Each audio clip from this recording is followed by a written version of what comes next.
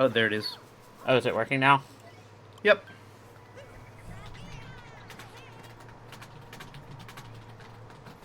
I DM'd. I'll just keep playing for now though. Okay, we're good. Yeah, audio's good. Okay. You wanna do your... Yep. Everything? Sorry, I'm like flustered now. I'm waiting for a DM from.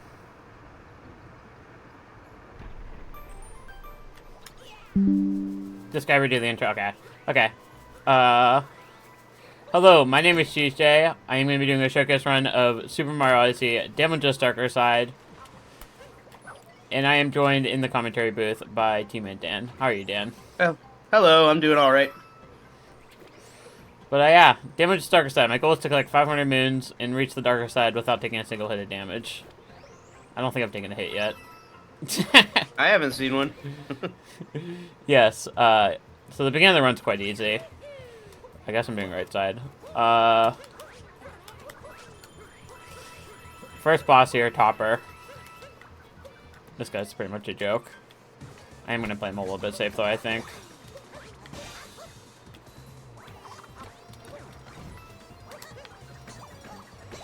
Okay, there we go. Easy peasy. You want to tell us a little bit about how we came with this route? Yeah, we made it because I believe back in the day Source wanted a route, so we kind of put it together for him ages ago. He was kind of like the driving force. Yeah, and the idea with this route is we went through and ranked every single moon in the game based on difficulty, and we made this route based on the 500 easiest and safest moons to grab to be able to get to darker side. Yeah. So a lot of the moons you're going to see are quite slow, but they're really safe. But also that a lot of the moons you're going to see are fast too. Just like a majority of the fast moons in the game end up being safe as well.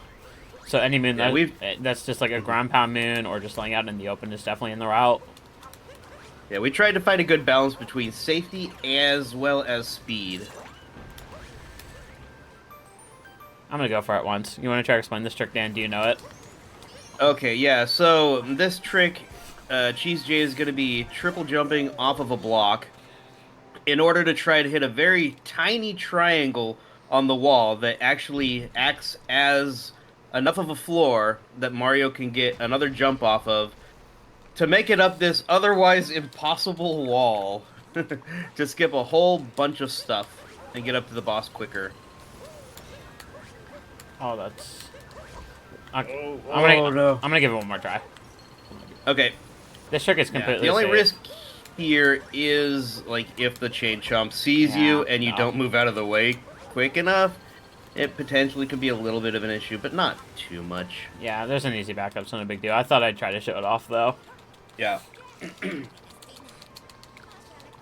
So the backup here is just regular dino skip. This has been in the route, in the game, since, like, freaking the birth of it.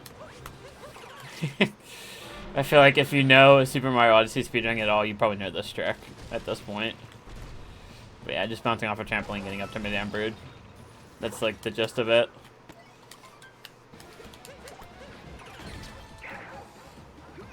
And then this boss, I just do the fast routes for. That seems to be most consistent for me. Yeah, and it'll definitely depend on each person. There is a safer way to take this boss slowly. But yeah, if you're consistent with the fast strat, there is definitely something to be said about muscle memory and consistency of that as well. Even if it's not necessarily the safest approach, I feel like it can be safe. I feel like this boss fast strat in particular adds barely any risk, so it's pretty worth going for. Yeah, there are a lot more dangerous spots later on. Yeah. That that muscle memory, if it fails, is a lot more unforgiving. So yeah, this one's not too bad.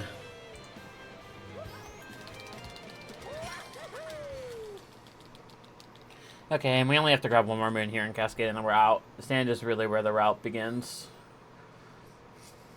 This one we just grab above a high cliff and then leave.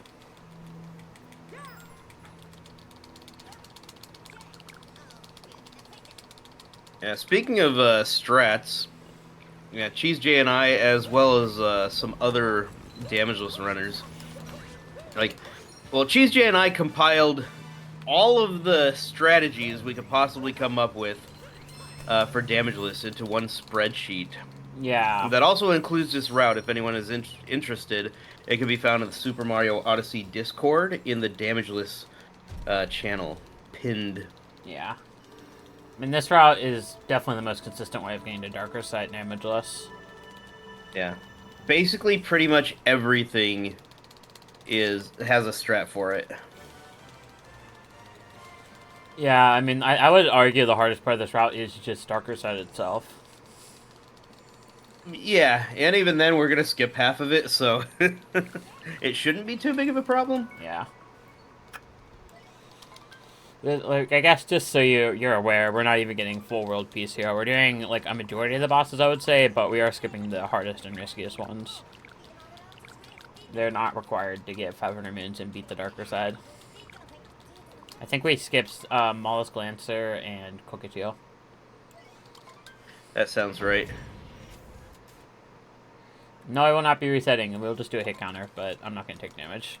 I did one run through of this last week, and that was fine, so I won't be taking a hit. There's no way.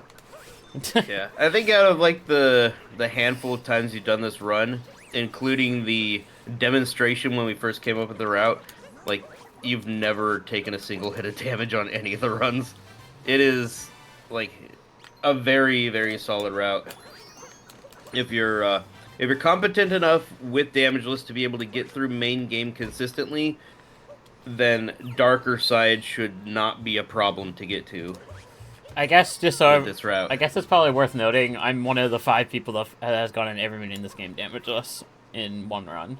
So yes, as am I, and that's why I'm here as well. Yeah. I have credentials. Yeah. Oh, I can't forget. There, I remembered this time. Okay. Wait, is there? In fact, I've also done hundo damageless. Yeah, I've not bothered going that far. Dan's one of 3, right? One of 2. Is it? Oh, it's only you and Fur. That's right. Yeah, no one else bothered. They're like, nah, 880 is the big accomplishment. And that's true. Hundo is just a little bit harder. There are like a few dangerous purples that you have to incorporate in if you want to do 100%. Other than that, like, yeah, it's not too different.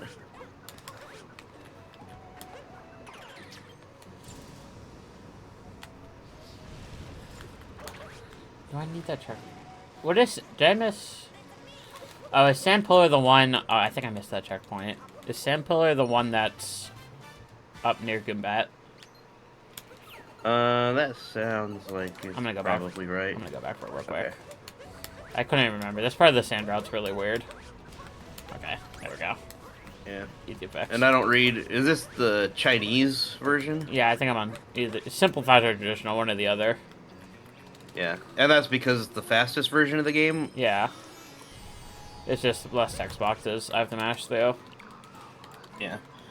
And cheesejay actually learned Chinese in its entirety to be able to answer the moons upcoming in Metro Kingdom for Mayor Pauline.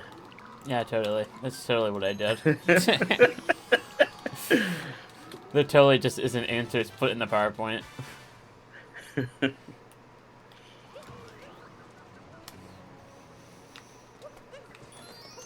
So I do need these coins. So I have to get my way from them. I don't think the coin count's that tight in this route, but I will be anytime I'm approaching a coin stack, I'll just be grabbing all of it. Okay, do you want to explain this trick, Dan?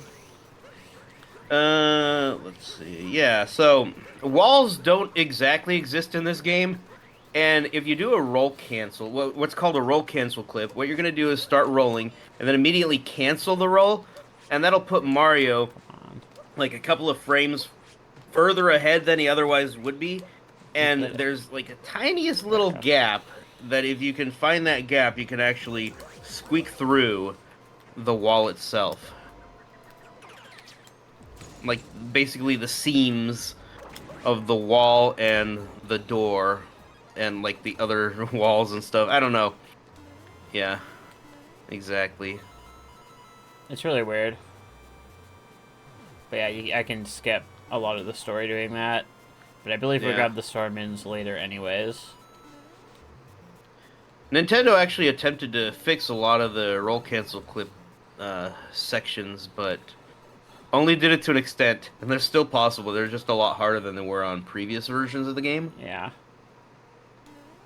I actually found a demo of the game not too recently at a store, and I played through the demo. I got the roll cancel clip like first try, like easily, not Yeah. even setting it up. It's Yeah. ridiculously easy on the demo and stuff. Yeah, the, what do you call it? The IP clip on 1.0 is really easy. Oh, crap, crap, crap, crap, crap. Okay, we're good. Okay. I just didn't have enough right there. That was a good backup, though. That was good reaction time. That was a little bit scary. I'm gonna do that. There we go. Good backup. And this trick actually involves just grabbing the coins and opening the chest, and you're good. Just don't hit the fire, and you shouldn't take damage. What trick? What trick? What, just me grabbing the moon? Yeah. Oh my god, go in the pipe, You please. do have to make it down the pipe, though. There we go, okay. That's how I usually do that. I just screwed up the movement over the gap, so... Yeah. And when I'm doing like 100% and like 880, I actually go in from the top later on in the run and go backward through that room because I find using the flower pad to slowly drift down to the little platform is a little bit safer. Technically. And I'll take any technical safety, even if it costs time, personally. This boss is pretty self-explanatory. Just knock the bombs back into Harriet. The only real optimization I'm doing is standing in specific parts of the arena to make her hop less.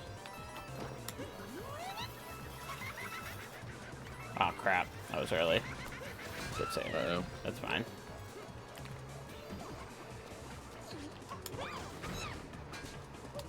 There we go. Easy peasy.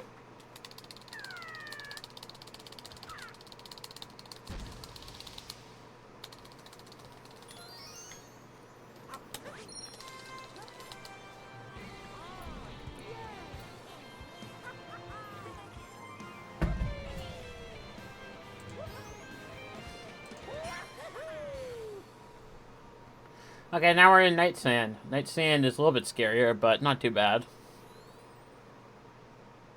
Yeah, the only real thing that you need to be concerned with Night Sand is getting to the Jaxie. If you go straight down the path toward the Jaxie, mummies can spawn. But if you just stay a little bit to the right, those mummies won't spawn. Yeah, so we like to grab the purples up here just for safety. And because you need them for a moon later on.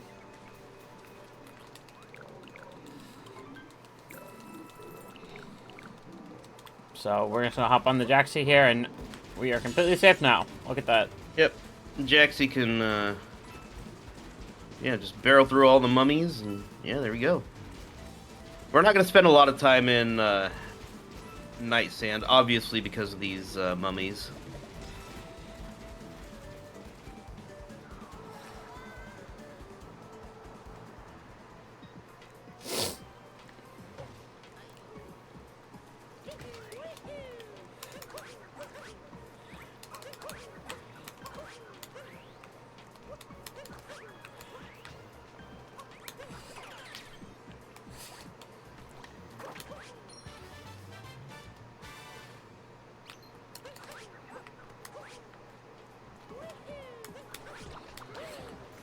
Okay, and now we're just gonna be making our way over to Torque Drift, or Torque Drift Knuckle Attack.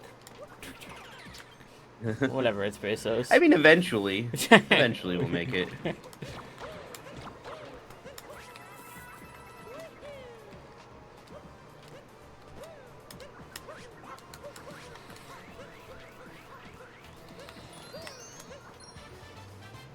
No, Knuckle-Tech does have a few little quirks to keep in mind, but overall is not too difficult. The rematch is definitely more difficult Yeah. than this first fight. This first fight's pretty harmless. Hopefully I don't screw it up here. Yeah, really, like one of the big things to keep in mind during this fight is If you try to capture the knuckle, like the knuckle will punch down and then it'll fall flat. If during the animation from the punch going into the fall flat animation, if you try to capture during that animation, the capture will not work and the other fist can come over and punch. So just make sure it's captured either right while the fist is upright completely or completely flat, not during that animation in between. And I'm hugging the back wall here, so I don't have to worry about the icicles. Oh, that's not gonna work. Crap. That'll work. There we go. Yeah, and you don't really need to move quickly as long as you're just walking at a, you know, at a good pace. You'll be able to clear the hands indefinitely.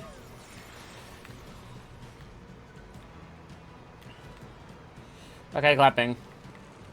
This part's not too bad. You can essentially just walk in a circle forever to avoid the punching fists.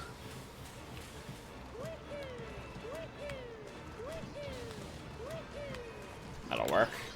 There we go. There you go, easy boss. Nice. GG. And the rest of sand here is like, essentially harmless. We just have to grab a couple quick mins.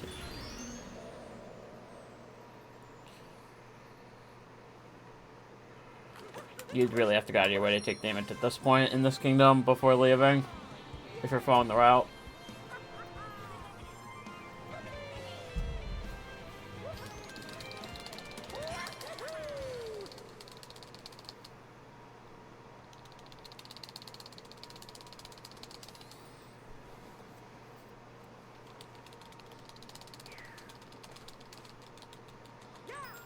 Okay, so first thing we gotta do here is just talk to the tourist, get that started, so I can grab a couple minutes from him later on.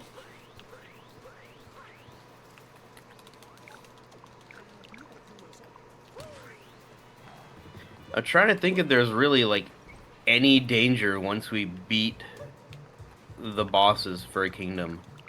Like, not really. There's not like a single kingdom I can think of where once the bosses are complete, there's any real danger with our route. I mean, technically, with this upcoming glide-on movement, you could, like, uncapture, maybe. Yeah, but, I mean, yeah. I mean, even then, you'd have to uncapture at such a specific point. Yeah. It's like... And even then, it's... Yeah. It's like, you're, like, safe for, like, 98% of the flying here. You have to uncapture during, like, the 1 second you're over poison. Yep. Okay. And then just slight optimization there. We just grab that story moon after doing IP just so we skip a cutscene. Yep. And then we're going to fly over to the island where Jaxie first appears. I'm gonna make sure and what's up. There we go. Yeah. And we're going to grab this moon, but not the chest of the coins, because we're going to immediately warp out. And if we grab the coins and then warp, we won't actually get to keep almost any of the coins. So even though we're right here for the chest, we're going to save it for later, because we will be back here later to grab the chest coins. Yeah. Not that you even really need the 50 coins, but if we're coming back. We're going to warp to that checkpoint later in post-game, so you might as well grab it. Yep. And we're going to be going on to Wooded now. We choose Wooded instead of Lake here just for painting jam purposes. The kingdom you choose first here will change the order of the paintings in post-game. And it's just more optimal to choose Wooded first. Then we're going to choose Seaside first later as well. What would you say is the most dangerous kingdom that we are getting peace in this route? Maybe Metro? Either Wooded or Metro, okay. Probably. Because of the festival or because of the sewers? I think a combination of both. Okay. That doesn't sound too bad. Maybe Bowser's, but it's kind of forced, so I don't know. Yeah, like, yeah, I guess I should have specified of the optional world piece that we are Yeah. choosing to get. I kind of knew that's what you meant, but I thought I should bring up Bowser's. Yeah, Anyway. that's fair. Ah, I knew that wasn't gonna work. There we go. I think I'm having an input issue, but that's okay. I'll deal with it.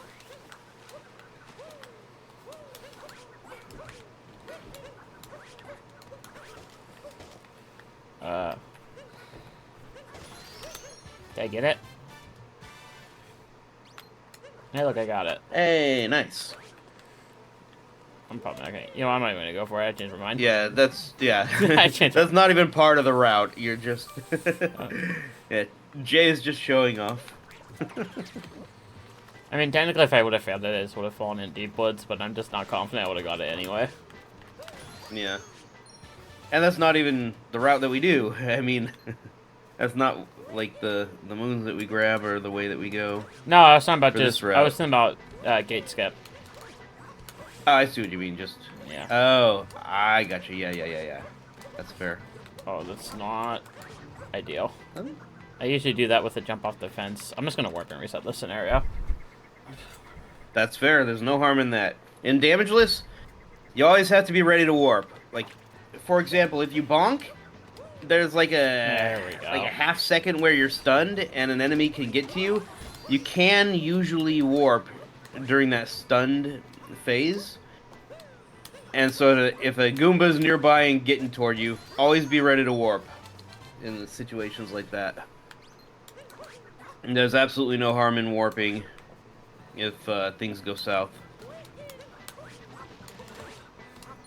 Consistency is king in damageless. Yeah, that's what I'm trying to go for here. I'm trying to play it as safe as I can so I don't make any silly mistakes. Especially during main game here. Main game is, without a doubt, the riskiest part of this route.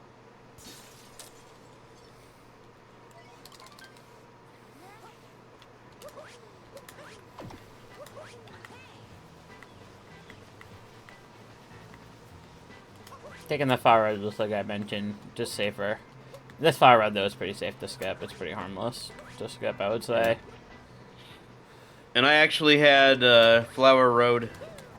I think it was in Snow Kingdom where I walked onto the Flower Road and I just clipped right through the seam between the floor and the Flower Road itself. So from that point on, I always jump over that seam, as Jay did just recently at the beginning of the Flower Road that they took.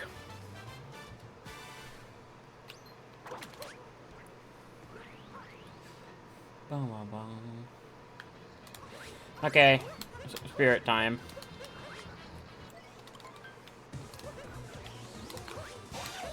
That'll work. Oh, good. Okay, no, side flip, please. Yeah, this boss can be a little bit tricky if you're not familiar with the timings and stuff. But if you practice, like the fast strike is There we go. a decently safe technique. Jay was jumping up, bopping the cap off, and then landing on the head, where I prefer to do a backflip that bounces the hat off and then bounces right back into the head. But that's, you know, just personal preference. Like, I couldn't get the throw and then the land as consistent as I was like. I think I do a jump and a cap throw at the same time, and the cap then knocks off his hat, and then the jump lands on him. Yeah. The issue I have with that one is that if you're too close, the cap can just not knock off the hat. And then if you don't knock off the hat, you're taking damage, basically. Because you're usually not high enough to clear the hitbox I think I'm having to pop the hat off. I think I'm having a mesh control issue for sure, but I'm just gonna have to suck it up at this point. Uh-oh. I think some of my mesh controls aren't coming through. Here we're gonna kill all the other tanks so that it's just an easy, safe romp. Get what we need.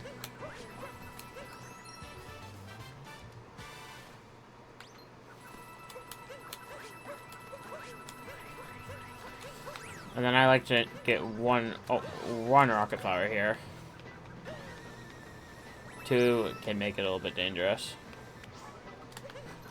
Yeah. And if you do grab too many, you could always ground pound That's what I just did, to right? cancel it. Yep, that's what I just did right Oh. there. At the bottom of the Yeah. slope.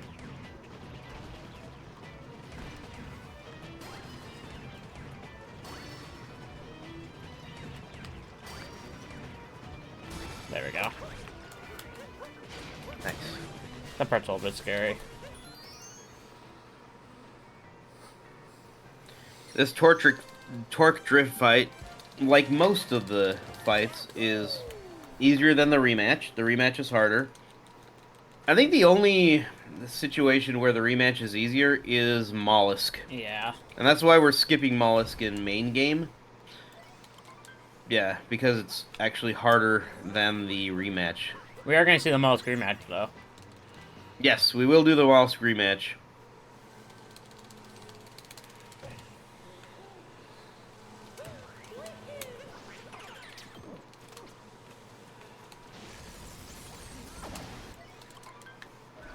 This boss is pretty harmless for a reason you're going to see here in just a second.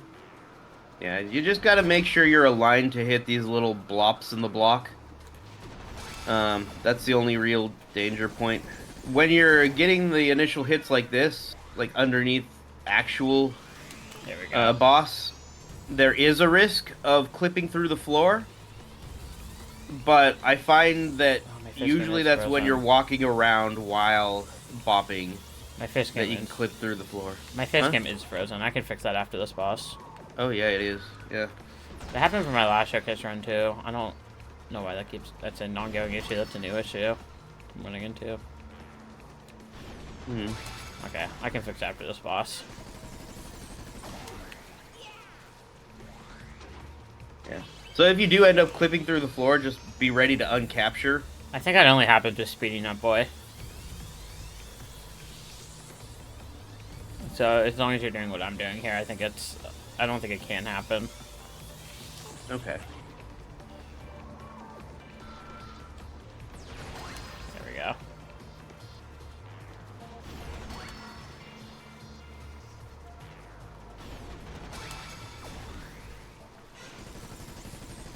There we go. Okay, I'm gonna fix my face cam real quick right now. Oh, I'm gonna have to switch my scene in OBS to do that. That might screw some stuff up.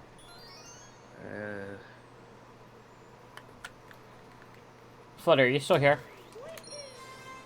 Are you in chat? If we need to switch to a break scene, we could do that too. Are you able to like just turn off and back on the No, the source itself? No, I can't. In this output general, I can't see it. It's locked in a group on another scene.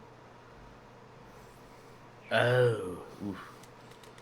As soon as Flutter shows up, I could check with him. Okay.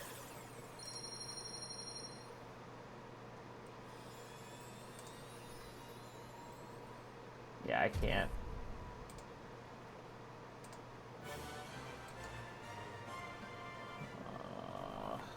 That's okay. It just looks like you're concentrating really, really hard. Yeah, it doesn't look like this anyway. I could change it without switching scenes. Or fix that. It's not like you were in like mid-word and have like a mangled face or anything, which would be hilarious in its own right. I pinged Flutter on Discord. Okay. I'm gonna keep playing though. Okay. Okay. First move here is pretty simple. We just gotta avoid some Goombas. There you go, easy peasy. Those Goombas are almost never a threat.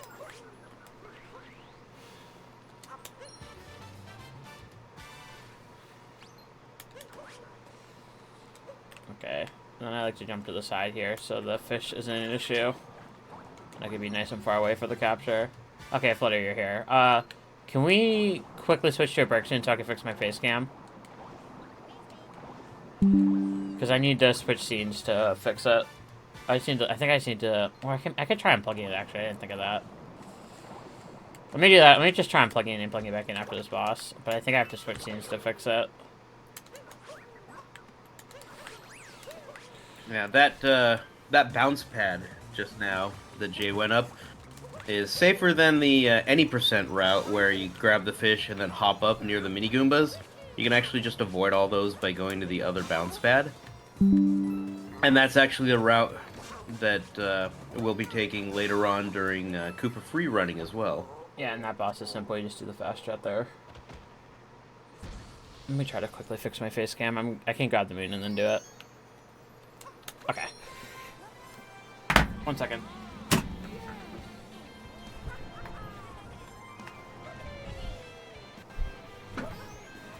Did that fix anything?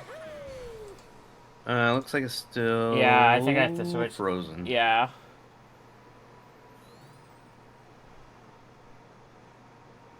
Yeah, I think I have to just deactivate and reactivate in Discord Flutter, so let me know if we can switch to a break scene at any point. I don't know why that's an issue I've been having. It like works at first and then it just freezes. Hmm. Okay. It's been about a half an hour. I wonder if your camera is like going to sleep due to inactivity or something after half an hour. No, it happened like right at the start of my fastest first run. Like 2 minutes in. Strange. It's a brand new issue I've been having with it. Okay, this seed's relatively harmless.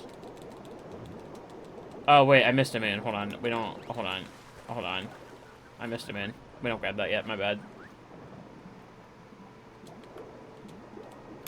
We got this moon now. It says. I forgot this moon existed. I'll be honest. I almost never do this the intended way. Yeah.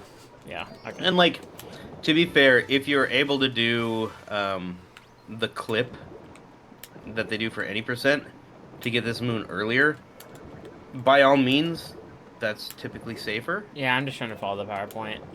But yeah, we tried to make this route as beginner friendly as we could by not requiring a lot of fancy clips and skips. There are some that we're gonna do, like snow clip later on, to skip a lot of dangerous stuff. Okay, we'll do it at the end of this Kingdom Flutter in like probably 2 minutes.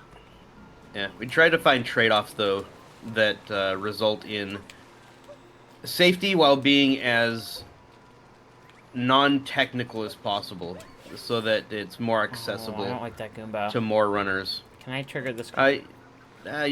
You're fine if you just I'm just gonna go for it. capture the one and then Goomba stack the other. No, I'm just gonna do that. Goomba stacking is a very important piece of damageless.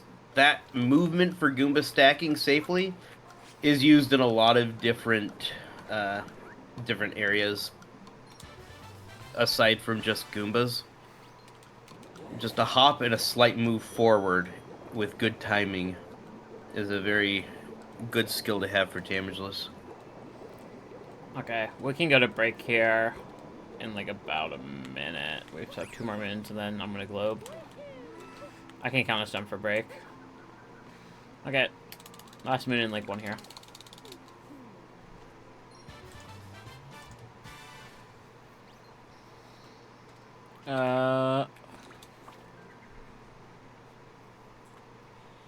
We'll do it whenever it fades out. For this cutscene here, that'll just be the easiest point. Okay. I'm ready. Okay, it's 5 seconds from the banner popping up.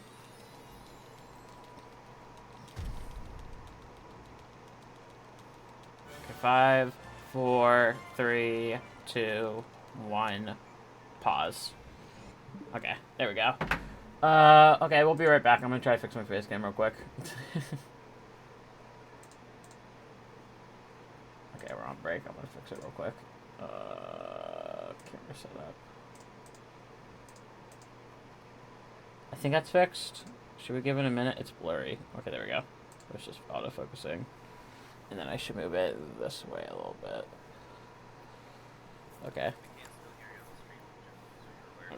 Okay, well, I'm gonna turn off my fan real quick, too. Since I've been breaking on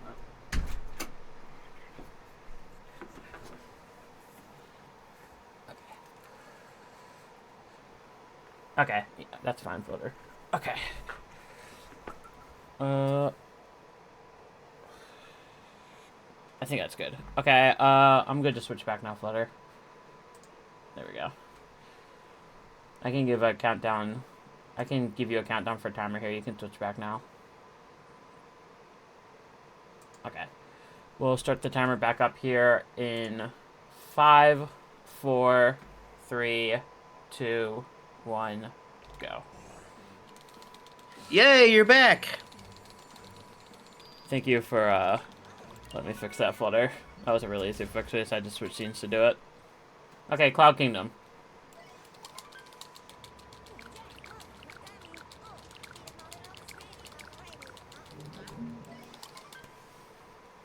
You want to explain the Cloud boss fight, Dan? Hello? Yeah, sorry. Okay. We're going to go not the fastest strat, actually, which does require damage, essentially. So we're going to do a modified version where it's like an earlier version of the fast strat, where it's a little bit slower, but does not require damage. And we're going to let Bowser essentially throw the caps and then go for the capture. Yeah. And we're going to capture the hat and then get in close to prevent Bowser from actually jumping away. Yeah. That way we can avoid some throws of some bricks and some fireball sweeps across the floor. And it just saves a little bit of time. Yep. That one I just like to go all the way to the right there. And then just cap throw.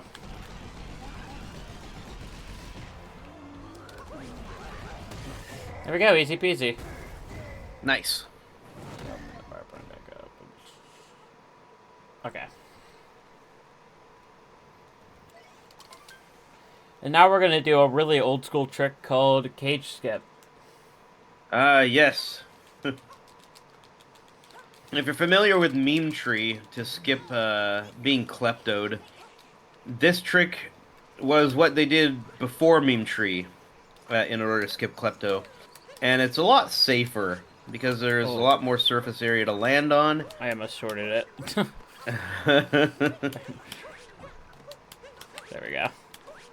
Nice. The only thing you really have to look out for is that one torpedo after the cage jump. That's like the biggest threat, I would feel like. I have taken damage to that one torpedo before. My very first ever damageless attempt, that's how far I got. I took damage on that torpedo after doing cage skip. Very first damageless, just any percent? Yeah, my very first ever damageless attempt died right there. Oh, man. I almost... Yeah, and then I think the next one I almost got... It was like Night Metro.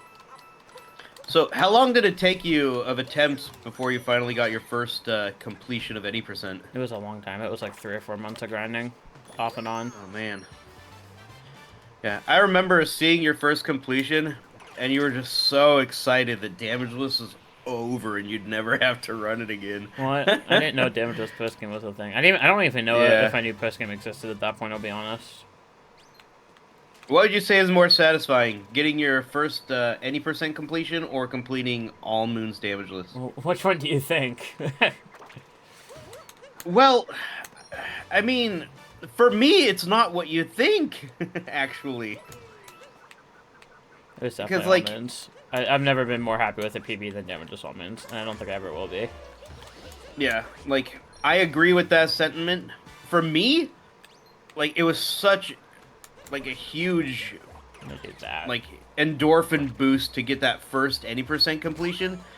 And then I was grinding all moons for so long that, and I got so close so many times that when I finally got it, it was more of just, ah, there it is. Finally, you stupid game. I beat you for once. And that was how I felt when I got my 880 damageless. It was more just like, yeah. Well, to be fair, you had a lot more late game run killers than me. I don't know if I ever had. I don't think I've ever had a run killer between, like the run that I got from. I went from 695 to 880 was the only one I got that far ever. like between those two. Yeah, I think I got into the 800s like 5 times before I finally got my 880. But to be fair, with the way you routed it, you left some risky stuff between, like up in the 800s. Yeah, Otherwise, that's true. Once I got 850, like and literally only dark side was left. Um, I got an 850 and then died. After that, I routed everything hard so that when I got to yeah, that's what I did too. like 400 or so, everything else was basically in the bag. Okay, I think I got everything I need to here. Did I get picking from? Did I get under the bridge? I think I did. I Well, don't remember. Well, if I'm missing a minute, we know which one it is. Let's see if I can peek the VOD real quick. Well, how many? 1, 2, 3, 4, 5, 6, 7, 8, 9, 10. Okay, I think I got it. If the PowerPoint, yeah, it's 10 minutes, so I should have gotten it. Unless I counted wrong on the moon count on the PowerPoint.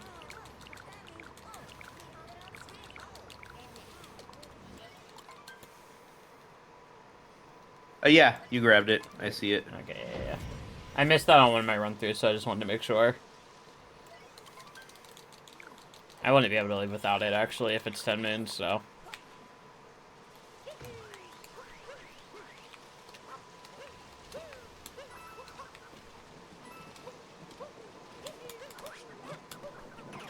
I bit that way safer than I really needed to. Give me this checkpoint, please. Oh, now there's a fly because the checkpoint didn't incorporate. Hi there. If you're fast, you don't have to worry about... Okay, or I guess I do have to worry about the flies because I screwed up the jump. Yeah, There and we go. you can bait the flies to fly around you pretty easily.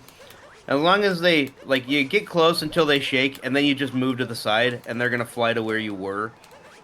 And that's the same movement we do if we want to capture a Gushin. Yeah. Walk up until they shake, and then go sideways, and they'll shoot where you were, not where you are. Once they shake, they're locked in. Then that's another another essential kind of like movement trick with damageless. I missed the cycle.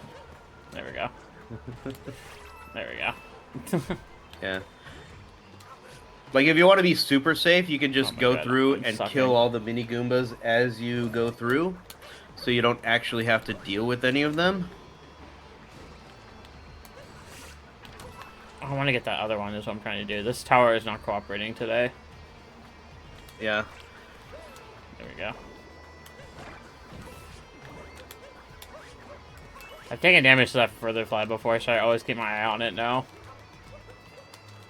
My first one that got to Night Metro triggered that further fly somehow and took a hit because of it. He managed to lock into me on the pool somehow.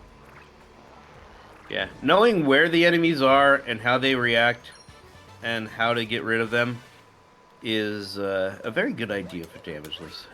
I like to hide behind that chest for those 2 flies, and then I like to do this long jump across the gap.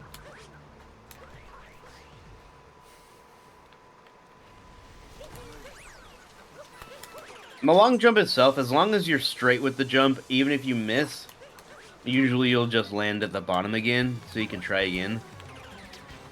If you're way off on your angle, you can fall into the abyss, though.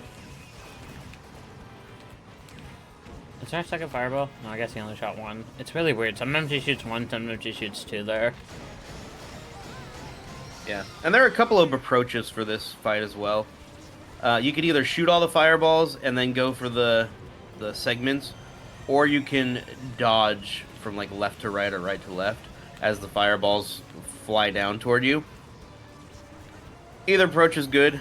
If you do find yourself about to be hit by a fireball, just remember you can always uncapture to avoid getting hit. You are not locked into the tank in this fight like you are in some other battles.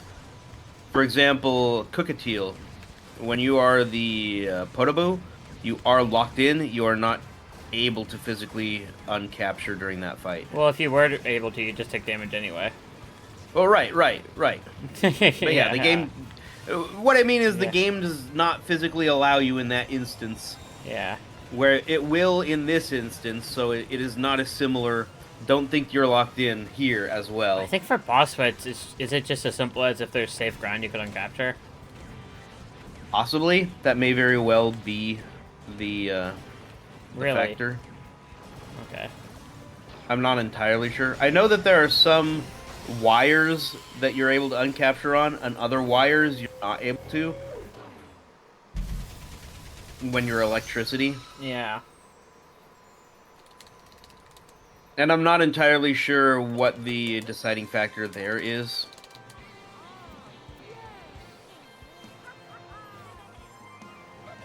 It might be safety. Like I know that like the invisible wire in Bowser's that goes way off to the small island, I don't think you're able to uncapture because you'd just be uncapturing over the abyss. And like in between the islands, I think you're not able to uncapture for similar reasons. But then you are able to uncapture later on, like for the Bowser nose, I think. Or maybe not. I'm not sure.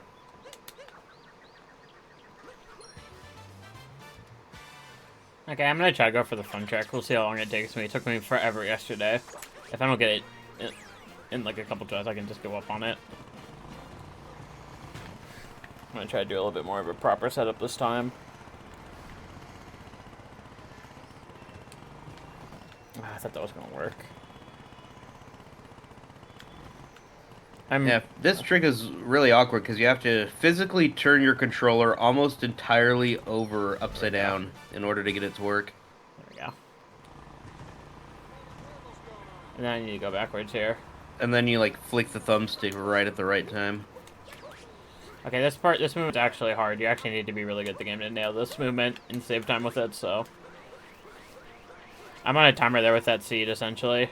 I need to do this movement really fast. This is like the single tightest piece of movement in the route, and you don't even really need to do it. It's fastest if you do it this way. I think that might be it. No, where is it? No, it's... I got it. Got it. Oh. Nice. Yeah, that window for the seed despawning, you can see, is very tight. If you make any like single mistake, it's almost over.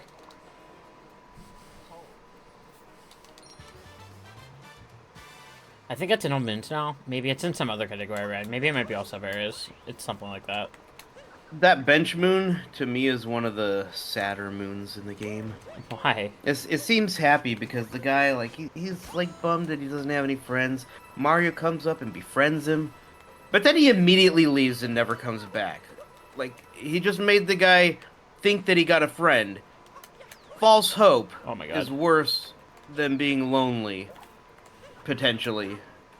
I don't know. It's so sad.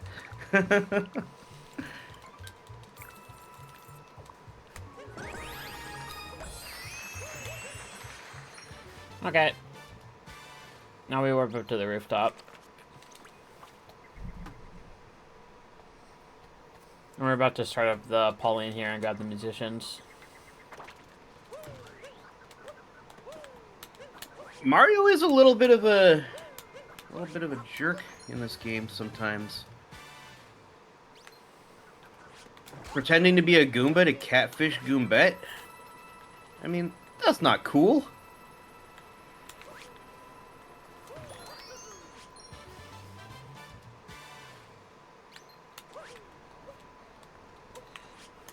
It is better to never have known love. There we go. Or to have love and have lost. Indeed. Few games dare to.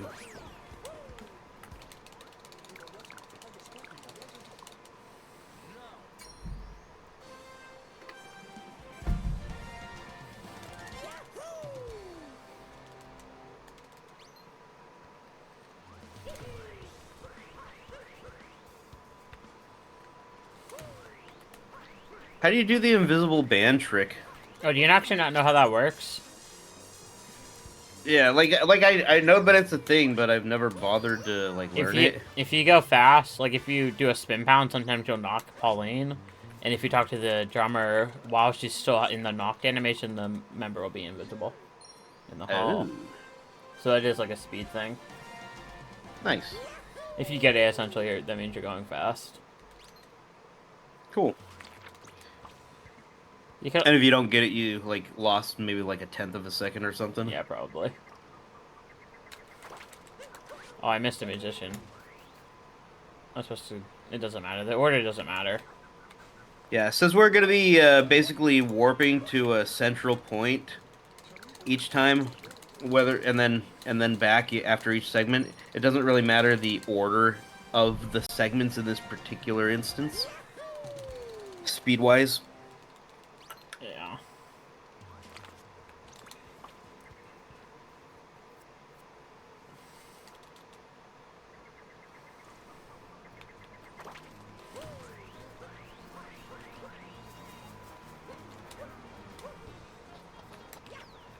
Oh, I missed it. No. Don't let it despawn. I can't. Please cooperate. There we go. There you go, Kobe. Yeah, totally. From a millimeter away. Okay, this is the first actual risky point of the day metro coming up here.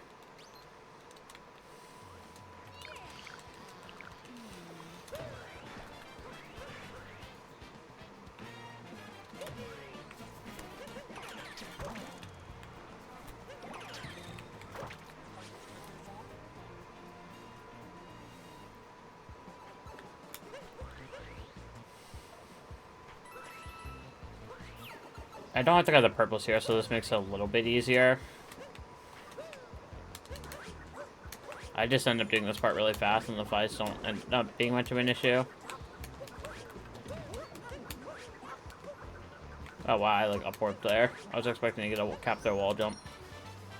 Or no, actually, if I capped it, I would have triggered it, so I messed that movement up, but I just got lucky. Okay, this part, there's a spot you can stand in, so you don't have to worry about being in the poison radius. Yeah, if you're on the very edge, you're totally good. And then I believe it's like right here. Yeah, it's this line. There we go. Easy peasy.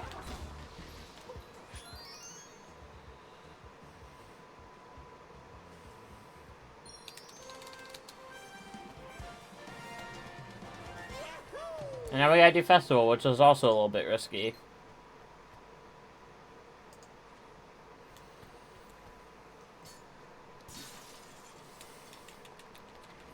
But as long as I'm just not an idiot, it should be fine. I do play festival a little bit fast, but that's just because I'm a speedrunner. And I'm used to doing the cycles, so that's just what I do in the damageless. And I can That's fair. And I can kind of tell if I'm off cycle before it becomes an issue, because all the barrels are cycle based. As soon as I believe as soon as like right now the cycles start, right before that cutscene skip. So it's you have to skip the cutscene fast too to get the cycles.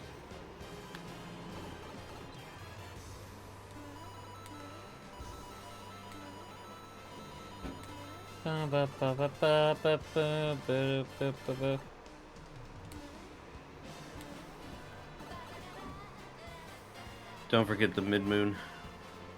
Yeah, I won't. The mid-moon is where like my cycles kind of break and I have to just start playing safe. I guess I'd start breaks here because I play this bit a little bit differently. I wait for that cycle. Yeah.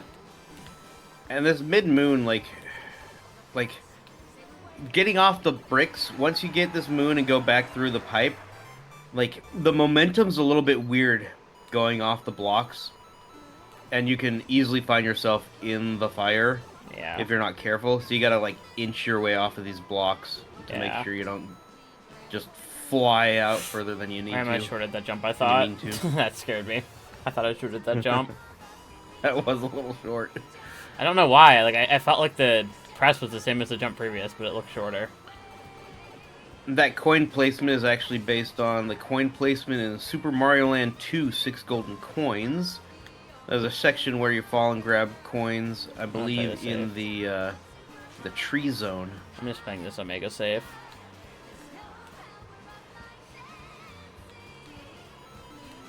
I'm playing this safer than I really need to, but for a showcase It setting. might be macro zone.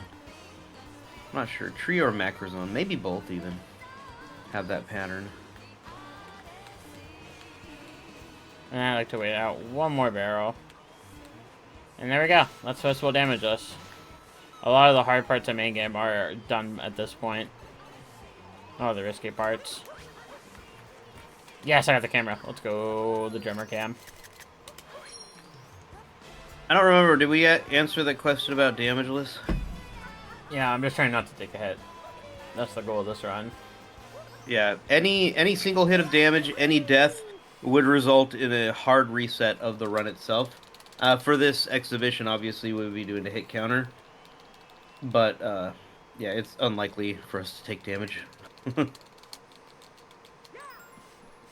I speak as though I'm also playing, where it's all cheesejay.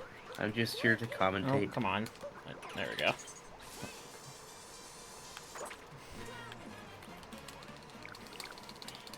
Yeah, in damageless, there is no reloading of save files. In fact, if the game closes for any reason, the run is over as well. If you reload a save, the run is over. Has to be done in one go, start to finish. Brand new save file to your end goal.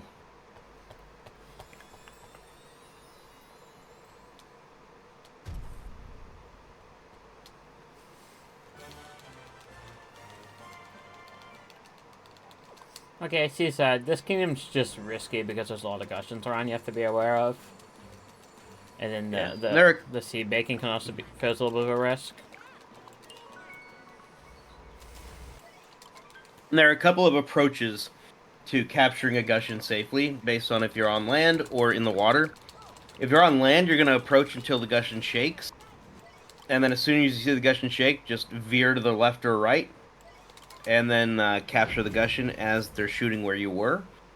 If you're in the water, you can actually go underwater and do an up throw to capture them from underneath.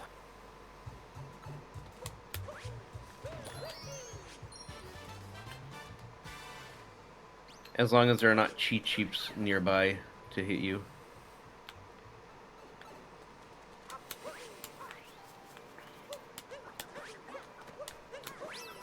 There we go.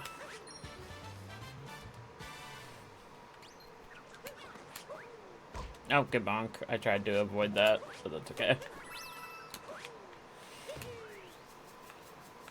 And this is art's for Metro Kingdom later. It's probably worth mentioning. Do you remember the order? Yeah, I remember the order. It's probably worth mentioning that the reason we have to look at the hint arts is just to get them into spawn. We don't actually need the hint. Yeah.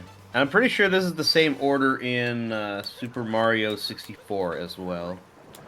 And what is it, Jolly Roger Bay? Is that the one? Yep. I haven't played that game in forever. I think my last time I played it was my 120 star PB. What is your 120 star PB? The one run we did together in VC, it's like that 4.5 hour time I got. I never finished a second.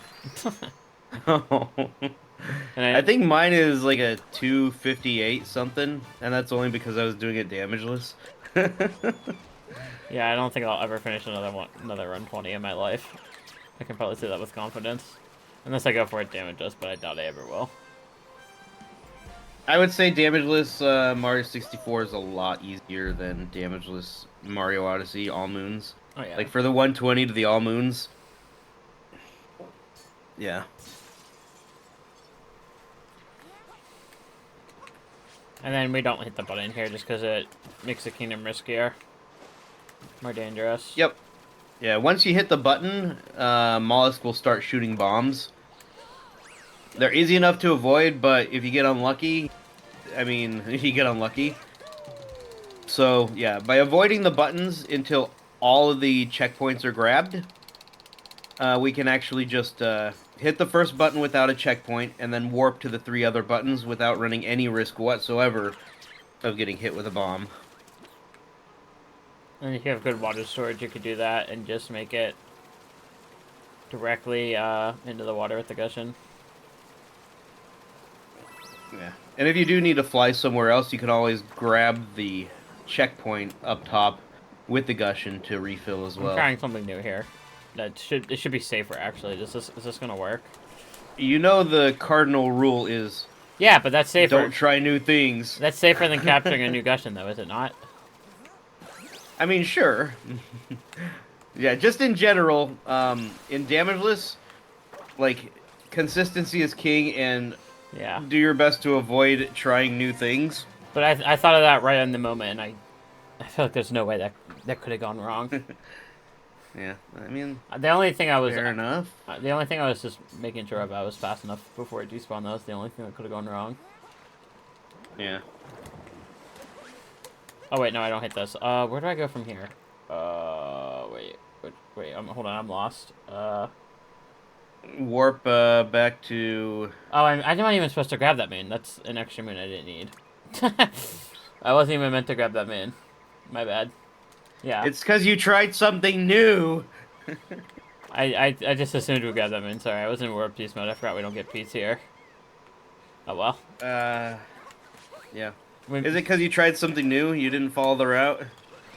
no, I just forgot. I'll be honest. Oh. I'm still trying to blame it on the breaking of the cardinal rule.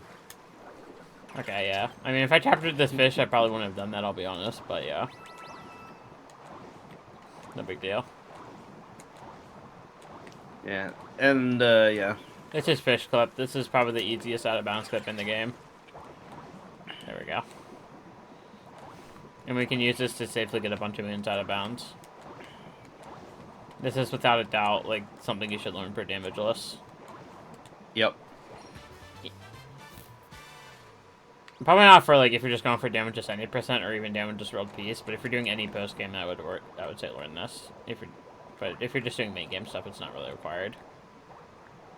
Where this camera never cooperates here. Okay, I need to be more this way. This is like the hardest out of bounds moon. Like the cheap. There we go.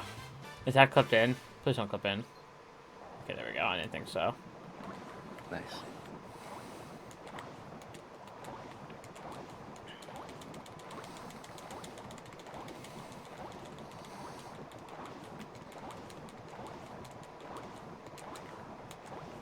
And then this Yeah, one. and this moon right here is a really good example of just why it's so safe, so much safer.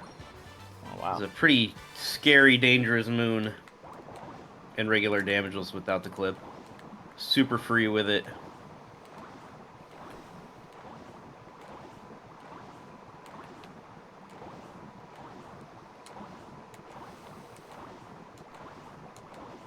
Because usually there's that that eel that pops out and tries to get you.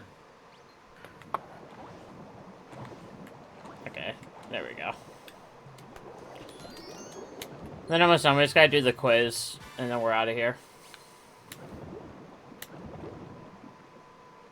So you have one extra moon, correct? Yeah, because I got the hot spring, which is not in the route. Oh wait, that's the wrong answer. I wasn't paying attention.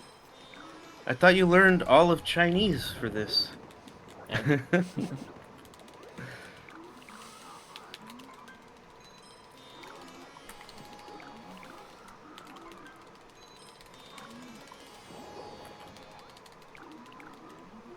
It's 4, right? Yeah.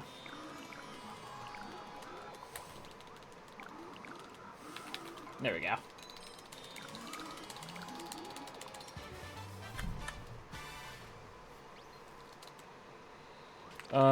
There we go.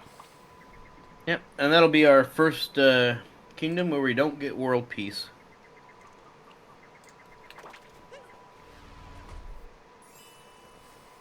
This next game we do get peace in because it's the safest option. Yes, by far. Yeah. It does require one tricky clip, but it is absolutely worth learning for every single iteration of damage, basically. And that'll be the downstairs roll cancel clip, or the moon clip, or the crate clip. Any way that you can safely clip through and get to the boss. The Bound Bull race being the boss. We'll skip actually 4 dangerous rooms that we will never have to go into. And for all moons, it is safer as well because we will only have to go into the rooms once in post-game, and we can just clear out the rooms entirely on each visit. And it skips ever having to fight Ice Rango. Ice Rango is the big piece of danger. And we could just grab the moon outright later without even fighting Ice Rango if we skip it now. Also, let's just skip the shards in the shard room. Yes. Which I guess you could consider a little bit safer. Mm-hmm. Yeah. That is also safer. I'm gonna get this trick Goomba though. stacking, there are 10 Goombas to stack later on instead of 4, but There we go. you don't have to stack 4 and then later stack 10. You only have to stack the 10 later and not the 4 the first time. I got the main clip. Nice. It's important that I get that because downstairs can take me forever if I don't get that. Yeah. And meanwhile, your practice yesterday, you get it first try. Yeah. Okay, race time. The antenna gets 2319. That's a fair guess.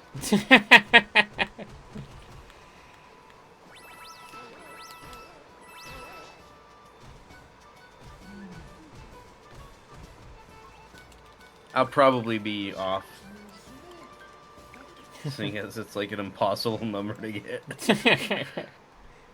I'll guess that for your first your first You think I'm gonna lose lap. You think I'm gonna lose 4 seconds on the first lap?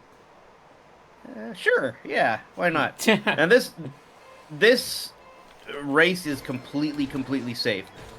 We have tried for like a long time to see if there's any way whatsoever to take damage.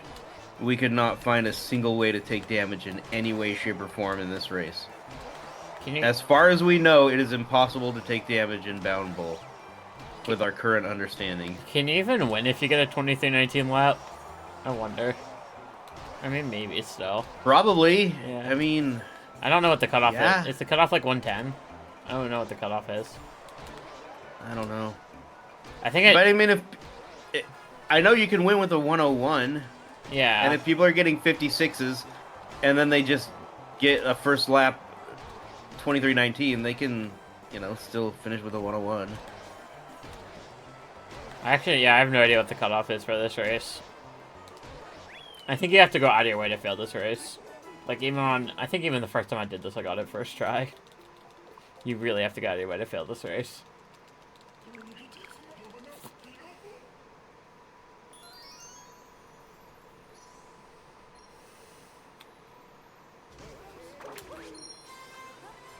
Okay. Just a little bit of, moons and, post-peace, snow here. Non-blizzard snow. Whatever you want to call it. Yeah. Oh yeah, and a quick reminder, if anyone does decide they want to, try their hand at damageless or get into damageless, damageless resource sheet, which includes this route, as well as a whole bunch of other stuff about damageless, is going to be a good starting point to damageless. And you can find it in the Super Mario Odyssey Discord in the damageless, pinned into the damageless channel. Oh, grab it. There we go. Yeah, this is a really good route for if you have, like, it damages any percent completion. At that point, I would say you should start using this route. If you're going for Post-game. Post-game. And also, the nice thing about damageless is the run itself on speedrun.com is based on moon count. So you don't necessarily have to be fast. It's all based on how many moons you can collect. without taking damage. And the moons only count once they are banked into the Odyssey itself. So if you have 20 moons in the hand and you take damage, those 20 moons do not count. But if you bank them into the Odyssey, they then count. Like if you bank them before you take damage, then they would count. But they don't if you don't bank them. So you can actually get a high ranking without all 880 moons.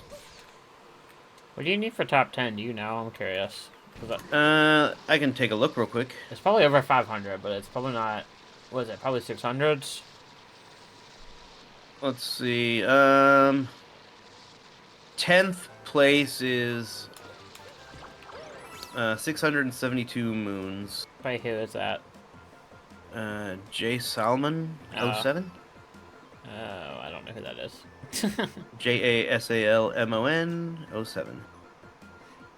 Okay. Yeah, 500 moons is number 16. Veridity with 500 moons. I think I've heard of that person. Ooh, Philly is number 15 at 527. The infamous 527 from Philly. Didn't that bot me at some point or no? Because I remember having right around there at some I think point. so. Yeah, I think it mirrored what me and Tippy had. Yeah. Where like one of us was at 526, the other was at 527. And I think you must have then been at 526, and Philly bopped you by 1 with 527. That movement is so random. I don't get that movement right there. Because I did the same thing I did yesterday with that movement right there, and it didn't work. It's so weird. Yeah, but like honestly, like number 20 is 275 moons. If you can get 276 moons, you're in the top 20. And that's with 176 runners on the leaderboard. 276 moons, you're in the top 20. Look at that. And how many runs did you say on the leaderboard? I missed it. 176 runs are on the leaderboard, yeah. I did not know. So runners, unique runners. I did not know it was that many. Yeah, it's easily one of the more popular like run categories for the category extensions. I think it has more than 100% on the main board, no joke. Oh wait, I don't go here. That's later. I can check that real quick. I think 100% has around 50-ish. There we go.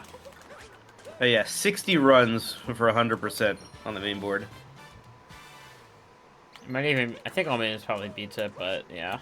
197 All Moons runs. So it's close. 176 to 197. It's definitely more accessible. Definitely more accessible than you would think as well.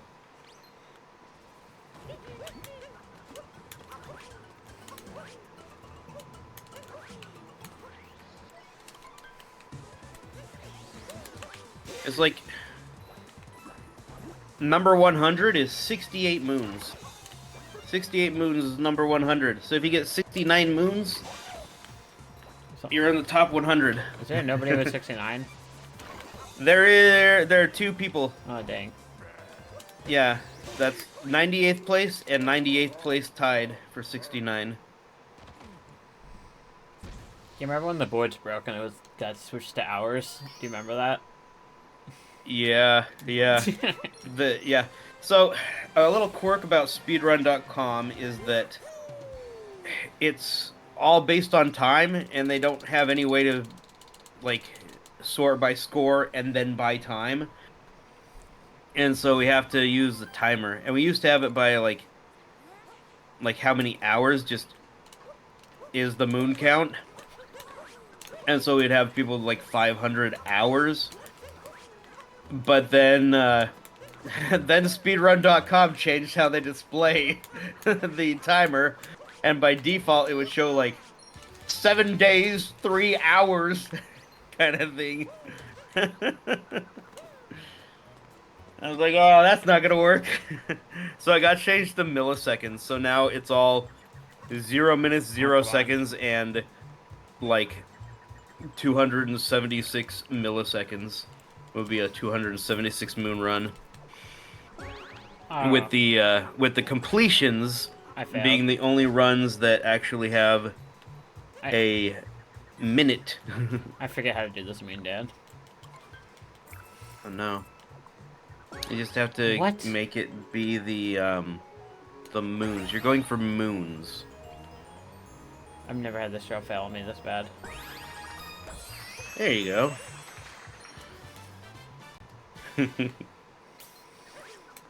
You're just going for moons.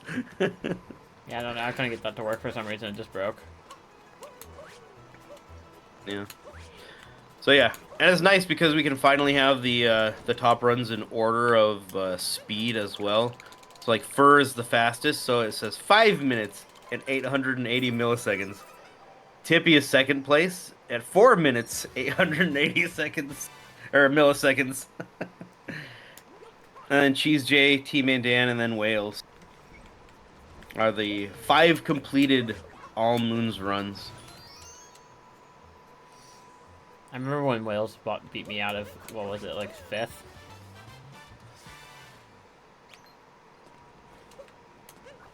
Oh wait, I need going. What?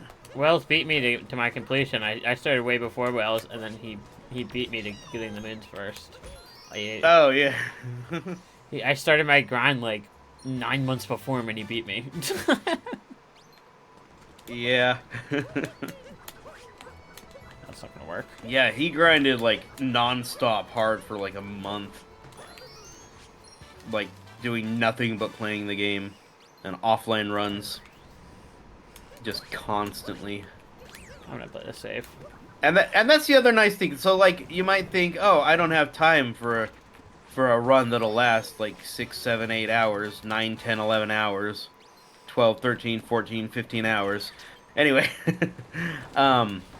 but you can actually like since the timer does not matter, what you can actually do Okay. is keep the game running. As long as the game continues to run, the run is still valid. As long as you're continuing to record the game and the game is still running, the run is still valid. So all you need to do is have a way to record the game, keep the game running, and you can take breaks, like super long breaks. You can play the game for a couple hours, pause it, keep the game running, keep the recording going, go have dinner, come back, continue the run, pause it for the night, play a little in the morning, pause it, go to school, get back from school, continue the run, and eventually get all 880 in one single go. And that is a valid Good luck approach to getting all 880. Good luck submitting a file anything over 24 hours. I'll say that. That's when it gets tricky. Yeah, so like Wales does have a time over 24 hours with 24 hours, 18 minutes, 34 seconds. And I think he had to upload the run to Google Drive. And so the run resides on Google Drive. Oh, nice snipe. And can be viewed there. Yeah, I mean, anything over 24 hours, it gets really tough to find anywhere to store it. The files get really big. Yeah. Unless you want to record at, like, 240p. I don't know if that's allowed. As long as details are make-outable, I think it should be fine. I'm not a mod, but or I'm not a verifier, but Yeah, I think the rule is as long as you can read the date that shows up below the power mins. That's the rule. yeah. The date Okay. has to be legible. So I don't know how low quality you can make your recording and still make that legible. Yeah.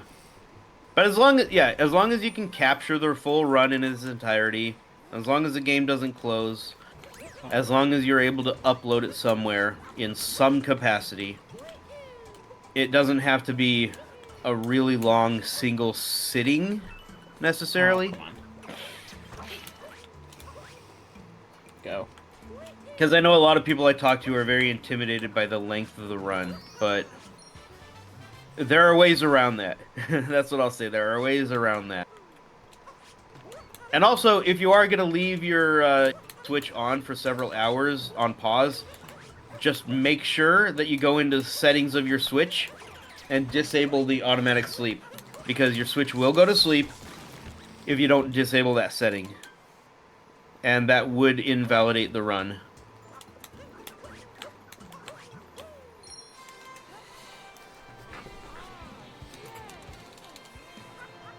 Okay, one more moon As here. the stream to the game would Yeah. essentially, stop. Yeah. One more moon here on luncheon, and then we're out of here. And we're on to Ruined. The last 3 kingdoms in main game here. Yep. Would you say that luncheon here is the most dangerous Like, kingdom for just getting through any percent? I mean, maybe. It's a tough call. I think when I was doing damage to 70%, I struggled with Seaside more. Yeah. That's just because I didn't know how to route it. If you go back and watch my damages to any percent run, my first completion in Seaside route, it's hilarious. Was that before the clip was discovered? Oh, ages. It was like, I think it was 2018. Yeah. Early 2019, maybe. So at this point now, even with clip, would you say that's true? Or I don't know. Probably not with clip, but my route I did, my damage to 70% is hysterical. I ended up going up, like, the Goombak Cave to grab the 1-story moon with Mario. And I thought that was safe. Because I was just trying to avoid the water at all costs. Yeah. And yeah, you can actually yeah. You can just fly up there with percussion. Yeah, we found a way to like despawn a lot of the rocks. So it does make it somewhat safer. It's still a little bit risky, but we found a way to despawn the rocks for a lot of it. For most of the walk up with the Goomba.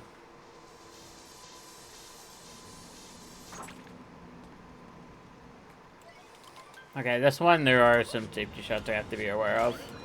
First off, I want to grab that toad. Do you know the PowerPoint says not to grab that toad now? It says to grab it in Ruin too. That's fair. Yeah, but I feel like it adds such a minimal amount of rest that there's no reason to wait. Yeah. So this, I know there are a couple of approaches. You might think wall stalls will keep me off the ground. Those are safe. But no, don't do wall stalls. Wall stalls are inconsistent, and if they fail, you will very likely take damage. So instead, we're just going to stand still until the lightning hits the ground, and then just shift left or right slightly to avoid the rings.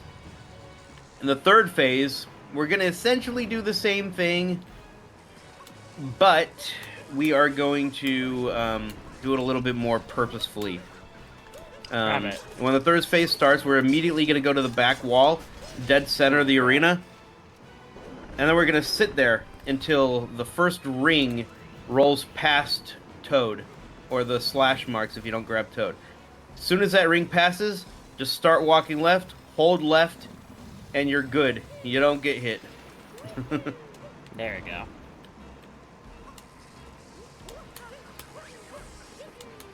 There we go. Okay, that's how you do that. Nice. Super safe, super easy. There we go. Dragon should never kill a run. It is one of the easier kingdoms to do if you know that strat and you follow that strat. And don't do wall stalls. Don't do wall stalls. You might see speedrunners doing damageless, doing the wall stalls. Don't do wall stalls. They might work when the runner does it in the moment. Don't do it. It's not consistent. Okay, 2 more kingdoms, and then we're done with main game here.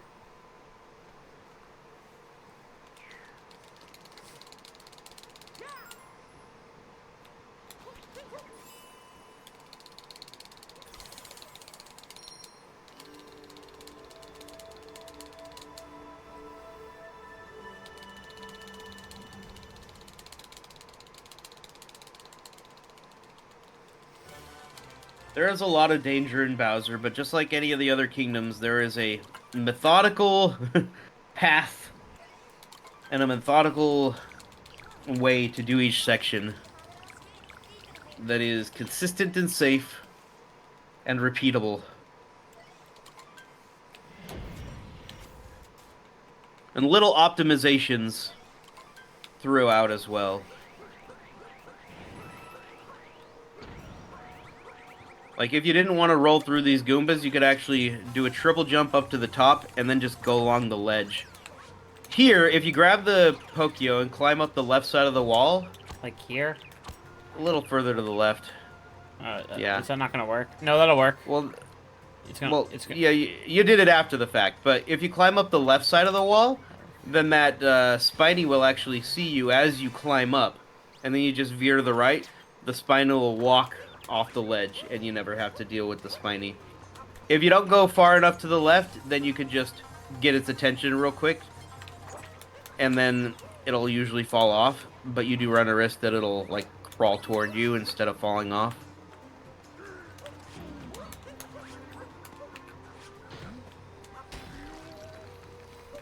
But even then, it's not too much of a risk. Okay, now we're on to shards. Yep, shards, there are some fun optimizations. Captureless, for the most part, Yeah. is a nice, safe way to do it, because we can stay up top for most of it, and use some fancy cap throws to avoid a lot of the danger.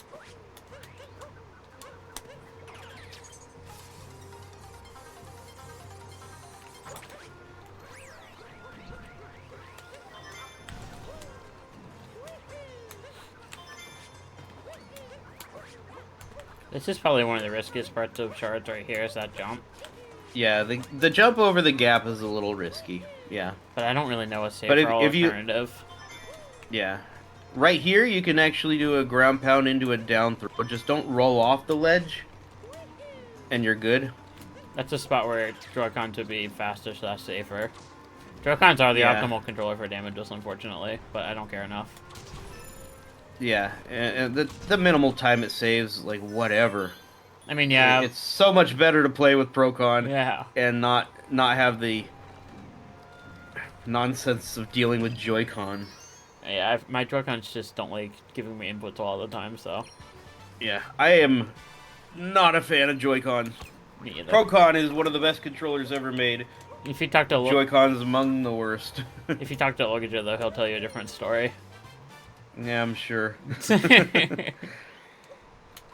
Well, doesn't Luggager run on 1.0 Yeah. just to skip Darker Side entirely? Yeah.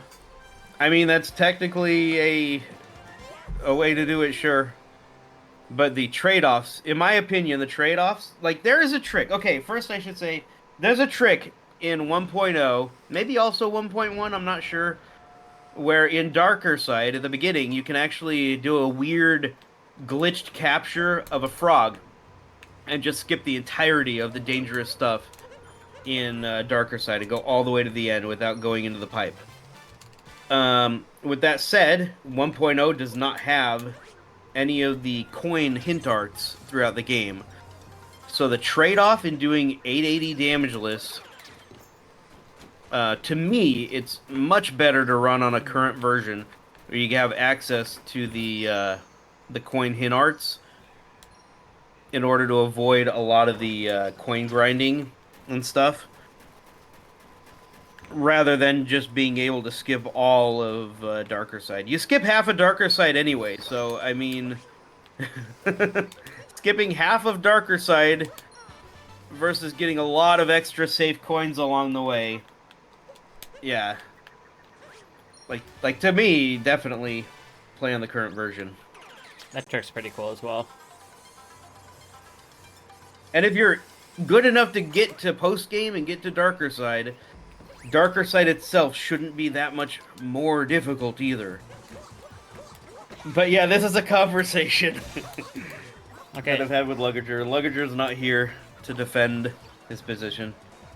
So I will say that, yes, you do get to skip all of Darker Side. So this trick, going slow and consistent, like, if you stay in one spot, you can avoid the hats pretty well.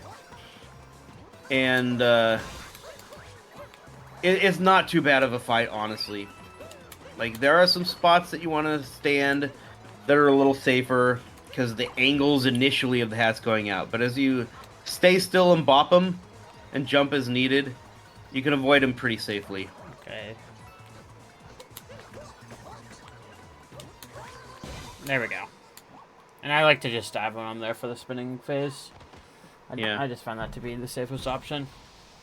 Yeah, I mean, there are various levels of slow and consistent, ranging from almost as fast as the fast strat to super slow, but still very consistent.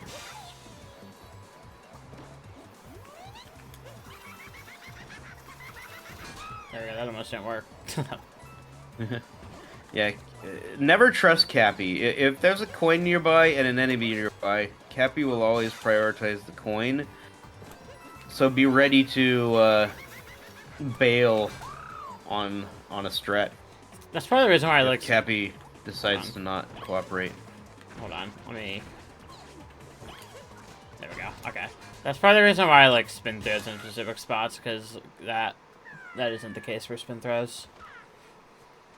Yeah, but I mean, then again, it's not the case for regular throws either. If you're regular throwing, you're not homing in. That's not actually... A spin throw will cover more area, sure. That's not true. Cappy will home into coins even without the motion control on a regular cap throw. Well, I mean, I guess that is true. If there is a coin nearby, he'll kind of prioritize going toward that coin a little bit more. That is true. Yeah. Yeah. It's annoying. That is a fair point. It's very annoying. It's probably the most annoying aspect of this game, I'd argue. At least in terms of damageless, but probably regular speedrunning too. Yeah.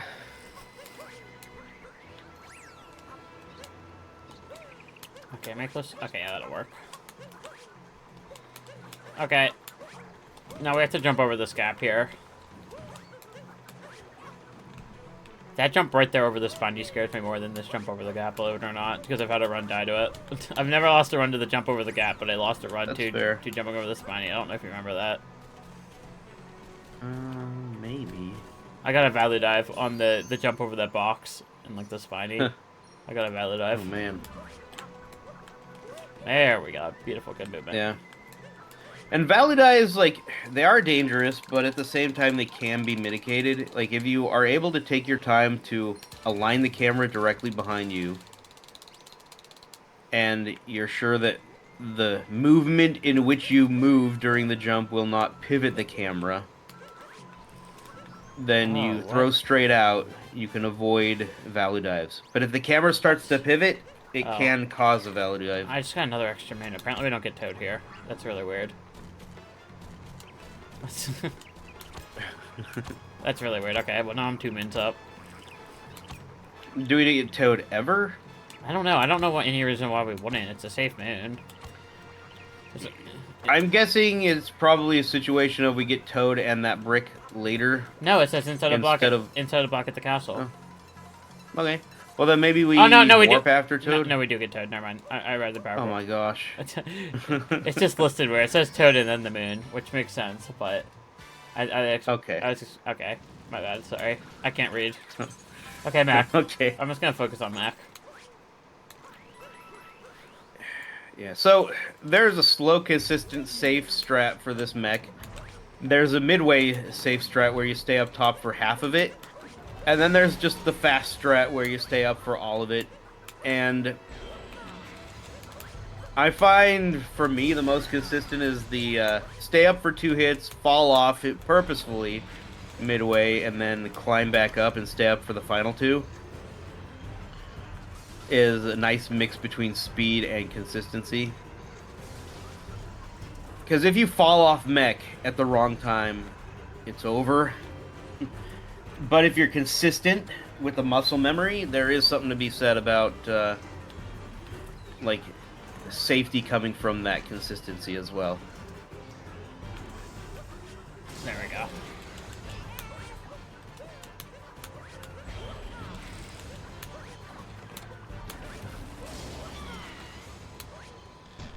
There we go, easy boss.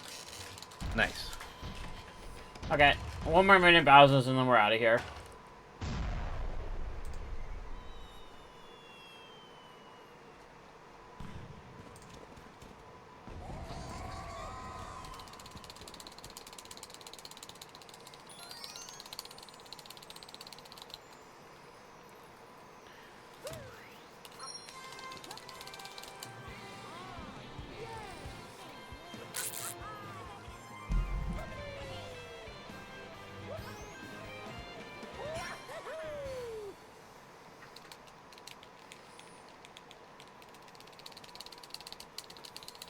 Any final thoughts about Bowser's Kingdom? It's fine. I mean, as long with the right strats, it's not too bad.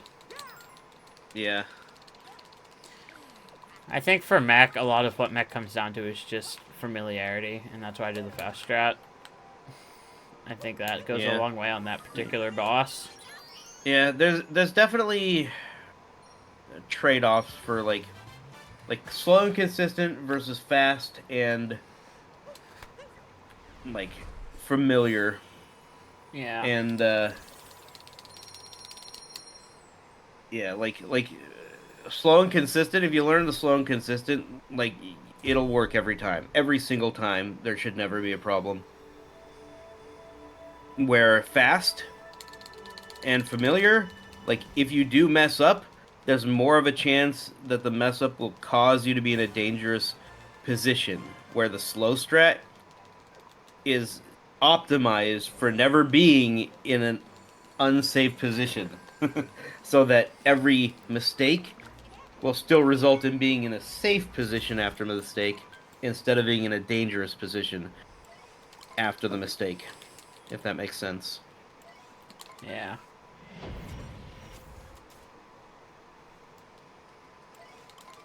And I do a lot of the safest options for a majority of the bosses. I just find that one to be easier for me with the fast strat. I know how to do the slower strat, but like I almost never mess up that fast strat, so I think it's worthwhile to go for me personally. Yeah, yeah. Like I was saying, it's very much individual dependent. And I think part of it as well is like if I mess up the fast strat mech in a speed run, it's like it can pretty easily die, so it's like feels like the same thing. If you use that rock, you have to be aware of that missile. That missile will shoot at you if you do the closer rock, Yeah, but it's not, I find it's not really an issue, which is why I did it there. yeah. And those rocks are kind of weird too. You can't just necessarily walk straight into him because Mario will often just kick the rock in front of him instead of breaking the rock that he's holding. You have to kind of stop before and then kind of shift and jiggle your controller so he swings the rock into the other one to make sure he breaks it consistently.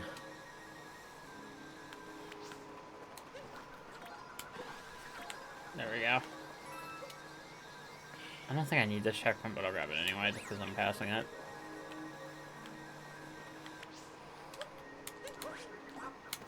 Okay, min skip. Oh, come on. This is another trick that you should be learning for your first ever damageless run. Yeah. It's a little awkward at first to learn, but it is There's no risk going for it at all. not one of the harder tricks at this point. Like, it's one of the easier to Yeah. learn. A little awkward, but then it's not too bad. That's one of the tricks that was discovered day one, I believe, or like day 0. I think that was the trick that Okay. was discovered before the game even came out. Yeah. And like Nintendo, I heard somewhere that like Nintendo's philosophy regarding glitches is, and I could be wrong with this, but I think it's that if the glitch harms the player, they will aim to try to fix the glitch, like if it breaks the game or harms the player. But if the glitch benefits the player, like fully, then they will tend to leave the glitch in. Like they could have patched that cave skip if they wanted to, but they decided not to. I almost feel like it's intentional that they like put it in there. Maybe. There is an X that marks the spot. Yeah.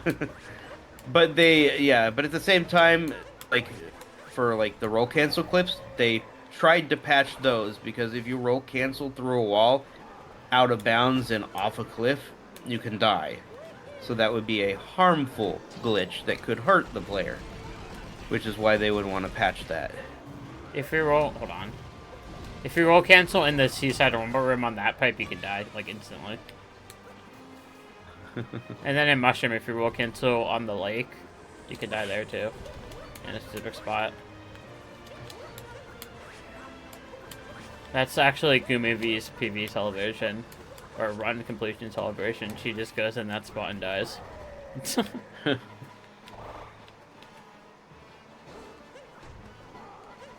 This is a nice safe spot to stand.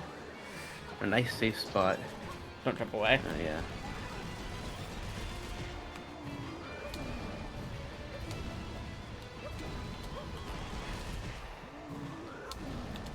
Okay. Easy, boss. Alright, here we go. Final stretch.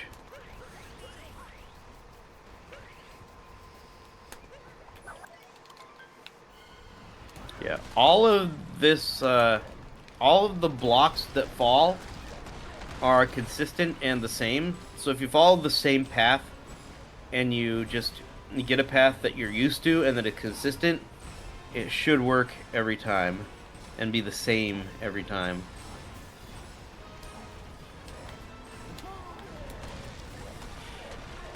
Okay.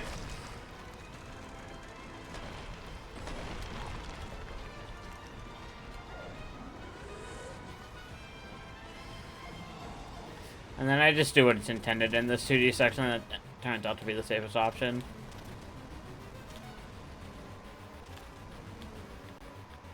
I feel it's like really slow and safe. This section scares me irrationally for no reason. That's fair. And then you can explain players whenever I get there. Yep. Okay.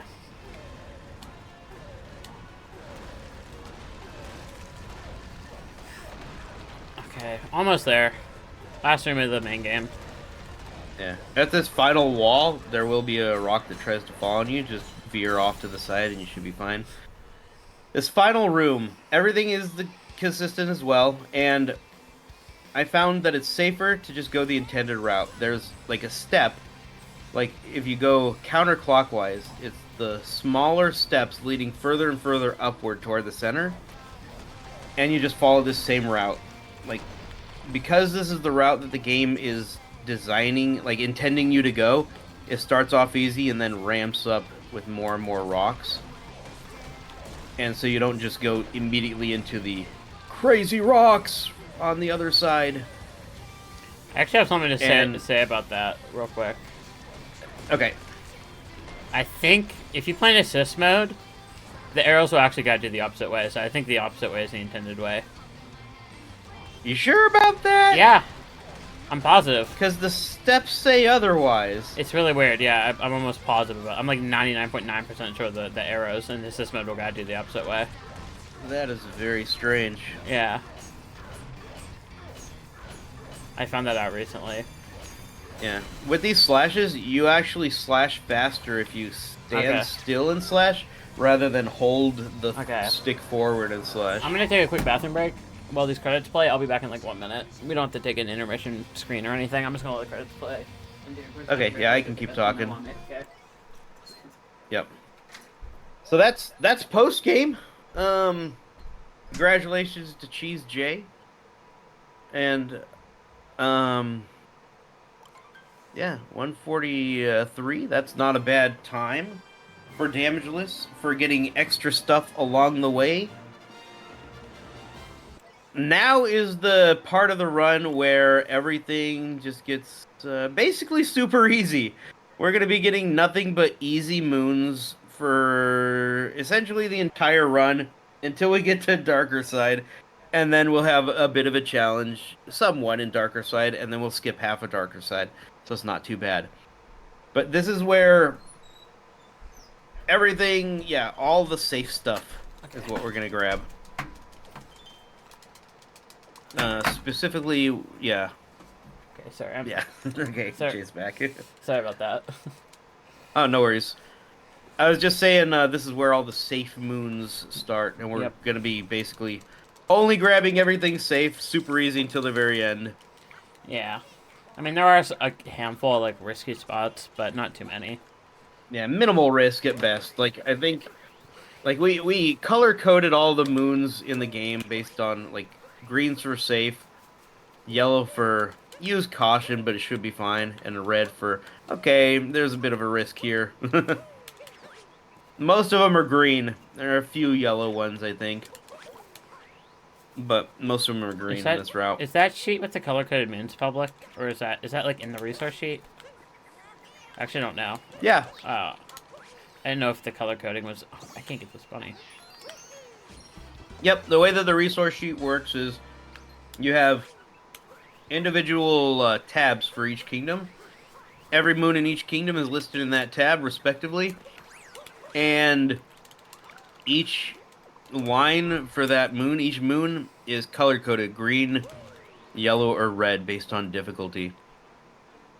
And to the right of each moon, if you see a link, you can see a link to a strategy explained for how to do that harder moon. And to the left of each moon, you can see a link to my first 880 completion, just to see how I did it. Because I went through my entire run and I timestamped every single moon grab in the game. So that any single moon in the entire game is covered in some way, shape, or form. So you can either see how I did it in my first 880 completion, or you can see like the current strategy and technique for getting the dangerous moon safely with the other link on the right.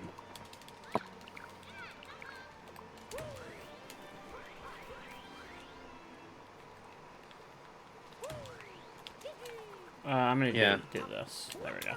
Yeah, Jay and I took the time to try to make damageless as accessible to as many people as possible. Yeah, for sure. Yeah, it's such a different run than any of the other runs that like it deserves it deserves the I have a... the love and the try. I think it's linked in the resource sheet, but I have a really good live stream I did ages ago where I go through every single submarine in the game. Yeah. Oh, come on. I think... Yeah, and I have a similar a similar live stream Yoshibonk. where I went through all the hard areas in the game. This part's a little bit scary. For that reason right there. God dang it. I hate that part. It's okay, it's an easy backup. Not a big deal, just a little bit of time loss. Cooperate, please. Thank you. Why do you jump over the water? You can grab it from the bank. Because it's a little bit faster. I mean, the second time I did it. But is it, though, if you fall in the water? Yeah, no. I mean, this is the conversation Jay and I always go forth on. I'll always prioritize the consistent, little bit slower This way. Okay. over the faster, but might lose a lot of time. What? Okay, man. So this moon right here being entirely safe has a little bit of a quirk because in all moons, if you go straight from this moon grab directly into that well for the 2D section, if you move fast enough, going into the loading zone for the well can actually kill you. You have to wait long enough for the zone to like load back in, and then you can go safely into the well. But yeah, I'm not sure exactly what causes it, but if you go too quickly into the well, it can just straight up kill you for doing so. It's so weird. It's because the letters on screen. Did you say that? I wasn't listening. The letters on screen have to despawn. But also, that's not consistent. Because, like, even if the letters are on screen, you can still safely enter. Oh, really? All we know is... I'm pretty sure, yeah. I don't know if that's All we true. know is that... As far as I know, all we know is that the letters do have to be on screen in order to get it, but it doesn't guarantee that you'll get it. Because I know in the BTT for the moon clip in any percent, like the one where you go from like moon clip to the poison room, you know that movement? No. In Snow Kingdom, sorry. Oh, Snow Kingdom, okay. Yeah, in Snow Kingdom, whenever you do that bit, they open the map for 1 frame because of the letters on screen, because the loading zone won't spawn. Okay. And if you have to do it in BTT, I would assume that's like 100% consistent. I don't know. Because I thought I tested it out, but maybe I was just a frame late, and I thought the letters were on screen still. Who knows? So, yeah. Could it be just that, like, you may or may not die and pausing is consistently you will never die. Maybe, I don't know. I can't. Because that also could be true. I'm not entirely sure.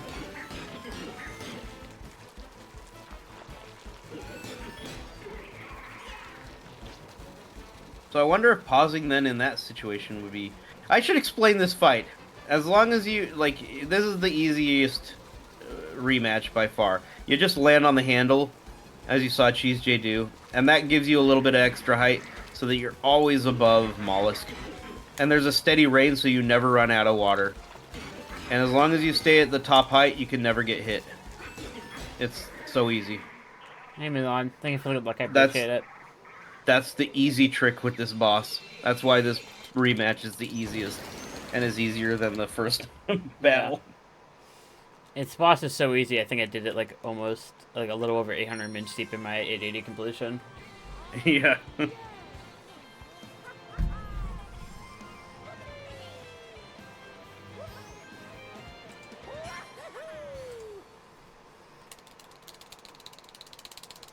Is it the only rematch we do?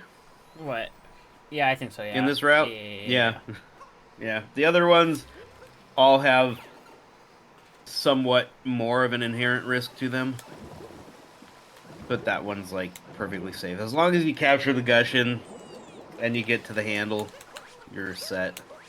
Okay, KFR. We're going to see a majority of the KFRs in this run, but not all of them.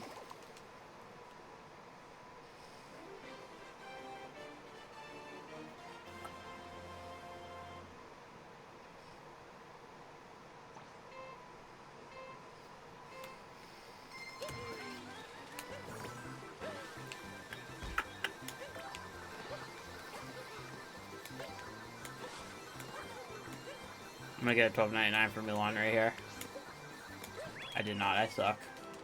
Oh, no. You get a 23.19 for me? I would lose, I think. I think that's actually a lose here. At least it doesn't kill you off, though. Like like in Super Mario Galaxy 2, if you fail to grab enough coins on the tree trunk, like, they straight up kill you. You're like, you completed the tree trunk, but you didn't grab enough. You're dead. And you lose a life. I saw a clip It's like, of... seriously? I saw a clip of JJ doing that one on a Kaizo hack. And you had to do it like... Oh, yeah? You had to do it like blind. Oh. You had to memorize the whole side. Jeez.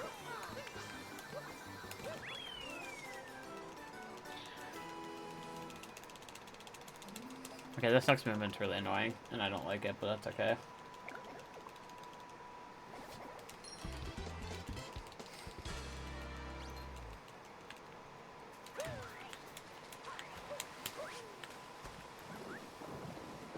Oh, come on. I tried to press Y so I could throw Cappy and grab the seed.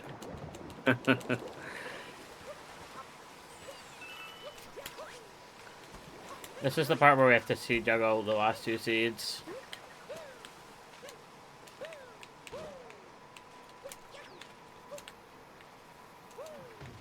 There we go. There we go. Is there even a kingdom where we do anything with purple coins in this run? Yeah, Sand Kingdom. There's a couple of kingdoms. I think at least Sand. Okay, yeah, yeah. Dancing. Yeah. Okay, that's probably gonna despawn that seed. Oh yeah, I screwed up. They're both gone now. They're both gone. That's like actually 2+ minutes. That's like. If you juggle, isn't it like easier to just not use the rocket flower? I guess so. I don't know. I did that something like that last time, and it wasn't an issue. I'm not coming under estimate, by the way. There's no way. I'm gonna be lucky if I'm like 10 minutes over estimate here. Uh-oh. I just looked at my pace out of the main game. I'm like actually 5+ minutes behind my 430. Oh. So whatever. We'll see if that becomes an issue later or not.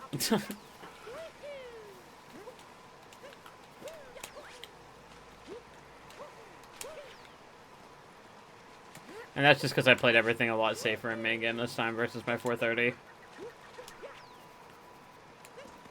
That's fair.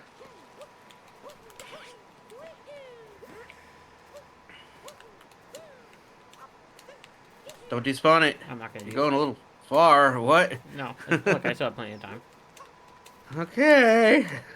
I was getting paranoid. If I know where the other it is, okay. Yeah. I couldn't see it. And then I should just be able to plant this one, and that one shouldn't despawn. As long as the C cooperates, there we go. There we go. Okay, I hate this movement. Okay. I think we go here now. We do the 1 moon in the sub area.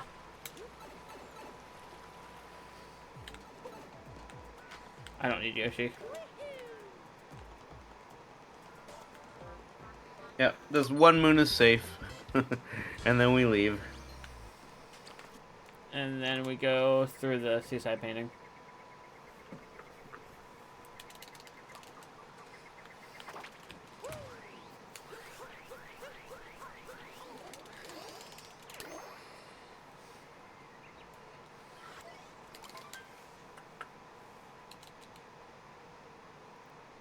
All the moons we get here in seaside for the lost little bit are pretty safe. You talked to the toad, right? Yeah. Yeah, okay. Wait, no, it's this way. Where am I going? This Yeah. way. Basically, if you don't talk to the toad, then Peach won't spawn in any of the kingdoms.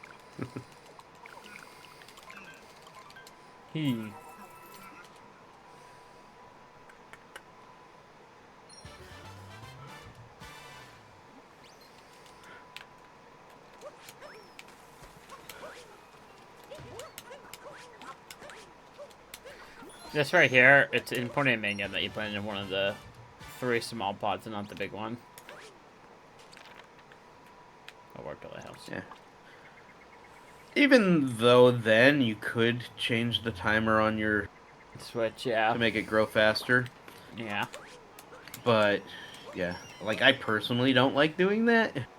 Yeah, in the PowerPoint it says, if planted in tall plot, update time 1 hour or use Gushin, and I think that's for you only. That says use Gushin. Wow. I don't know anybody else that would opt for the Gushin over the time update. I wouldn't use the Gushin, I would just come back. Might use the Gushin, actually. I don't know.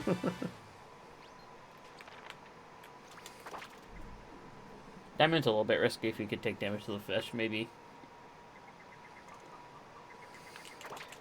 If anyone's curious, the reason I don't like changing the time on my Switch is because I don't want to forget to set it back into the normal time. And other games, like such as Animal Crossing, go based on the timer on the Switch. Oh, wait. And Oh, if wait. you change it can, like, cause it to be wrong and stuff. Is that going to be an issue? I'm going to do that. That'll fix it. Which one? I was supposed to grab that with the Gushin. And if I warp that, I'll respawn them in. Will it refill? Yeah, because it's a Grey Moon. Oh, Grey Moon's refill? Yeah. Oh. Okay. I learned recently because of Kaizo, so do, like, life up parts.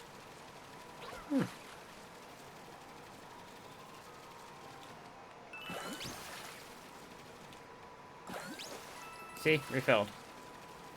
Yeah. Did you grab it with Mario? I totally spaced out for a second. Yeah, I grabbed it with Mario originally.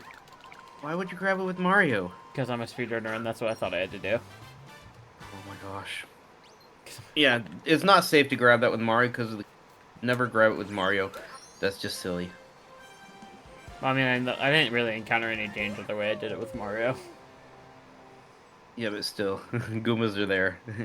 Use the Gushin, especially for the climb. Yeah, especially for the climb, with this routing, you can just grab a lot of easy stuff by using the Gushin. And avoid the Goombas entirely. Okay, we're out of here.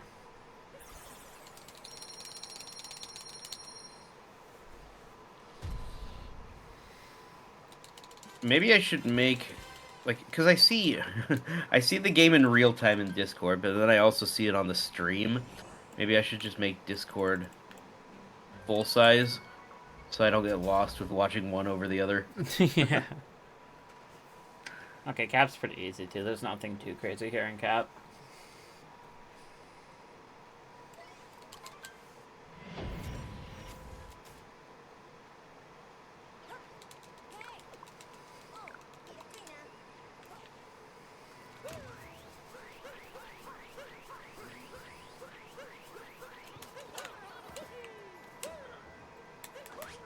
Yeah. The only thing with Cap really is when you're in a Paragoomba, don't uncapture over the void. Yeah. Like, what I do to avoid doing that is I stick my fingers straight out so they're nowhere near the triggers. That's what I do too. Yeah. Because I have lost runs to uncapturing at inopportune moments. Multiple runs. I have not done that.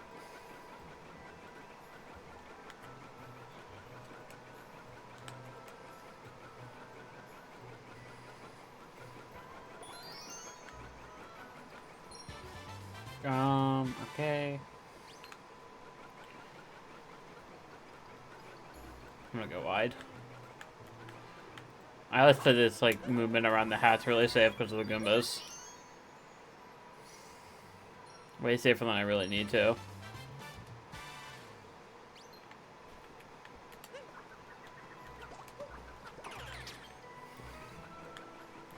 Where am I? This way. Should be good. Oh yeah, easily.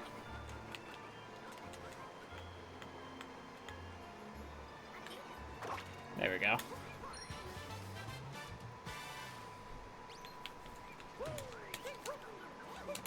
Okay, we're gonna start the Cappy quest now.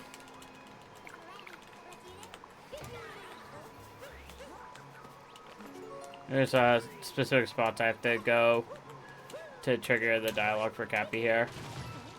That's one of them. And this one right here is the second.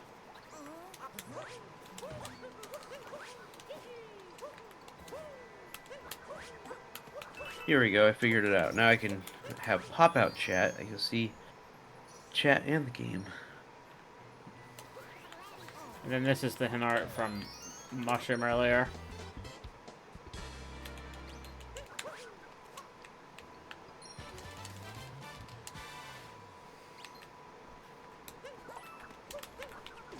Oh my god. Oh my god. Please. Thank you.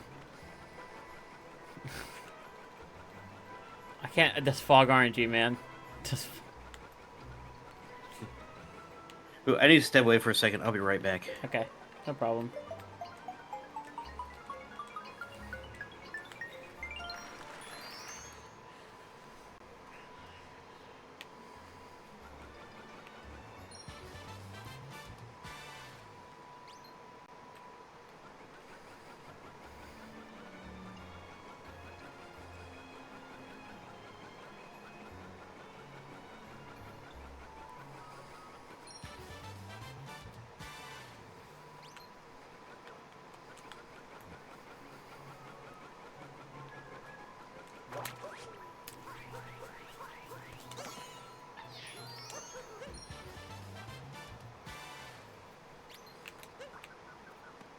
Come on, give me the dialogue. Damn it. There we go.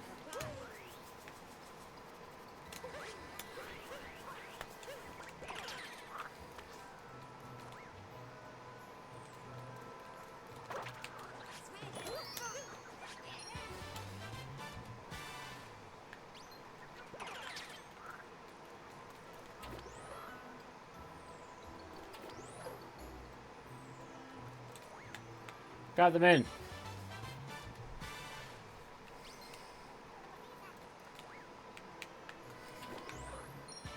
Okay, I'm back. Welcome back. Thank you. Okay, give me this checkpoint, and then do I do... wait. Oh, good. Wait. Oh, I worked to top of tower here. Okay, we do that later. We'll come back for that.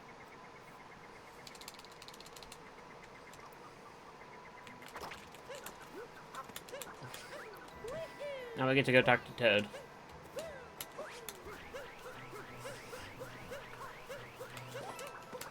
There we go.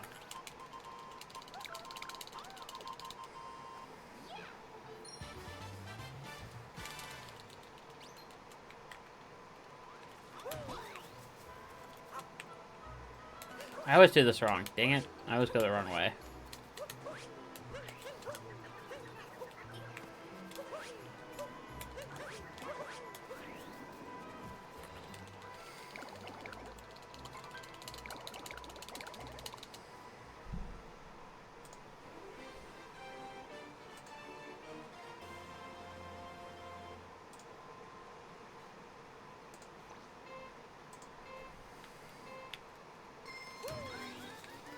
Okay, this KFR, there's not really too much to mention. Just don't take damage to the one Goomba.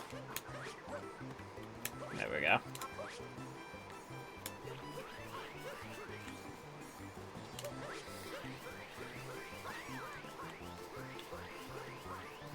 And then I like to do a spin pound right here, so I'm not jumping over any void.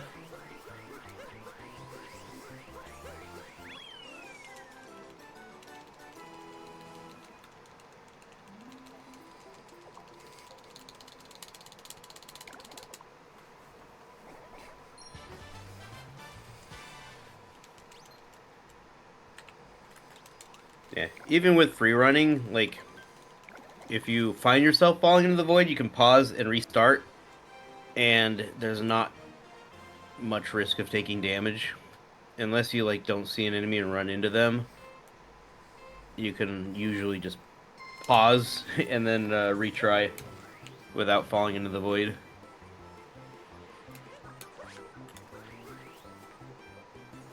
Wait for it. Oh no, I'm losing.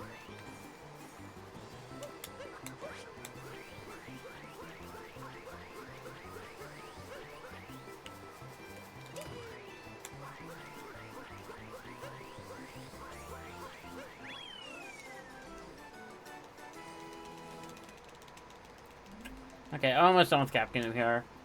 In this route, we get all the non-painting chain kingdoms done first, and then we go through the paint chain after.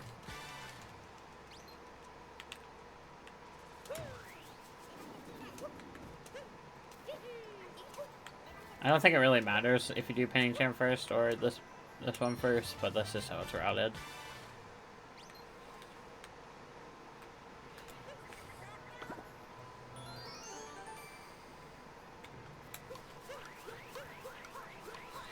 And then this one is just the same as KFR again, just gotta dodge the Goomba.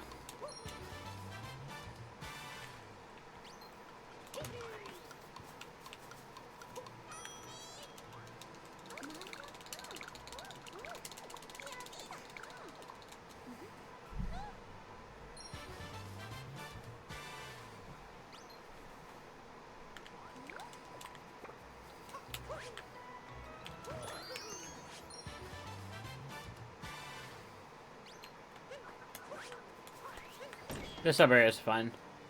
It's not some fun movement. We don't get to see very many sub areas in this route. Yeah. Overall, this is a pretty easy kingdom for damageless darker side. But I mean, that's really true of most kingdoms at this point. Yeah. Like, I can't think of a single kingdom where there is a lot of danger in post game for darker side. A lot of it is just, like, not being an idiot for post game. Like, darker side, I guess, is the thing. The only thing.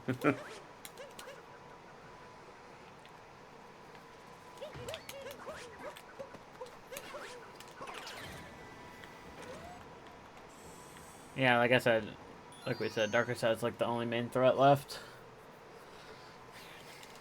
Getting there after you reach post game is not very difficult. It's just going around and collecting the safest moons that are available in each kingdom. And that's kind of what the route's for.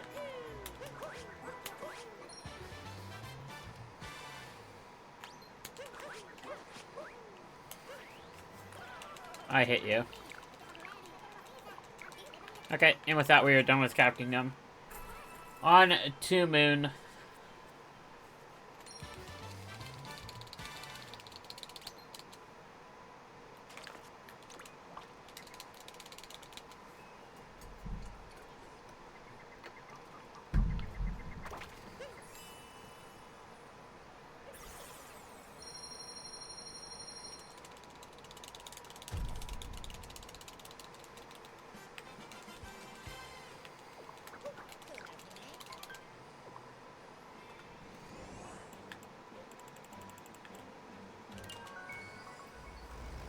Okay. Moon isn't too bad either, I don't think.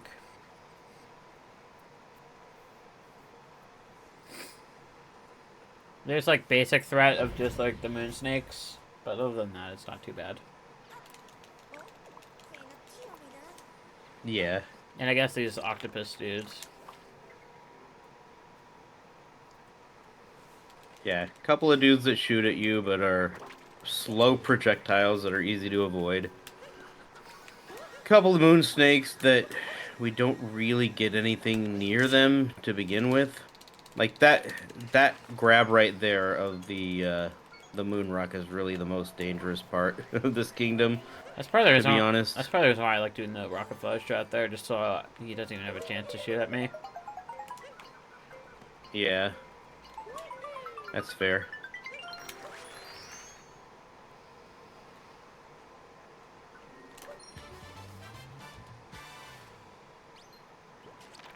Oh,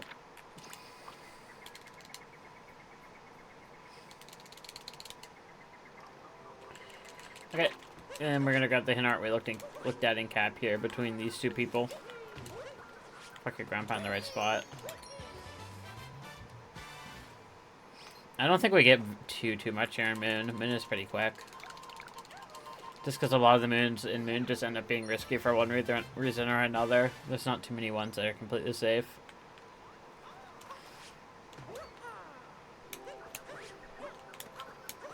Oh, I missed it.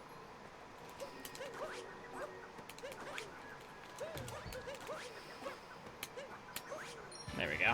Get back up. And then this one, we got with the spin throw.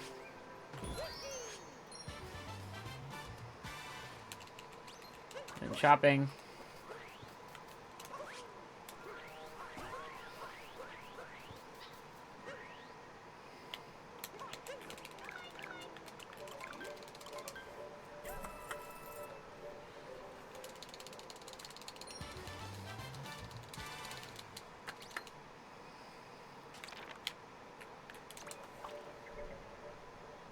Yeah, we're like almost done with Moon for this route.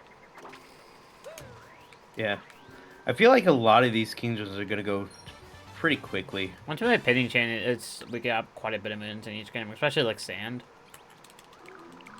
Oh wow, Yeah, I guess yeah, that's fair. I've never had this camera before.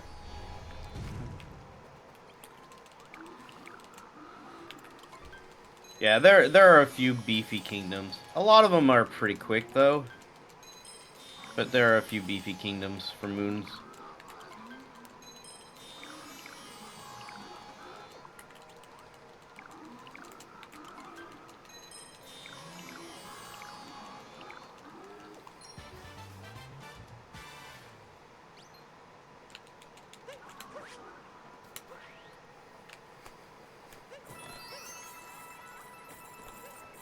And then more coin grinding. There we go. More coin collection. So how many coins total do we need? And like, I think we get the Toadette achievement for it. I can't remember. If we get the Toadette, it's like 5,000, right? okay. And you were how many over in your practice yesterday? I don't know. I didn't check. I don't. Oh, I okay. just remember having enough moons. So Gotcha.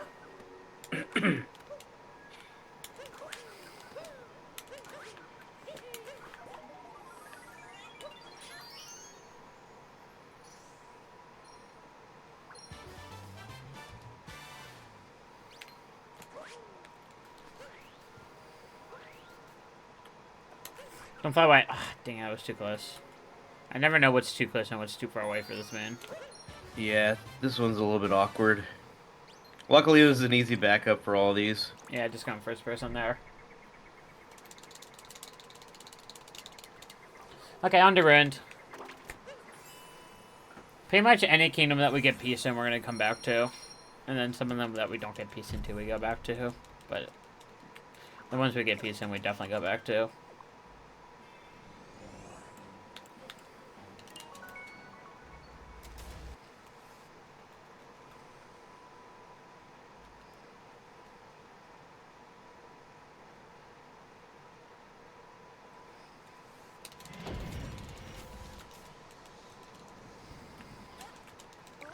Okay, so now we need to break the moon rock, and we grab every moon here except for the Tiberias, I believe.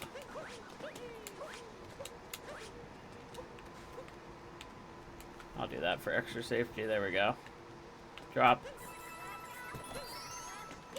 Question for you. What? Do you think that Nintendo intentionally gave enough Oh. Okay, moons sorry. Yeah. to be able to get to the final stage, basically, the final Kingdom of Darker Side? Enough easy moons just so that any player of any skill level would be able to reach it. I mean, probably. I think a lot of these minions are just bloat. That's probably part of it. Yeah. But I mean, that's like the reason they did it. Like, they want everyone to be able to experience the whole game. I mean, maybe. I think a lot of it is just they wanted to That's make. my guess, at least. I think a lot of it is just they wanted to make a collectathon, though. With this game, that was kind of the whole point of it. Yeah. But they didn't want, like, the final kingdom to be out of reach of anyone, I feel like. Probably. Like, if you look around and you're not good enough for certain areas, you don't have to do it. And there are enough to be able to still see the whole game. Thank you for the luck, Dave. I appreciate it. Okay. Like, I appreciate that Nintendo puts the care into their design, I guess is what I'm saying. Like, for stuff Yeah. like that. Okay, that's the last Burn Kingdom in. You're out of here now. Okay. On to Lost. This is probably the riskiest post-game kingdom, I'd argue. Yeah. That was a nice, another quick, easy kingdom. No, there's not really much to do in Ruin regardless. Yeah.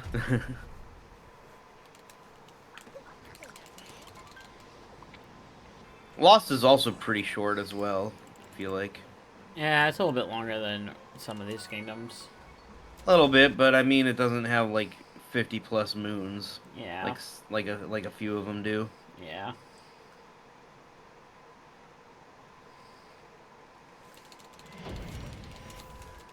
I think we grab like 20 or 30 here. Maybe if you include them. Maybe. Yeah. Maybe. I think if you include the main game ones, it might be around there.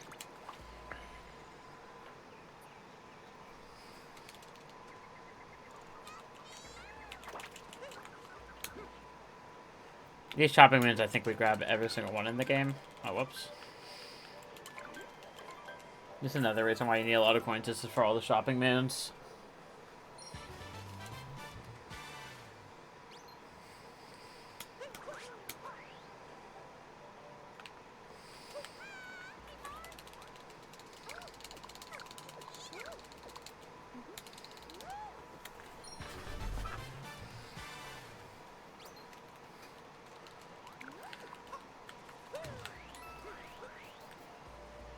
And then I got a vector all the way down to the moon rock.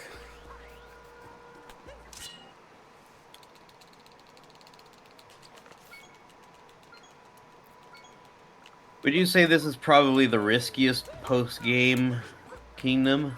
Probably. Just because of all the poison everywhere? Probably. Yeah. Even then, it's like, it's easy enough.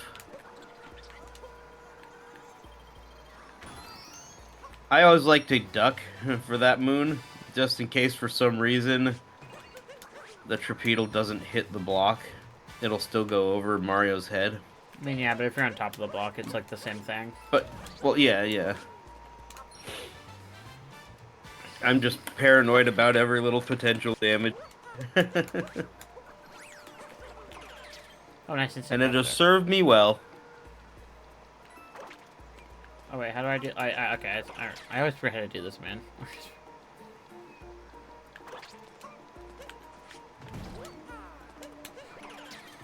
Real-time puzzle solving. Nice.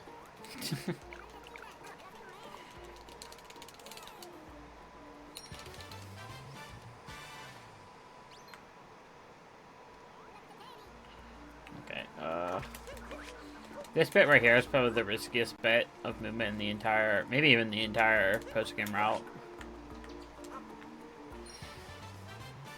Well...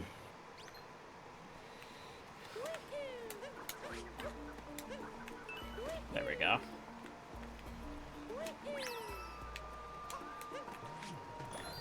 I mean, to be fair, you don't have to do that movement. Yeah, but that is the easiest way of getting there, aside quickest way, I guess I should say. The only other option would be to Yeah. warp. Yeah, you like the thing about like the nice thing about Lost Kingdom is that you can always warp to the top and get to basically anywhere on the map with just a nice little drop down in whichever direction you want. And there's even gliding, so you can make it wherever you need to. Really? There we go. Yeah, really. No, Kappa wasn't cooperating.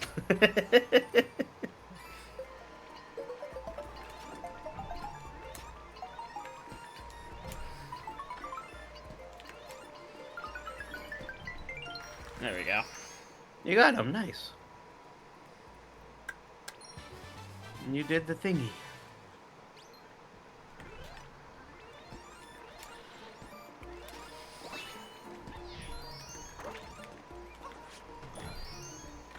Another thing that's nice about damageless, I'll say, is that Whoops. No, oh my god, get out of my way! Get out of my way! Oh my god. you can use There we go. more of the intended strats for some of these things. Like the speed runs, like speed only speed runs. You kind of have to do the fastest thing possible, which isn't necessarily the easiest. But with damageless, you could just do the easy thing.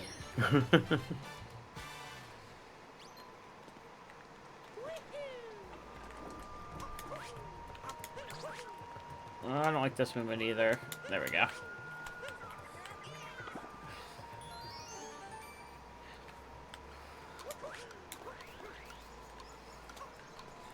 If you're not careful here, you could, like, jump into the poison if you miss the moon. Yeah. But that's movement safe enough. Yeah, and you can just walk over instead of like rolling quickly. Well, I mean, if you want to grab it during the timer, you have to be a little bit fast. Yeah, but if you miss, like, I mean, you could just do the timer moon and then grab that one. If you want it, like it's an easy change up that doesn't take a lot of time, and you still succeed with your run. Okay. This is the one time in the run. But yeah, if you want to be fast, sure. This is the one time in the run you get to see me and Trey. Yep. It's an easy pause in midair if you end up not making the jump.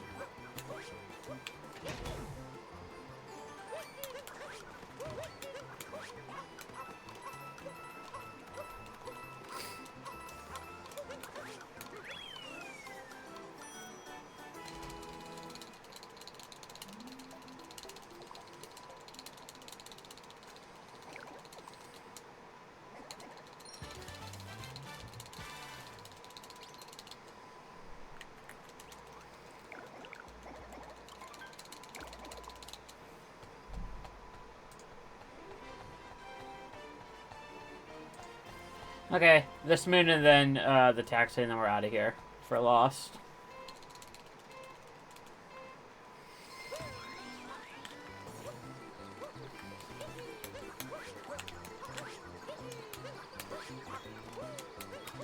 That was a little bit of a scuff name, Trey. I was kind of hoping you'd fail it once just to be able to demonstrate the pause. Nah. But yeah, you're too good for that. Cup copy out of bounds. You see that?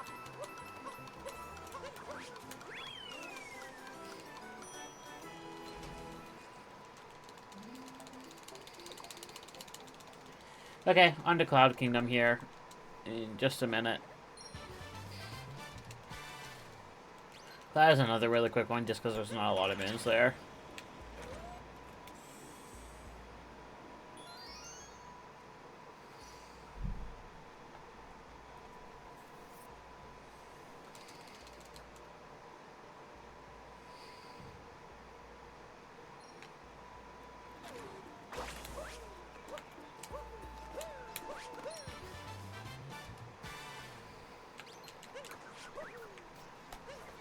I guess I was off by 2. He only grabbed 18, not even quite 20.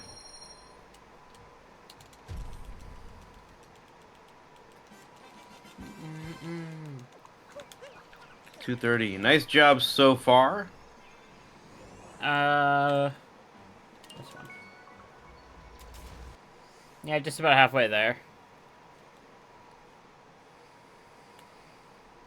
Cloud Kingdom, there is a little bit you have to keep in mind.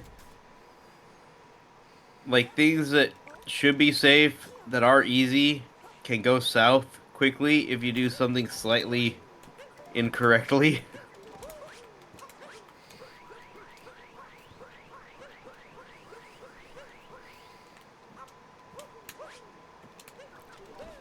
Like, do we grab the Notes Moon on the rising platform? I do not think that's in the route. Okay, good. Because even though it's an easy one, like a quirk This one's in the of route though, Cappy, and this one's yeah, a little bit risky because you're jumping over the gap. yeah, but at the same time, it's like basically a long jump there and a long jump back. I just like doing the vault for the little bit of extra safety it gives me. Yeah, A little bit yeah, of that's extra, fair. yeah, a little bit of extra speed. Yeah, but with the rising platform with the Notes Moon, like a quirk about Cappy is you can throw out Cappy, and then you like can't throw out Cappy again under certain circumstances. So if you go up to the top, Where is it? you jump and throw out Cappy to grab him the note, and then the platform starts lowering below you, and then you try to throw out Cappy again to grab another note lower down.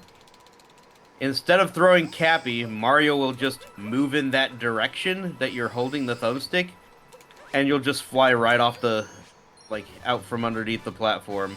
Or the platform will no longer be beneath you. I don't know how to say this. And then you'll just be dead. You'll fall off the platform.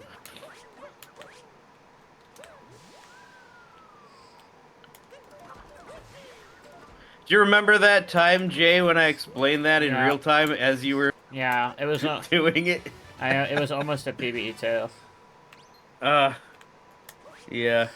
I was like, gotta be careful of this. You're like, just like that? It's like, yep. It, And that's how the run ended. it was my first time ever trying to grab that moon, so that's probably why that happened. Yeah. I tried to warn you. I tried. Didn't quite get there in time. Was there any other time I did that? Something like that? I can't remember.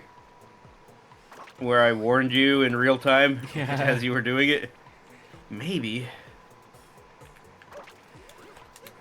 Oh, yep, that's what I wanted.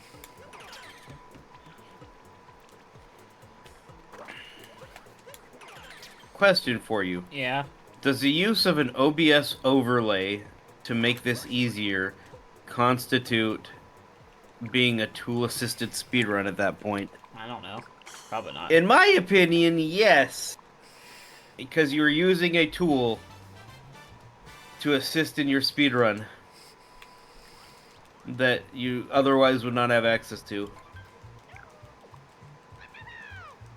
But legally, as far as the rules of the run, I don't think it counts as a tool-assisted speedrun for some reason. Even though I think technically it should. What are your thoughts about that, chat? I think if anybody uses it for the Goomba one, they're a massive noob. That's what I think. I mean, sure, but like the Mario. there are people who speedrun Mario and they use it for the Mario. Yeah, the Mario one is valid, but the Goomba one is stupid. If you use it for Goomba, you're just a massive noob. This one's so easy. But yeah, I mean, like, just get good so you don't need it because it's using a tool to assist. How is that not a tool assisted speedrun? At that point, Okay, restart painting chain now. This is where painting chain officially begins. because I know TAS is just a totally different beast, but you're still using a tool. I will die on this hill. Couldn't you consider a Pro Controller tool because it doesn't come with the console? No, because it's an official OEM controller from Nintendo that they specifically specify you can use with the game. And if that controller were to have a turbo function, that would also be a valid use. I think we need turbo load for all mittens. That's my opinion. Just as an accessibility thing, I think turbo should be allowed for all mittens. Yeah. Is there an official controller, official OEM controller that has turbo? No, there isn't. Well, then it shouldn't be allowed. I mean, it's that easy. I disagree with that sentiment. You think a third party should be able to make up a new way of inputting, Yeah, and that should be valid? for accessibility, because both methods of doing jump farm are extremely not healthy. I have an 8-bit controller that I can program macros in. That makes it easier and more accessible to do roll cancel. Should I be able to use that in the speedrun? I mean, I don't know. There's no way. I mean, it's the same thing. You're getting a controller that can do things that otherwise you wouldn't be able to do.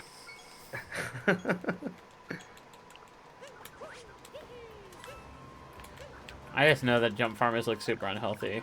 Like it could actually be super harmful. I'm on the hill that turbo should be allowed.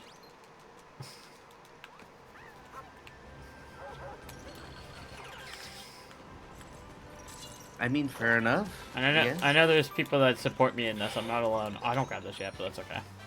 It's easy. Like, turbo does make things easier, and it's a lot easier to, like, mash buttons, sure. And healthier. And healthier, sure. But does that mean it should be, like, considered not a tool to assist? Because you are using a tool. Yeah. That Nintendo did not provide to assist you. Oh, come on. I missed the capture. Yeah, because, like it's a fine line for sure. And there's, yeah, it's a fine line for sure, and you definitely have, like, oh, on this spectrum, it's not much, and you might as well use it because it's a health benefit. But then the more you go along that spectrum, the more extreme you get, it becomes, oh my gosh, that's absolutely cheating. Like, where do you draw that line along the spectrum?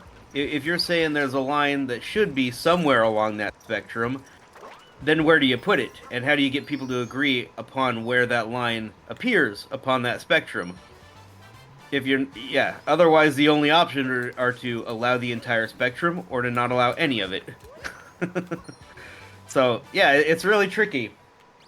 It's easy enough to say none of it's allowed because Nintendo did not do it, Nintendo did not intend it, it's not official.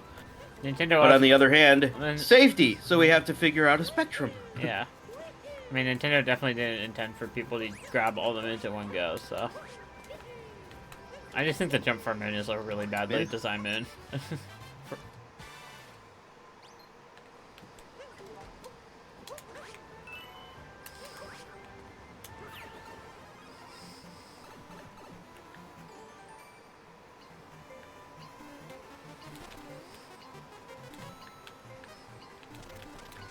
Oh, I shouldn't have done that.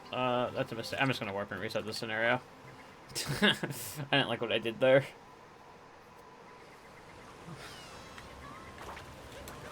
We'll do this now too, because I'm here.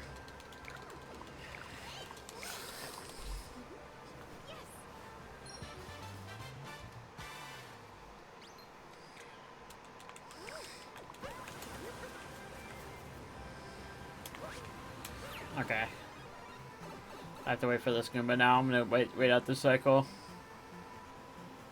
If we had to play games in the manner that was intended, we'd have to take a 15-minute break every hour.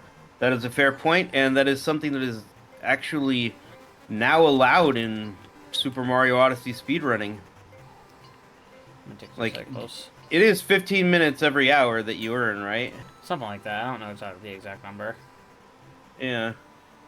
I'm paying this like. Also, we use capture cards. Well, a capture card does not inherently change anything about the game to make it easier or harder. A capture card is just recording what you're doing in the game. So I feel like that's very much a different thing.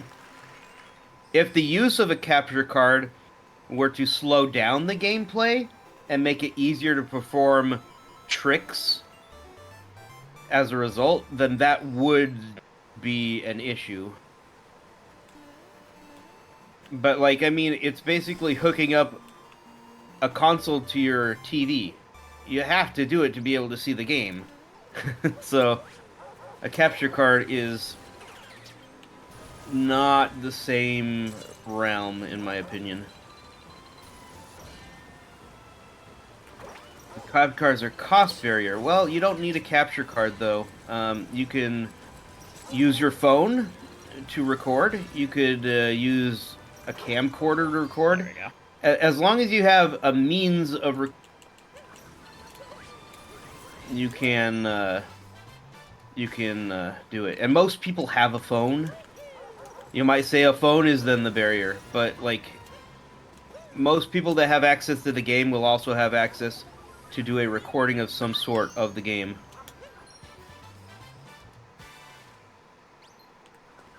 What, phone recordings? SML accepts phone recordings for the leaderboards.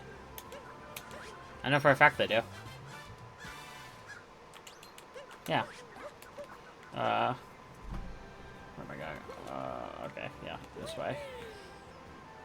I don't think that's true that if you submit No, a world record that's not true. getting denied. No. Not for SMO, at least. Not for this game. Yeah. Yeah. Maybe for some games, but yeah. The only rule for SMO is that the moon date, or the date that shows up below the moon grab, which you're going to see right here in a split second, right there, that second line, that bottom line of text there, 23:05:21, has to be legible.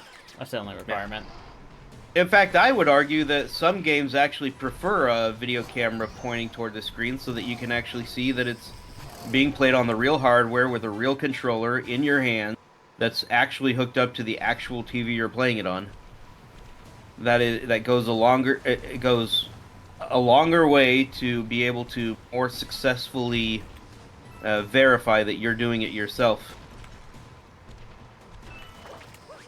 And that's going to be, you know, different for every game, of course. But, yeah. Some games very much might ban the use of a camcorder. Where is it? Oh, it's always up really high. I always forget. I'm rusty this game. There we go.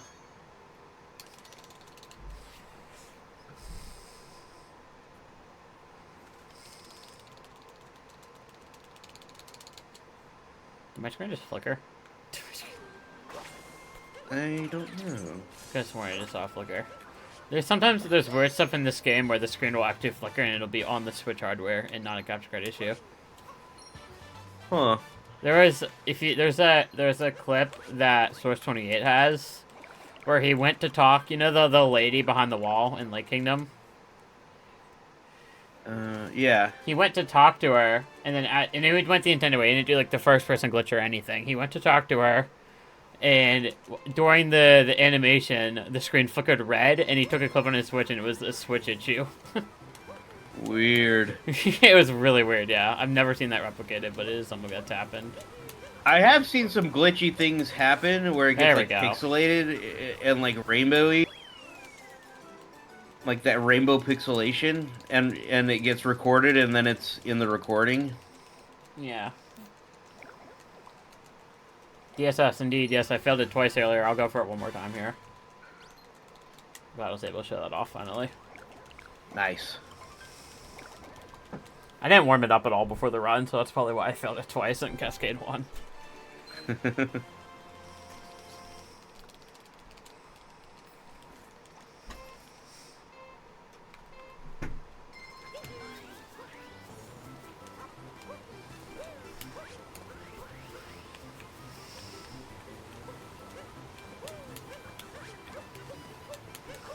Ah.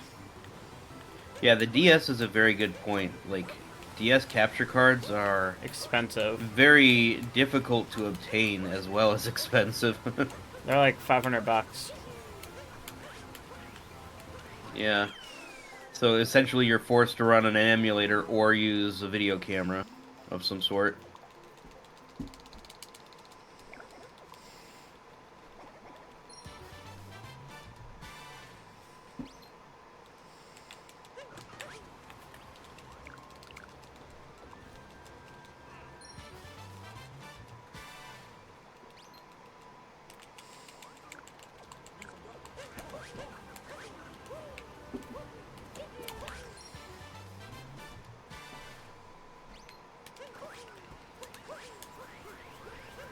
Okay, I must almost Cascade here.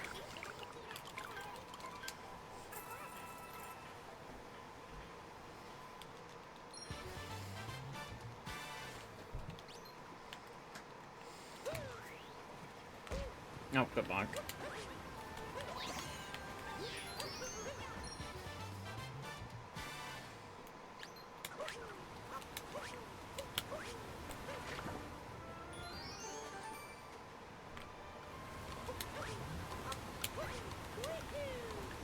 Oh, whoops. Oh, come on, grab it. That's an interesting, I screwed up. Oh my. Yeah. A little bit risky toward the, Nah, it was fine. toward the edge of the waterfall, but yeah, you're fine. It's an interesting point about metronomes. Like, because a metronome runs completely independently of the game. It is not overlaid on the game. So should the use of a metronome be considered cheating? Or like a tool to assist? That's a good question. Okay, 1 second. Kind of wondering.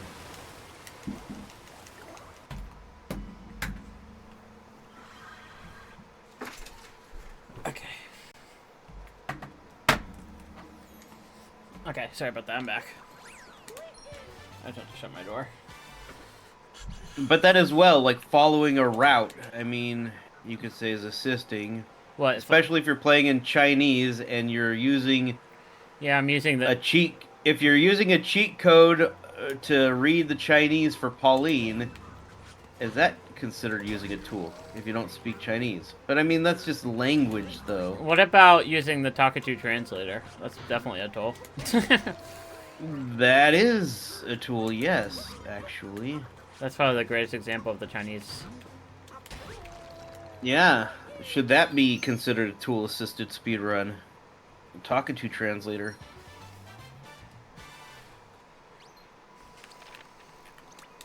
Because, I mean, someone could... someone could take a pencil and paper and write down each... Talkatoo is a tool. And write down each of the moons that tool gives you.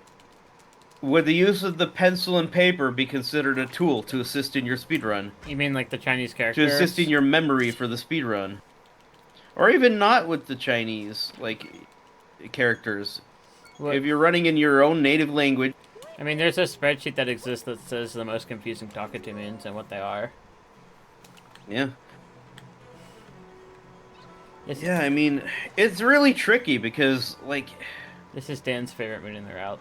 Yes, I should explain this. So, you can use a bomb. The intended way is to poke a bomb into this block here. But it's unsafe to go near the bomb.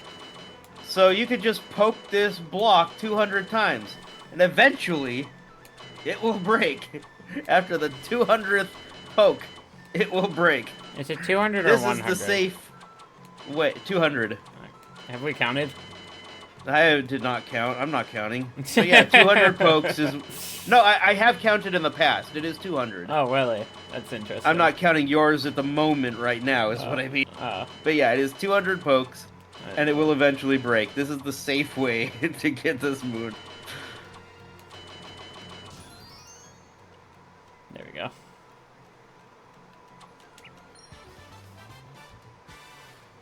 Yeah. Like, if someone learns the language or the characters in order to be able to do Talkatoo in a language, is that inherently not a tool-assisted speedrun? Yeah, like... When using a cheat sheet would be a tool-assisted? You don't even have to learn the language. Like, what if you're just born in Japan? Or China and play the game? And then you just save time because of it in Talkatoo. Right. Is being born in the country a tool? I mean, like if you know the language or learn the language, make it a tool assisted because it's just your brain. Is your brain a tool? If you use your brain to play video games, is that a tool that's assisting in your speedrun? I mean, there's definitely a spectrum and there's definitely a line in all of these instances. No, there's not. You can't use your brain. So, like, I'm willing to concede that some things are not considered tool assisted, even though there is a tool being used. But where that line is definitely an interesting conversation.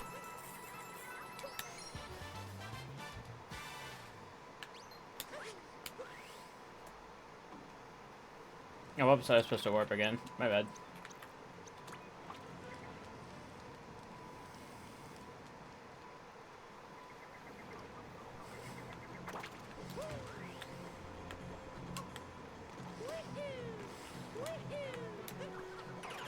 There were 20 lost around here, Dan. Yep. This is one of the spots you were talking about. Yep. I uncaptured Where did you go? just after capturing this dude. Yeah. um. Oh yeah, and wasn't there like that beat? What was that beat called to learn nut clip? It's just called Knuckle Rhythm. If you look it up on YouTube, you'll find it. What was it called before though? It was like yeah, nut click rhythm, but yeah, there was like someone it was named after. Like the Was it Tishel made it? Are you talking about Tishel? yeah, Tishel beat or something like that. I think It was Tishel. called. I don't know if anyone ever called it that. I just know Tishel made it. No, it was called that or something. I have no recollection of that. Then I know for a fact the YouTube video has always been called Knuckle Rhythm. Let me see. I gotta search for this.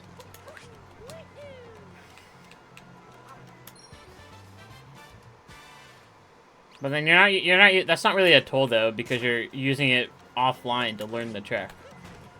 You're not using it actively in a run. I mean, I guess you could. Right, right. But a majority of people would not be using that actively in a run. Theoretically, you could though.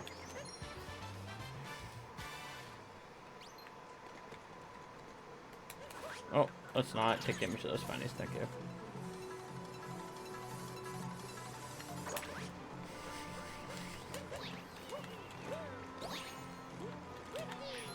I know that I have seen or heard someone reference it as that at some point early on.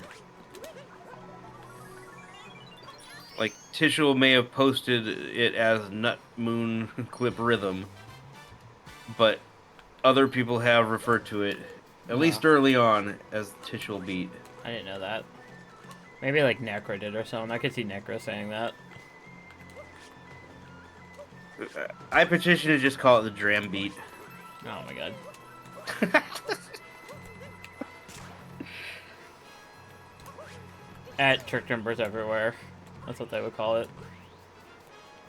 If I had $1 for every single trick jump that had Dram in the name, I'd be a millionaire.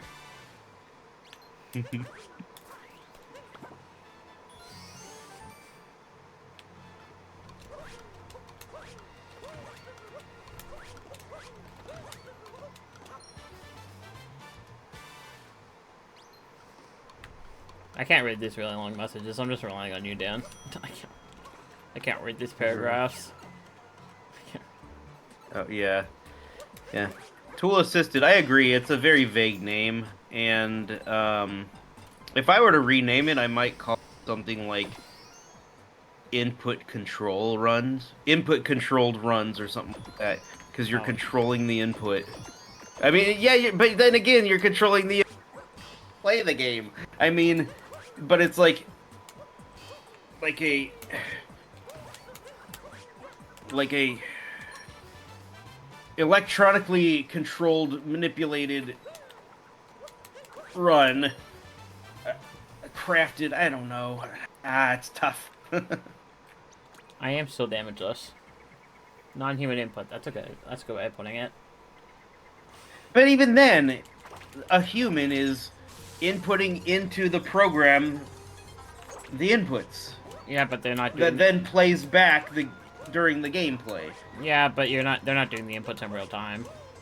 They're programming them. Yeah, they're not doing it in real time. True. It's just, yeah, like, what language would be absolutely perfect with no, but what about this?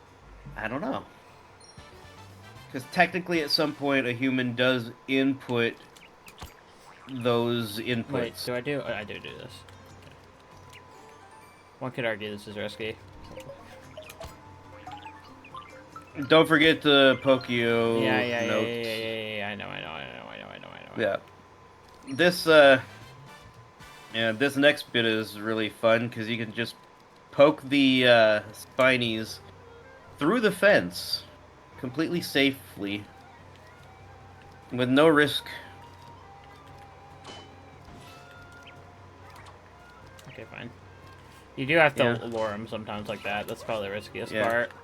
You can be like right against the fence too, as far as I know. Oh, hey, I thought You you don't had. need... I thought you had to hop in there to No. lure them. No, right, but I mean, you can. You were like getting a little bit further back from the fence and Oh. poking through, but you can be like touching the fence, Oh, as far okay. as I know. Oh, okay. So you can lure them a little bit easier, all the way close to the fence. I mean, Can you lure them without jumping over the fence? That's what I was asking. if they are close enough to the fence and you get close enough, then Okay. yes. Okay. It's just RNG though, if they Yeah. are close enough. Yeah. So it'd just be a lot of waiting. Which I don't really want to deal with right now.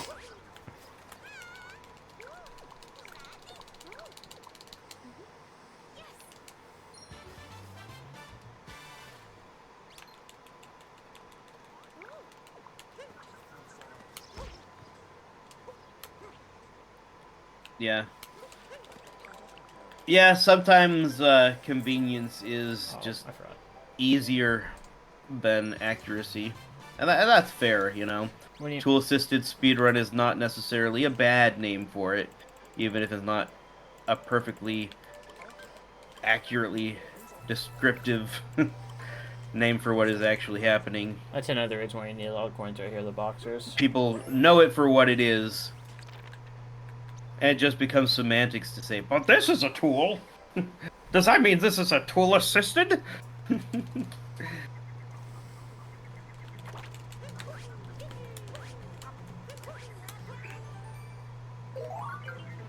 Oh, look at that. That was like super fast.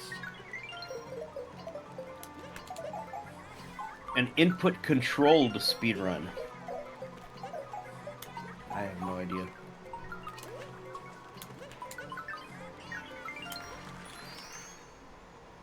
Like programmed, input programmed speedrun. Okay. POS, program inputs, or PIS, programmed input speedrun. PISR, programmed input speedrun.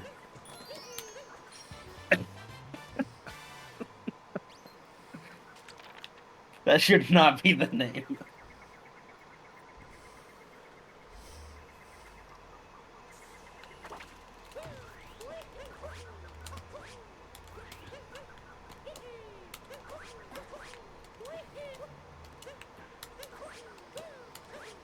So Kingdom time. Prearranged input speedrun.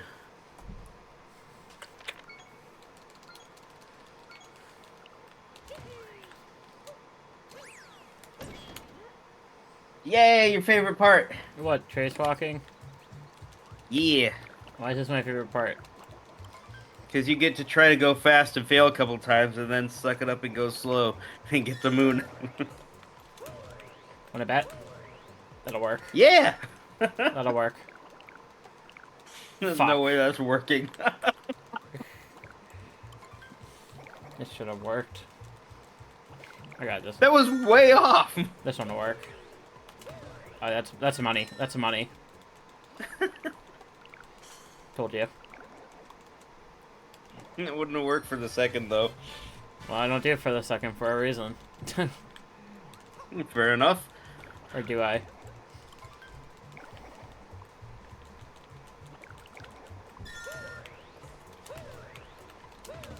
Ah, I was off at the very end there. That might still work. Ah! Come on. That was really close. I'm using this as practice.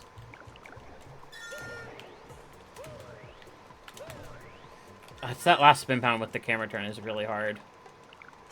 Ah! One more. Oh. Hands are tools.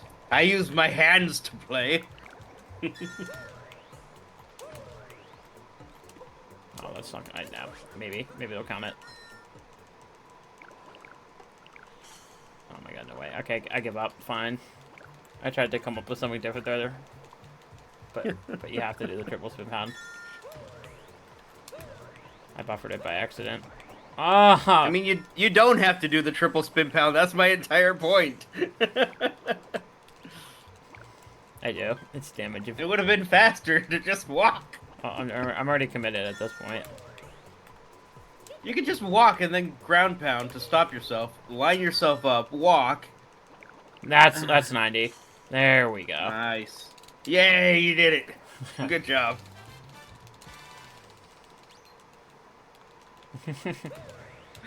I was committed. But yeah, this is a good move because it's safe to just meme around if you want.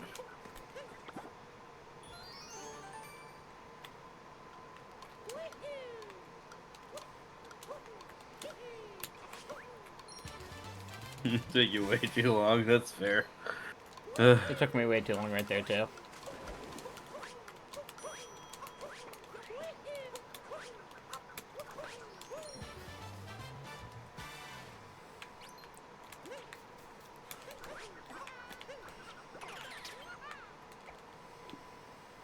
No, don't avoid me. What are you doing?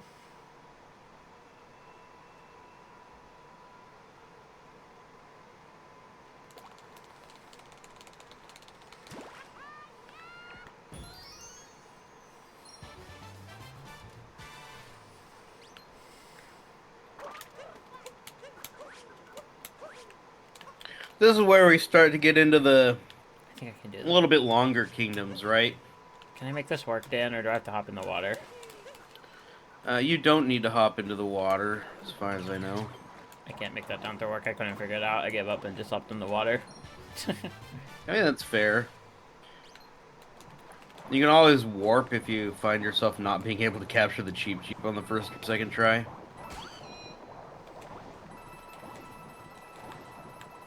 It's really not too dangerous. They're actually my first ever run that I actually did in Pisk, and that I lost right around that area. Oh yeah, how did it happen again? I sunk into the water during the timer challenge, and then I didn't. My freeze never completely went away, and I sunk in the water after the timer challenge and froze. Oh. I wasn't. Yeah, I was still frozen whenever the timer challenge ended, and I just sat there for a second and took a hit because of it. Because I didn't process.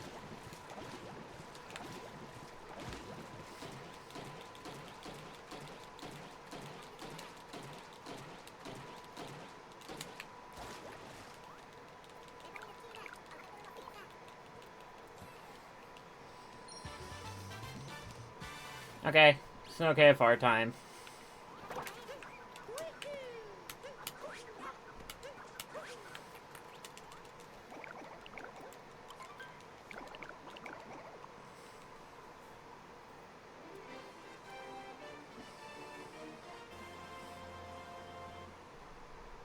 Yeah, good question.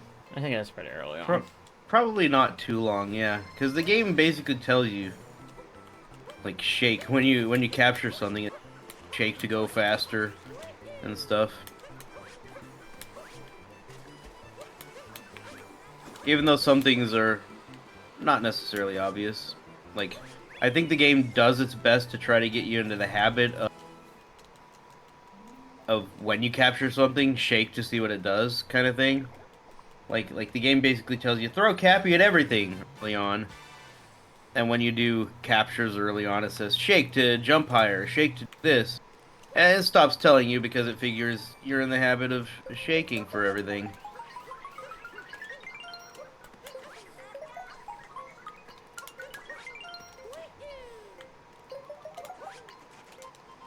Doesn't really tell you that motion controls are involved. Yeah, it does when you capture the first frog in the frog room in Cap. It says shake to jump higher, doesn't? Yeah, I'm pretty sure. Yeah.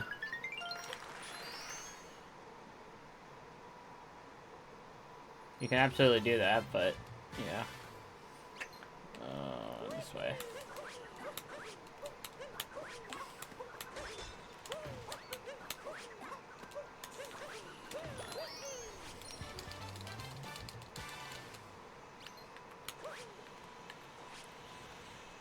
You don't need to shake to jump higher, but it does tell you that you can shake to jump higher. You don't need the motion control, but it does tell you that it's there if you want it.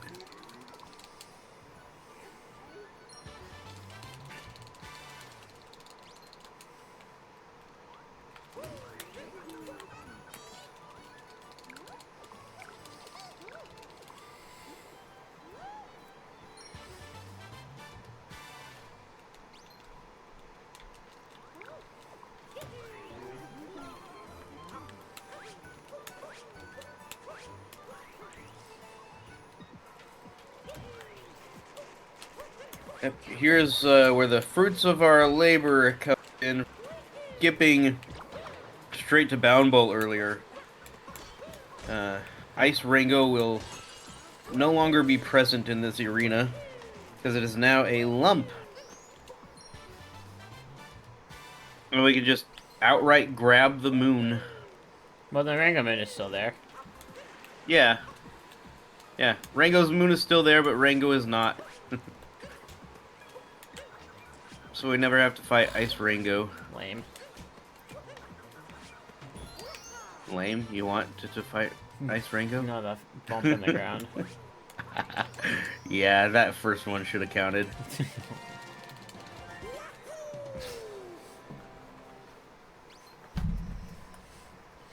I freaking hate this chair. I get my nice gaming chair today. It just happened to be after this run. The which one? I have my good gaming chair. It's just at my dorm. I'm picking it up today. Ah. It just happens to be after this run. And this office chair is very difficult to sit in for long periods. Yeah. It took me a few chairs to finally find one that I liked. Yeah, I mean, I have one that I like. It's just at my dorm room right now. Oh, wait, no. Yeah. I go this way is where I go. Yeah, I got, like, I got a chair from Staples. It broke within the first year, so I returned it under warranty and credit to get a new one. So I got a different one from Staples. I don't get that. What am I doing? Muscle memory. Follow the route. Muscle memory. So I got a second one with that money that was even more expensive. That one broke within the first year. So I returned that one. And then I was like, yeah, I'm not going to go to Staples. And then I finally settled on the Herman. Sorry. And it is great. You cut out. Say that again. Sorry. You just cut it. You cut out the chair. Oh. Yeah. Like, I finally settled on the Herman Miller embody. And I really like it. Okay, so the PowerPoint tells me to bring this Chaifu over, but I'm not about that. We're just going to warp into blowing away. Yeah. One weird quirk about the chair is that Herman Miller doesn't believe in headrests. As the agent at the store told me, Herman Miller does not believe in headrests. Can you believe that? Oh, come on. Come on, Billy Noe. I got this first try last time, didn't I? Oh, You did, yeah. I butchered the inputs. That was my bad. That was on me. Yeah. So I had to get a third-party headrest from Atlas Headrests to go with my embody.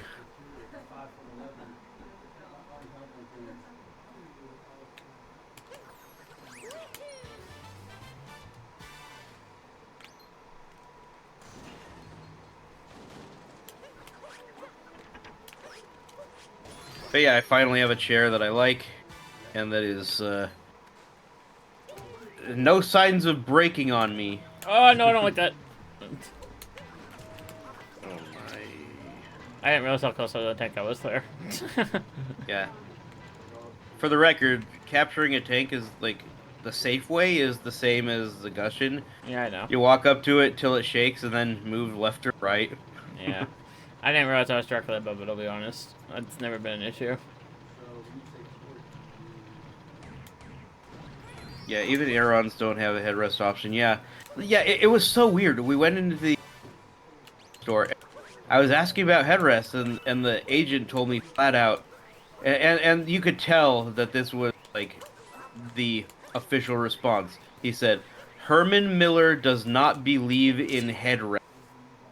Those were No, his exact I words. missed something. I forgot about the hint art. And I was so tempted to say, well, headrests believe in him. Or, well, that just makes him dumb, doesn't it? Because headrests exist. But yeah, it's so weird. Have you ever planted this nut, Dan? Right there. You know that existed?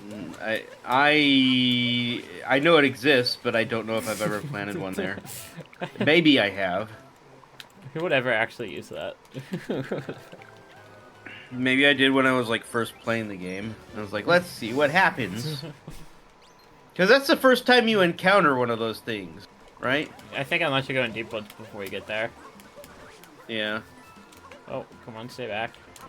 But at the same time, being the first time I encounter it, I don't think I would necessarily be like, I don't know what to do there. And then later on, there's a nut. Maybe I should bring it back to the beginning instead of to this thing near the nut station. And then, oh my gosh, that could rise up there, even though I've already been. So, yeah, maybe not. Oh, wait. Okay, I guess I want to make it this way. Comfortable chair is so important, same with shoes. Yeah, don't go cheap. Absolutely. I would add beds as well to that. A good night's sleep is worth its weight in gold. You didn't get some of that recently because of the snowstorm you told me. Yeah, like a week and a half before Thanksgiving, there was a big old windstorm where I was. No, it wasn't a snowstorm, it was a windstorm. Okay, I didn't know what it was. Knocked down some trees near my house, and I was without power for a week. Lost all the food in my fridge and freezers. Oh, that's not good. Yeah. But we're safe. So that's good.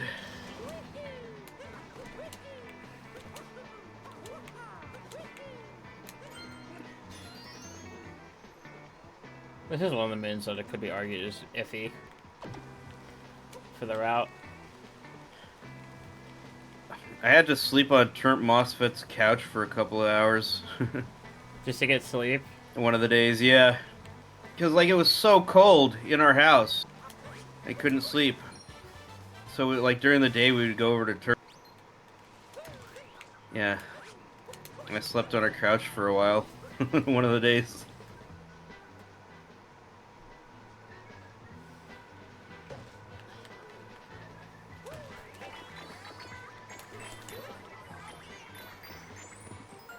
There we go.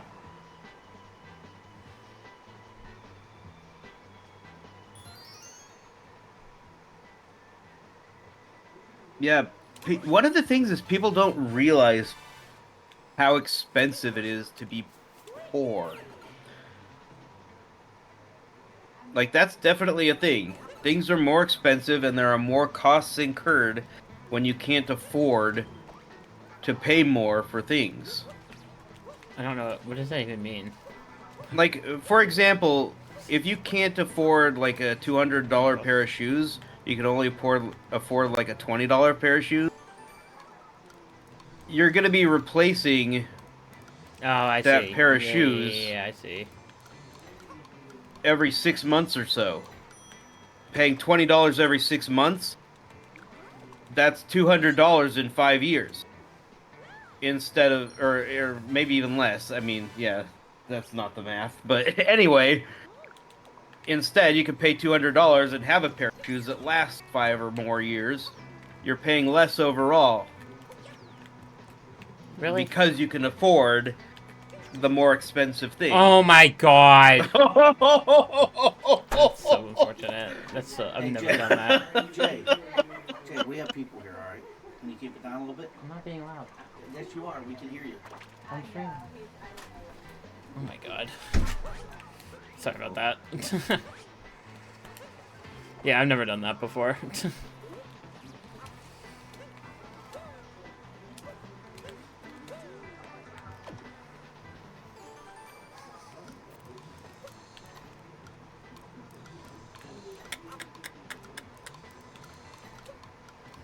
Yeah, that was that was something. I haven't seen that either. What did I even do wrong there? Did I get You snapped? turn and then throw Yeah, I think I got snapped back. through.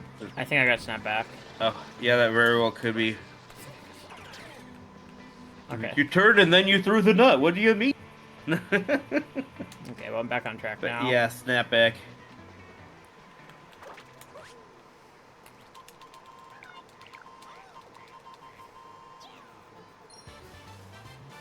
But yeah, it's expensive to be poor.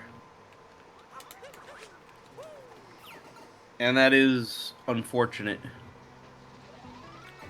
Because it just makes it even harder to become not.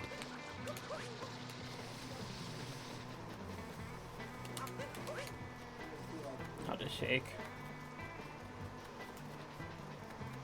There we go.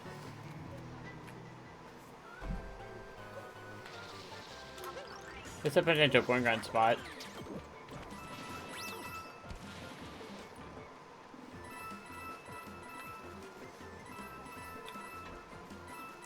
Yeah, I mean it's a this is a decent coin grind spot. The only risk really is capturing the uproot in the beginning of this section. It wouldn't be very good though, because I think it gives us snow. Yeah, snow is definitely like my pick for the safest. That's why for my 100%, that's where I coin grind for like 2 hours, 2.5 hours. It's not the fastest, but it's the safest.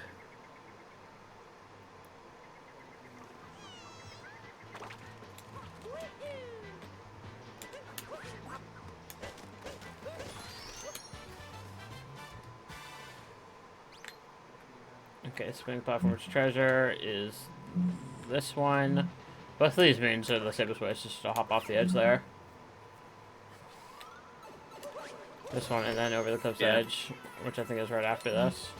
Yeah. I think I have lost a run to jumping off that that ledge. Well, that seems like a skill issue.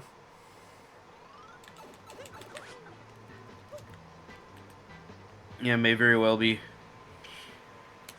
Another time I was like 500 plus moons deep. Oh, you got the ledge grab. And yeah. Yeah, I was going for purples over the ledge, and he grabbed the ledge Whoops, that's and wrong. hopped over the ledge and locked out all of my controls right on the edge that, you know, a few inches would have been deep woods too. That one hurt. That one really hurt. Right there. Right there. Yeah, you just got the ledge grab thing. Perfect Yeah. timing. Ugh.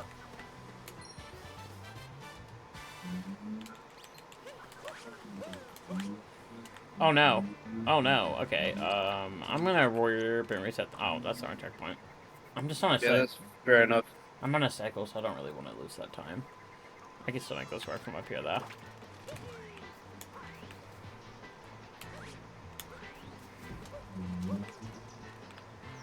It's also safer to grab that nut from that checkpoint. Yep.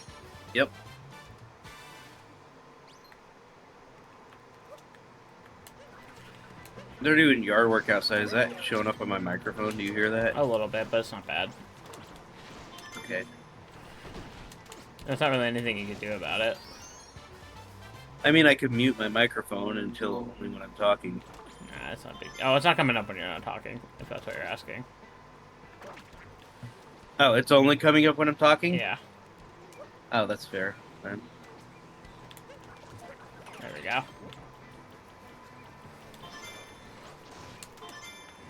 That little bit of capturing that second uproot could be a little bit risky, but it's not too bad.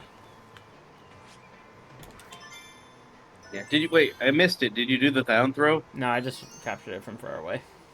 Ah, I don't know. okay. I don't know how to do the down throw thing.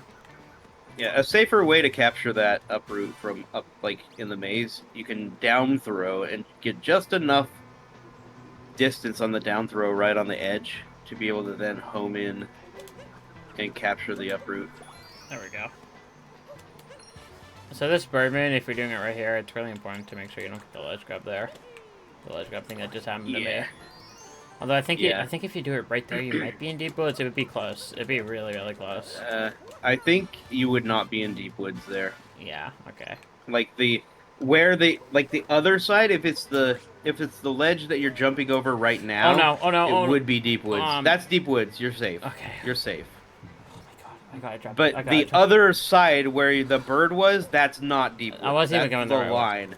I wouldn't. That ledge you jumped over is the line. That's the line right there of Okay. deep woods. I wasn't even going the right way. I was completely Yeah. distracted. I got it dropped input and I was distracted. Okay, that was really bad. Yeah. Oh, that scared me a lot. That was a scare. Shout out to the coin coffer. The T-Rex is behind me, I know, but he's not going to catch up with me. I'm fast enough. I'm making sure I'm aware of that. There we go. Okay.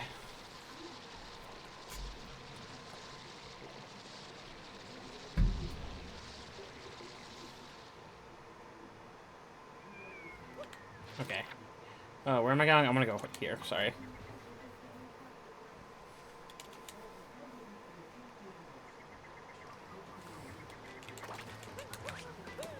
Okay, so we want to capture this upright next. Sorry, I got distracted. I think it's best if I hop over it and then capture it from this side. Yeah, that's probably the easiest way of doing that.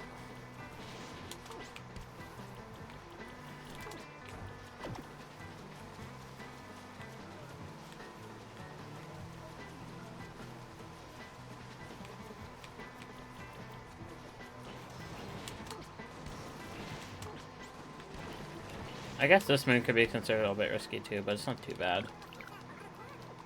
Yeah. You could also, well, yeah. I feel like if you capture the one at the Sky Garden Tower, is that what you're gonna say? That one has risks associated with it too. Yeah, I mean, yeah, there's a little bit of risk here and there each. Yeah. That's one of, like, probably the yellow. That's a yellow, right? You could check. Let me double check. I'm gonna say it's yellow too. Wooded. What's that one called? Do you know? I'm in an uproot. I'm in an uproot. That one is green. Let me see how I did it in mine. You probably took this Sky Garden Tower, I'm gonna say. Taking no stretching, okay. Don't trigger it. Let's see here.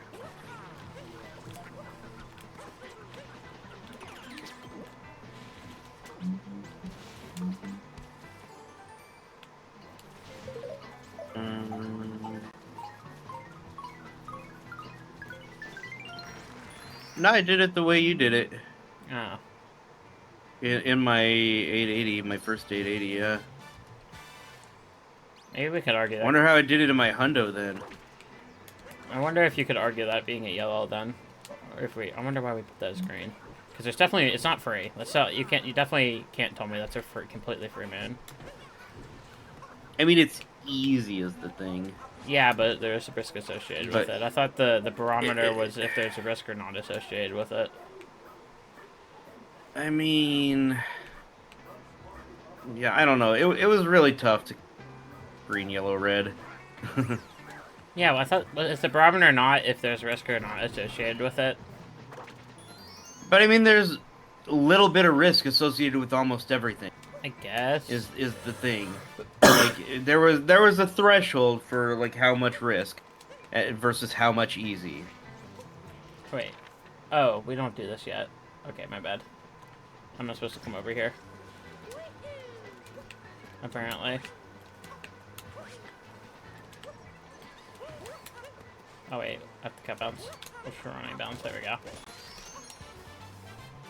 Like, it is very easy to do that moon. Oh wait, we do. Even though there's technically a risk that if you mess up royally, you fall, you could die. We do come over here now. But even then, like, if you mess up, like, and the thing's falling out from under you, and you, like, let go, then you'll get that little pop-up with the uproot, and you should be able to land on a thing. And if not, you can uncapture and then land on it. So you have a couple of recovery points in it. I'm trying to do something cool. Oh, I may have gotten it. It won't save me time now, but... Ah, I almost got it. Okay. Is that part of the route? No, I just wanted to try to show it off. Oh. What? It's not risky. It's not part of the route. This route's broken, by the way. Wait, no. The route is broken. What did I do wrong here? Hold on, I'm confused. I messed something up in the route. Taking no stretching. Hold on, from the campfire, leaf fire, but not in the route. Oh. Okay, I did mess up the route. Sorry, I got confused reading it. There's an upper here I have to be aware of. Okay, we go this way now. Sorry, I got really confused and wooded here. The moon's in the route, Dan, but the trick I was going to showcase is not, just to be clear. Okay. Well, yeah.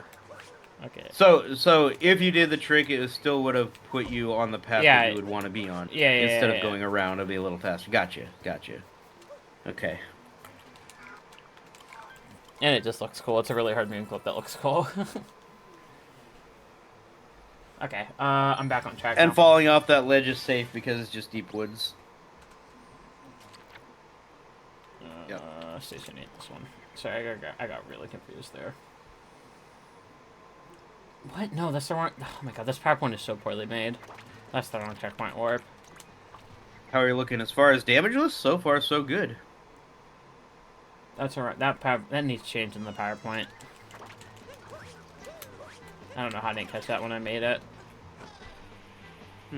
It says warp to Station 8, capture Glidon and fly. Like, that doesn't make any sense. Oh my gosh. I am struggling right now, Dan. Uh-oh. What? You're struggling. That's unfortunate.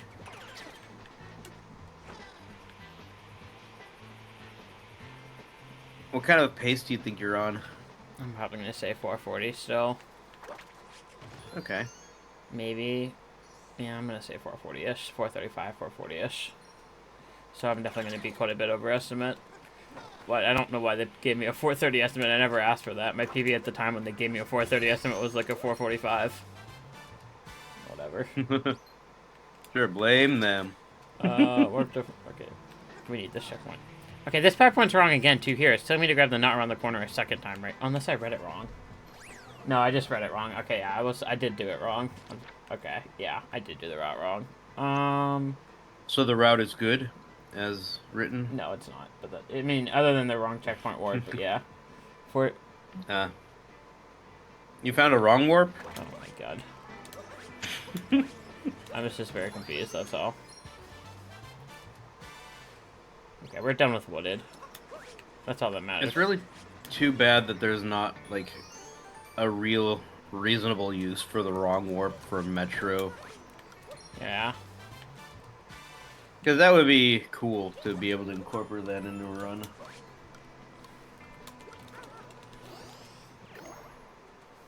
I don't think I missed anything there. It was just slow.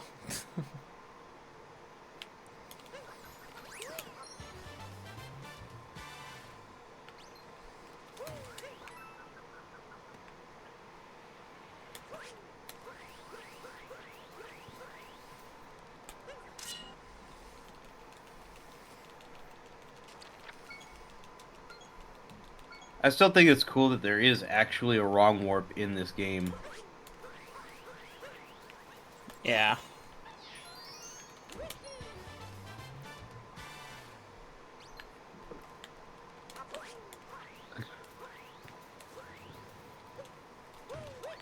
Come on.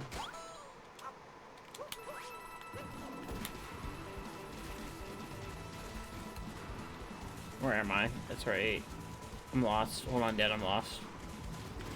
Where is it? I thought it was right here. You're all turned around. Follow the edge and go. Yeah. That path, I'm not over the hill. Oh, I thought that... Okay, I got confused. For some reason... You gotta, like, follow the edge. There you go. Yeah, I thought that hill was the edge of the map for some reason. I got really confused. Oh. I got really confused.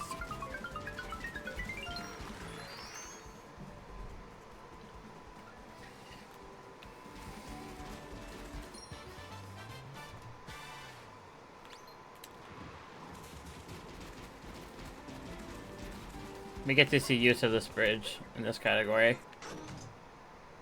I feel like this bridge never gets seen. I'm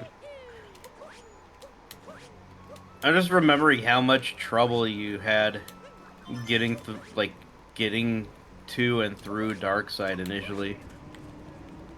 Well, I was going for Like- all the hard stuff in the game up through dark side as well. No, right, but like even outside of your control, you have like a power outage one. And Oh then, yeah, like, the you mean darker. like- You mean darker. Sorry. Or darker, yeah, darker side. Sorry. I was gonna say I don't remember having that hard getting through dark side itself.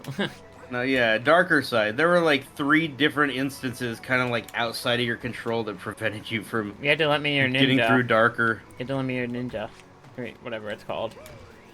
Yeah, my my Atomos Ninja video recorder. Yeah. Cause yeah, you had a power outage, and I don't know if it was a power outage. I think or maybe not a power. Your computer, yeah, Yeah. your computer crapped out. So Yeah. I lent you my video recorder so you can yeah, bypass your computer for the need for recording the video, yeah. so that even if your computer went down again, you'd still be able to continue the run. Yeah. That's what file is on my YouTube channel for my full ideas of that file. Yep. Where do I go from here? This way. That's why it's like really good, smooth gameplay footage. This is the best cutscene in the game, by the way.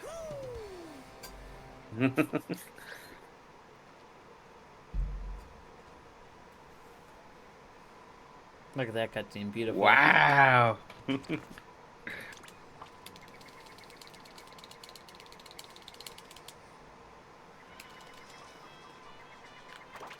I get to make the dog really angry right now. I just made the dog really angry.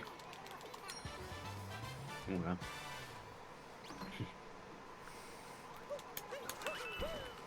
I do need all these purples.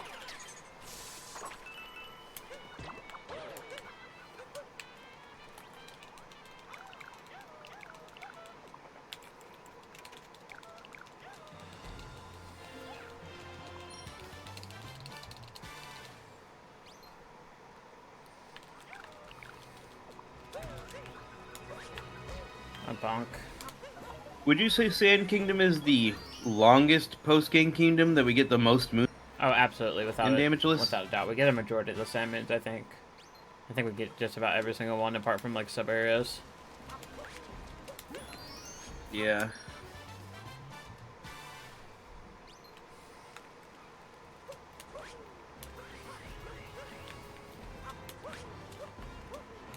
I don't think Metro is even as long. No, Metro's nowhere close. Even though we clear that one pretty well, except for sub areas, yeah. Not nearly as many moons. Okay, yeah, we go this way.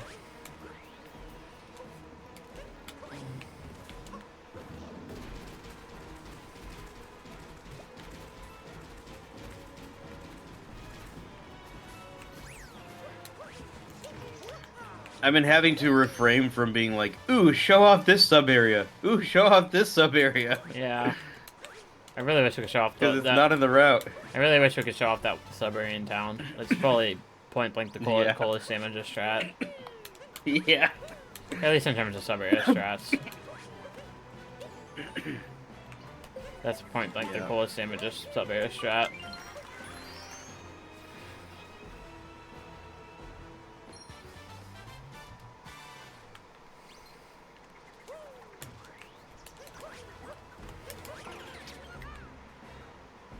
Okay, come here, fishy.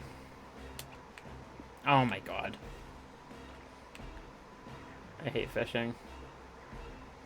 There is no good instance of fishing in any video game. Change my mind. There's no what? Good instance of fishing. All fishing in video games sucks. Oh, I disagree with that. No, I hate fishing in any... I've never found a fishing minigame I like in a video game. That doesn't mean there's no good instance in any video game. What's a good instance? Change my mind then. Well, I mean, aren't there entire games devoted to fishing? Yeah. And making mechanics around fishing be fun? I don't think they're really good. I just think... I've never really played any of them, but I just I think... know they exist. I just think fishing with a controller is bad. In general, I think it's a bad concept.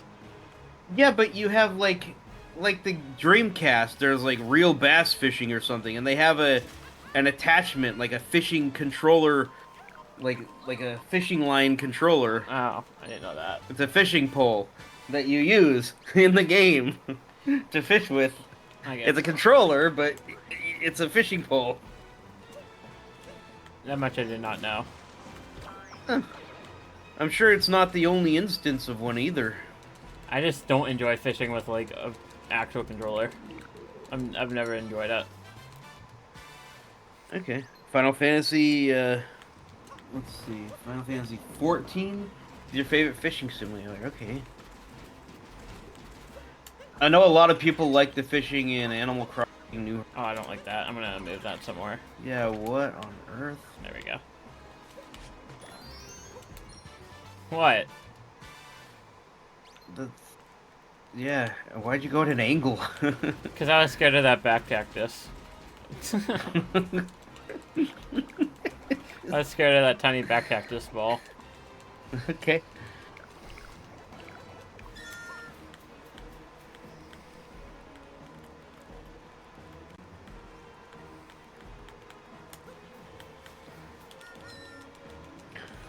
Oh, I don't know if that'll work.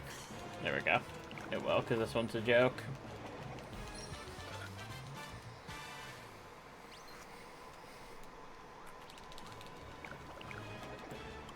I think on my hundo, I got 100 on both of the circles.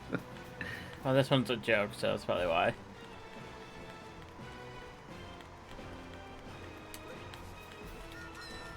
Uh-oh. I might have Cut that failed. a little. Okay, maybe it's not a joke. Yeah. Yeah, why are you going through the cactus, or the little thing Through what little thing? side? Oh, I didn't realize I was too tight ever. I just not realized that. Yeah, that shrub. You gotta go around the outside of the shrub. I never noticed that until right this second. I've never known that. That's even a little tight, too. Oh my god, I suck at this one. This is my worst trace walking, clearly. You just said it was a joke, and now you're saying it's your worst trace walking? It's a joke if you're good at it. Oh, well, isn't that a true of anything? I'm That's just tight. Is it tight? How is it tight? That's wobbly. You're like inside. See? Oh, I have to go closer to the... Okay, I see. I got it now. You still made it though. Oh, did I? Okay, I didn't know. I Yeah. forgot it.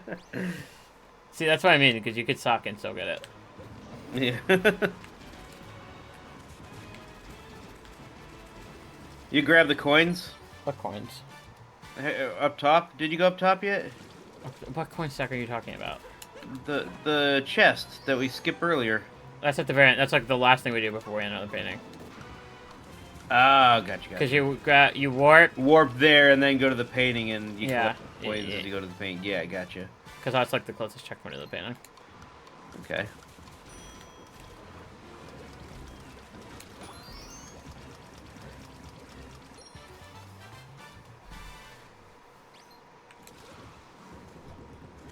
Ah, what is going on?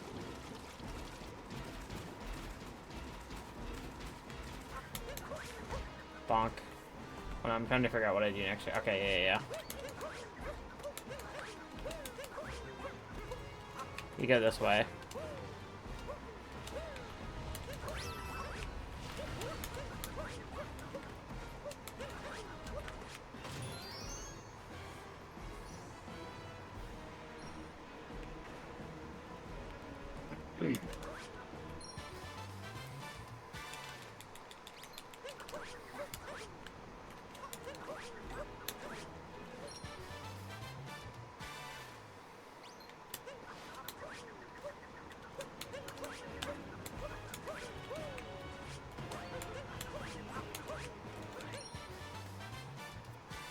This is a shot I came up with right here.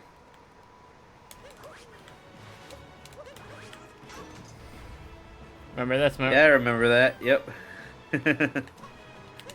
I was actually thinking about this right now. If I stand on these question mark blocks right there, would I be safe from the Goomba? Do you think it could hit me? I am not sure. I don't think we've ever tested that. So I was gonna say that can make it even safer, if that's the case. That can make the capture even safer. I mean, on the other side is safe enough. It's not gonna like go around it to get to you. I guess so. I was just thinking, I don't know. Just like if you want to be abundantly overcautious, if that works. No, I would say standing on it is less safe, Oh, just okay. because you might get hit, maybe. But behind it, he'll never like choose to say, "Oh, I can get around this thing and go around." He'll Yeah. always try to go toward you. Yeah. Only if you're at a sharp enough angle will he might be able to squeeze past. Oh, okay, I'm supposed to shake what I'm supposed to do. Look, coin ring. Oh, rip the tires in the hole now.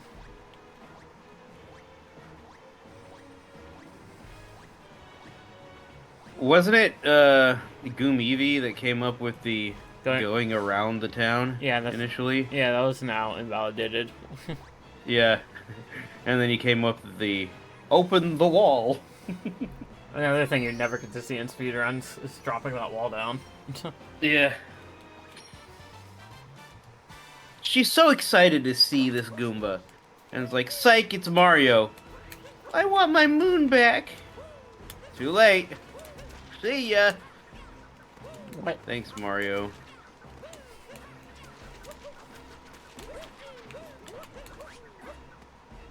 You have 133 moons in the hand right now. Do I? Yep, How do you know? because I counted them. Why? Because I was curious. And I think 230 was your last bank, so that puts you at 363? 364 now? With this?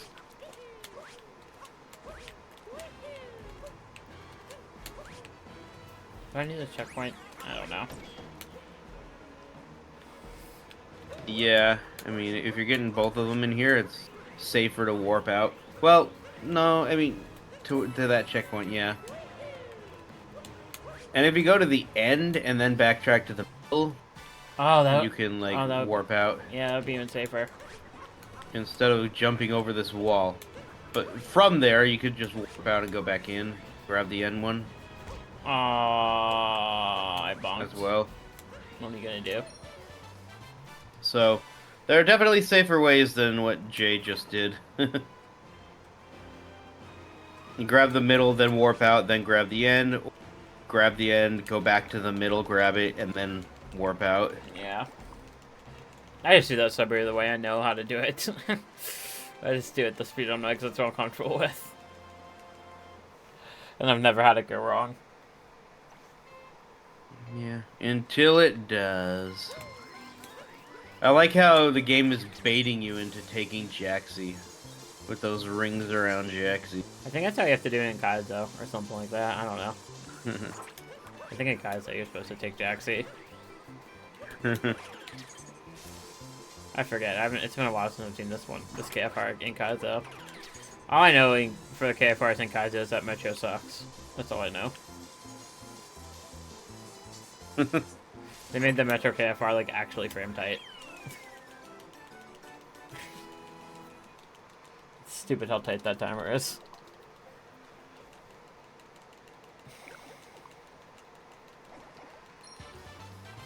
Having anything be frame tight in a 3D platformer is so annoying.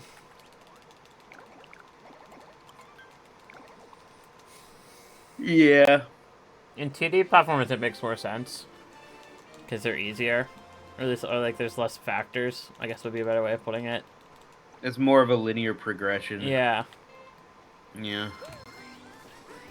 Which is why they're the more those speedruns get more optimized than the 3D ones. Yeah. Yeah, just looking at Super Mario 64 versus, like, Super Mario Brothers. Super Mario Brothers is, like, less than a second off the task as far as a human completed run. That's just crazy.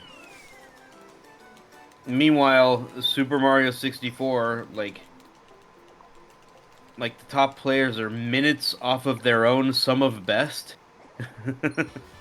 And the world record is minutes off of the sum of best or something like that. Well, it depends what category. I think 0 star, 1 star, and 16 star are all pretty close to Sob. I guess that's true, yeah, but like 120, Yeah.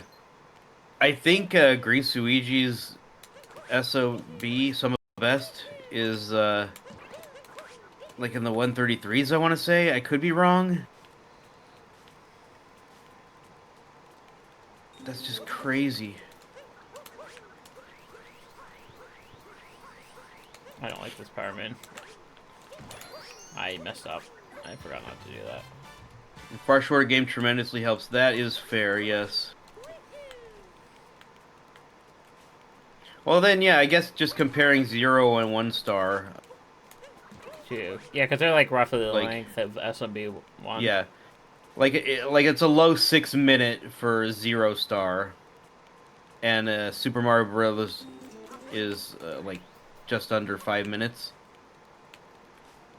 Yeah, just under 5 minutes and less than a second off of TAS versus, like, I think the TAS for a 0 star is 4 minutes, 20 seconds, and 69 milliseconds. I kid you not. It's 4:20:69 is literally the fastest they've ever been able to make a TAS. Exactly that. For Which what? is an amazing meme. For what? For Super Mario 64, the TAS is literally 4:20:69. Oh, for 0? For 0, for like the fastest they've ever been able to figure out how to Okay, the game. I see. Sorry, I was focusing on the game. Yeah, not even just it's a meme time. It's the fastest time they have been able to manage. It'll get beat one day when someone cares. Yeah, I think it was like 4:20:76 for a while, and people were hoping that they would shave that last little bit off, and then they did. Unless they've improved it since then. It's been a while since I've seen it. But I know like last year that was like the absolute fastest. Maybe people stopped because they didn't want to go faster. I don't know. But yeah, but with that being said, a low 6 versus a mid 4, I mean, that's nearly 2 minutes difference versus the less than a second difference for Super Mario Brothers for that shorter category. So, yeah. And it's definitely like a 2D versus a 3D. Very much contributes to that.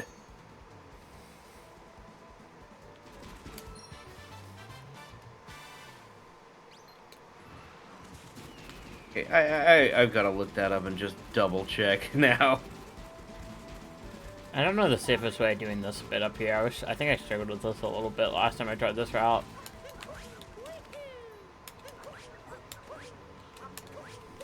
I couldn't figure out. I think I want to do something like this, maybe. Just like to hop down and then just don't get screwed. Hop down.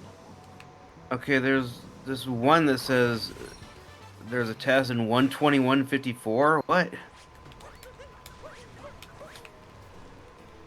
Where am I going here? I don't. But I think I may have. I don't know. I don't know. Playing this really safe. Like this one says, oh, 1 key. Maybe it's a 1 key run.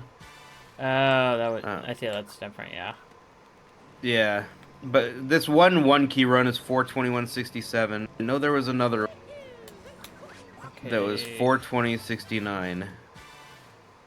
Focus. There we go. That'll work. That bit always scares me a little bit. So yeah, I might be misremembering it slightly, but oh yeah, here's one that's yeah, Super Mario 64 tool-assisted speedrun world record explained, and it was 4:20:77 at the time, 5 years ago. So then, like, last year, there was one that released that was like 4:20:69. Oh my god. And as far as I know, that's like the fastest. Where is it? Right here. So I don't know what these 1 minute something or others are. I think it's something that's not like actually. I think you don't do all the Bowser fights or something. Yeah, I'm not entirely sure. We'll just watch it and figure it out then. Like that could be. Well, but I want to watch your run. Okay. Commentating on your run. I mean, it's just gonna. I'll You skip ahead. I think that's my prediction. At least I think you just don't do all the Bowser fights. Doing the first Bowser. Wait, what? No, no, wait, what the heck? What? I think I'm gonna be like 5 to 10 Okay, minutes over estimate, Flutter. Okay, I have no idea if this is real or this You is... think it might be like fake? No, I don't know. They get into the castle. They do a BLJ on like the steps all the way over to the left by the entrance to BOB.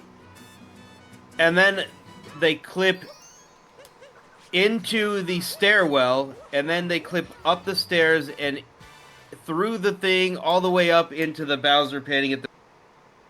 As far as I know, that section does not load unless you use the key to open the door. So that's not a real run as far as I know. I could be wrong. Someone correct me if I'm wrong, but don't you like literally need the key in order to make that section load? Otherwise it's literally not there? Yeah, this comment, something just doesn't sit right with me. Even if you BLJ in the lobby, you can't get behind the second key door going upstairs because there's a loading zone. You need a trigger first. This video is clearly edited. Yeah, edit 6 years later, rewatch this. Yeah, it's a fake run. Yeah, clearly spiced. So this is wrong. It's fake. 42069 is the fastest I've ever seen it. Sorry, I think Dan was talking over to me. I think I'm gonna be like 5 to 10 minutes over estimate, Flutter. If that's what you're asking. I don't have splits though, so it's impossible for me to tell right now. I don't use splits for damage, also never have. Okay, yeah, here we go. They're calling it nice percent. That's hilarious. Super Mario 64 nice percent.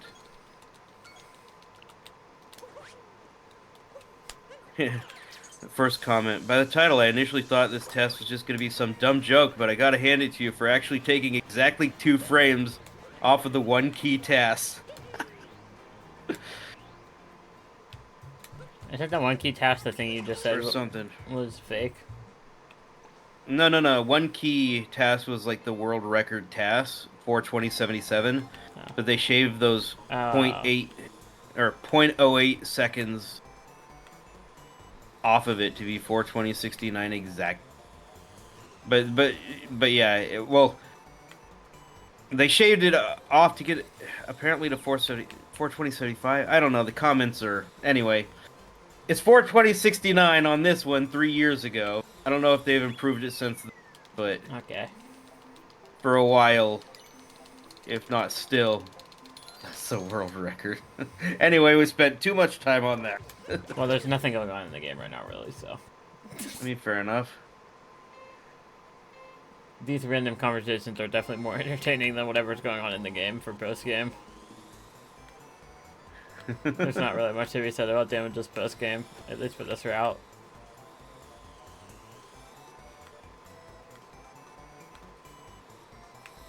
Yeah. It's a good meme. The Super Mario 64 task is a good meme. I approve.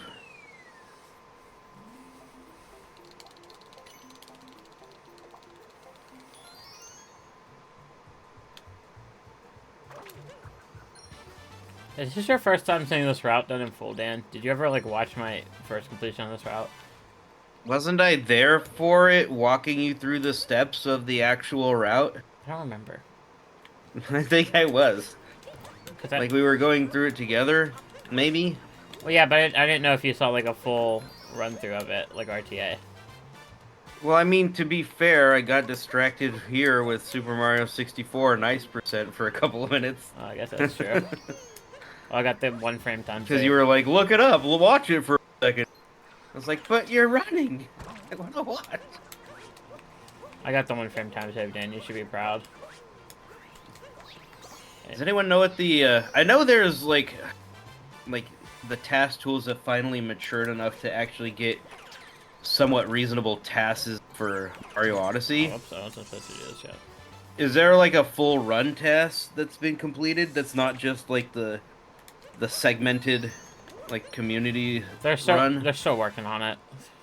Still working on it. Okay, that's gonna be really exciting when that It- finally I'm gonna break all these just in case. finished up and like actually like the first run is out. No I'm problem. curious to see how different it is. It's probably Community. gonna be like sub 50. Yeah, that's just crazy. Where am I going from here? Oh, Peach. Okay, I have to go to Peach now. It's been really exciting. Tyrant is so close to 55 as well.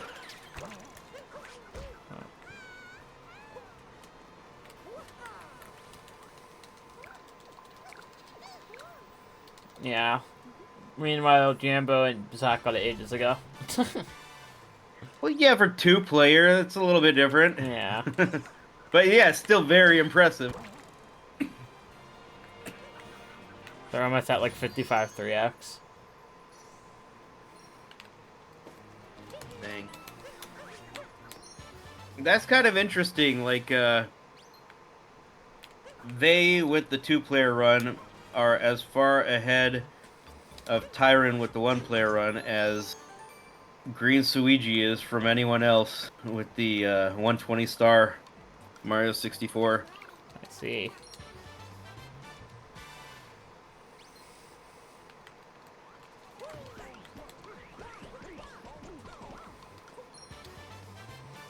Do you see Zach just got sub-hour yesterday?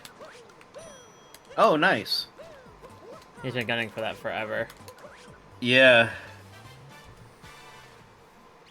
Ridiculous report.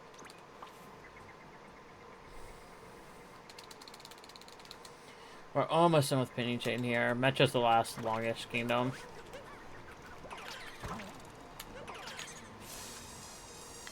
I remember when everyone was like gunning to be the first Oh yeah. sub-hour. Oh wait, we do this now. Okay, sorry, I got confused. It's gonna be tighter now than I'd like. Yeah, I remember watching Necro sub-hour live. Yep. Can I make it far enough with this now? I hope. Yeah, that should be fine. Was it Lil Curbs that got like the hour exactly? Yeah, little curbs. Cause of Like .00 or something like that? yeah, because of the ogre and Bowser's. Uh-huh. Just oh. I don't know if he ever got. I don't think he's ever come back in sub-hour either. Really? He might have. You can check the leaderboards. I don't know if he has or not. I want to say he hasn't. All right, I'll go on another little tangent. Well, like I said, though, I'm in day metro. There's like no risk of anything here. If there's one part of the game that's safe, it's this one. Um.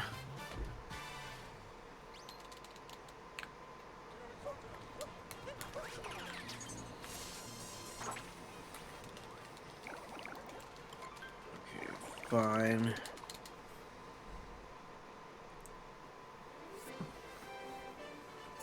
Isn't it highlighting? Oh, there we go. 5939. 5 years ago. Oh, he got one? I didn't know that. Yeah. I didn't know he came back for it. He must have got it in 1.0, so back when 1.0 was fast. Or maybe It says 1.3. oh, does it? Oh, my bad. Yeah. And Nycro's Yeah, I know Negro. was March 23rd, 2019, and He went back and improved it. I know that much. He got his. Curbs was June 19th, 2019. Yeah. So 3 months later.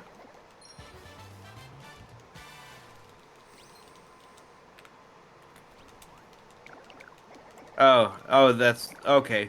3 months after Nycro improved it, or no? No, Necro improved it recently. Nycro never improved it. Yeah, What? he did. He got a 1.3 sub-hour. Oh, that's not on the leaderboard then. Did Yeah. he submit it? I don't think so. Okay. I know he did do it, though. It was like 2 years ago or something. It was more recent. Okay. Neko did get to improve it with a 1.3 sub hour, though. I do know that. Okay. Oh, come on. Don't bonk. Okay. Tyron is about the same amount of ahead of second place as 2-player is ahead of 1-player. Like Buster Doggy is Yeah. 5630. Tyron's 5601. That's so crazy. These numbers are insane. I think we decided the way I want to do this is with the button. I don't know. That's what I did last time. I told you it again. I'll show you the button because it never gets showcased.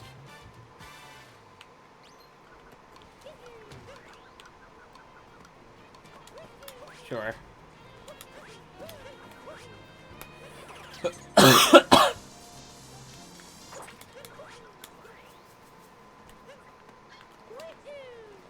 I'm grabbing this moon again.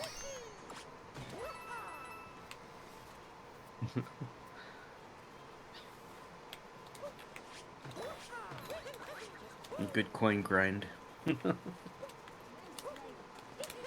There we go. Is the dog in the spot? Oh, it's not. Dang it. I suck at doing both. I can never do both. What? How is that not the spot? Okay. You gotta go to the spot. That was definitely the spot. I don't want to hear it. It's that little lump. Like the edge of the little lump.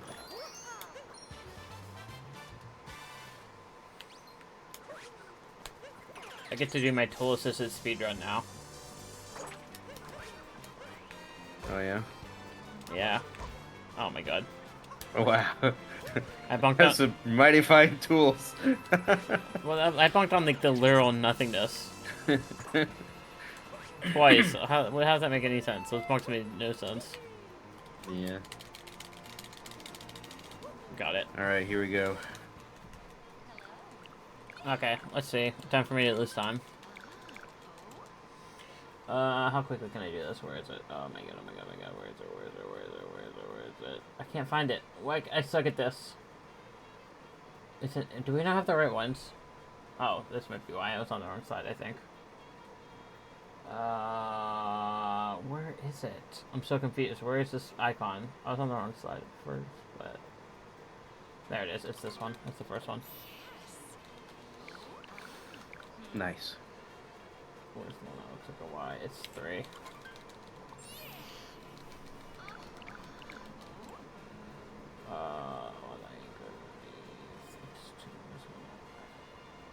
Hello? Oh, it's this one.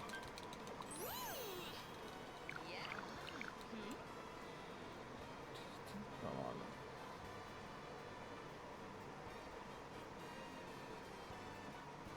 Where is it? What? I'm so confused.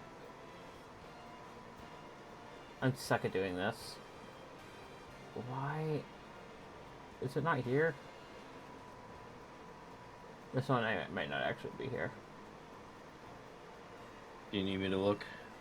Yeah, I'm trying to find it. This is the last question I need. Oh no, it's. I think it's this one. I think it. Maybe. You get it?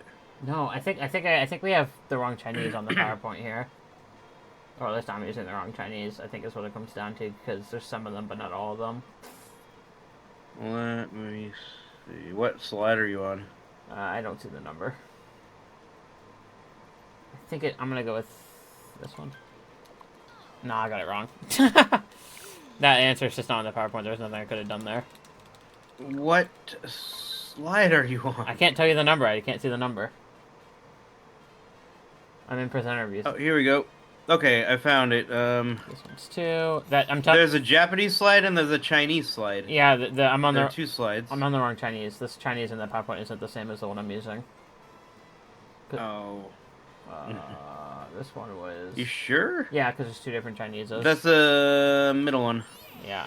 Yeah, that answer I occurred wasn't in the PowerPoint. I know for a fact it wasn't. I just scanned it super hard.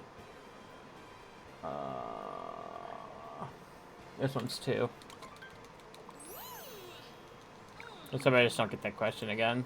This one's the last one. Yeah. I just got a question and answer that wasn't in the PowerPoint, that's all. Huh. Not all of them are in the PowerPoint? I'm on the one in the PowerPoint. I don't know if it's traditional or simplified Chinese because there's both in the game. Where the heck did you find this? It's copy and pasted This... directly from All Moons, but No, you didn't let me finish. What? Where the heck did you find this emote of Pauline that you put into the PowerPoint? What? I think it might have just been copy and pasted from All Moons. It probably was just, it's there in the All Moons PowerPoint. Where did they find it then? What the heck? Someone made that. I don't know whose emote that is. It's someone. Wow. Whose is it? Now you have me questioning. I should know this. It's obviously some, like, popular SMO runners. Dram? No, it's not Dram. I don't know whose it is. It's not Halo. It's not Philly because he has the display. It's whose is it? Who would have random? Is it Kerbis? It might be Kerbis. I was scanning through the runners in my head. It might be Kerbis. Okay. Kerbis has a lot of emotes in this PowerPoint. I think it might be Kerbis. You can check his Twitch right now. It should still be on there if it's Kerbis.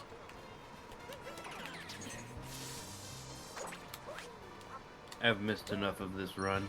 What, you don't want to check for me now? Fine. Because now I'm curious. Now I'm curious if I have good memory. I'll go subscribe to Kerbis. No, you don't have to subscribe to see sub emotes.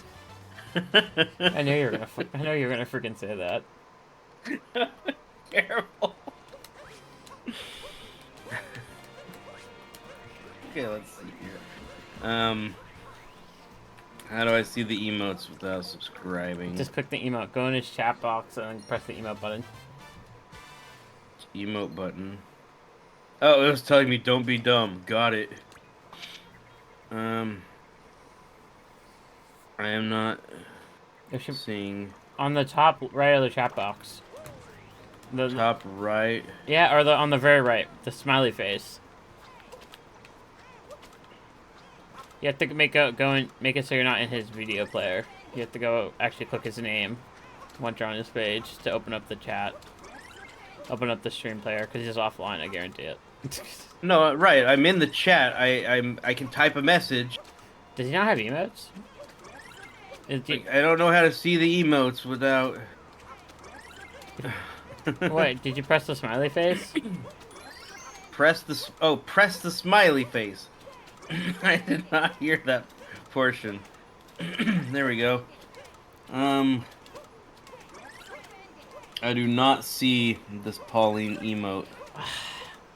Then I have no idea who it could be. I thought it was Kerbis. I wonder if it's just outdated. I wonder if it's just not on Twitch anymore. It's Twitch Global. There's no way. It's Twitch Global. It's hilarious. Hey! See my change? It was... What? I see what you did. I distracted you so you want to distract me. I won the battle. You win this round, Jay. Dang it. If I asked you... I saw it at 97, I'm like, darn you! It's 80. I can't go hey over and over. I knew it was coming up, so I got you distracted. Oh, I forgot to do this. You'll pay for that. What, am I going to take damage now somewhere? What am I doing? It's this way. I mean, I have to start yelling hey when you're doing darker side.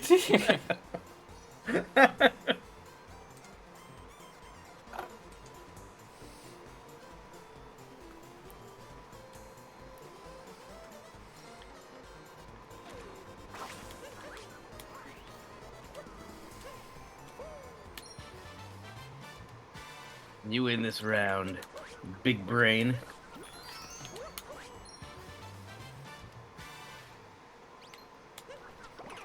Do you remember the time I spelled this name wrong? This moon wrong? Were you there? Don't do the letter glitch. I heard about it, or I was there. One or the. It's a clip on my channel if you scroll back far enough. It's a really, really old clip. It's like 2018, I think. 2018, 2019. Shout out to Luggager, I think it was, who did the letter glitch. Got yeeted into oblivion during damageless. Also, I couldn't even do the letter glitch. While I was actively saying that letter glitch was safe. Yeah. Even if I... And it was like, why is it possibly unsafe? What can happen? I was like, you could get yeeted into... It was like, what? And then he gets yeeted into oblivion. It's like... I couldn't even do letter glitch right there if I wanted, because I have no idea how to do it. I've never learned it. There's no point in ever learning it. Unless you want to be like a glitch showcaser, but... Yeah. There's no practical use for it.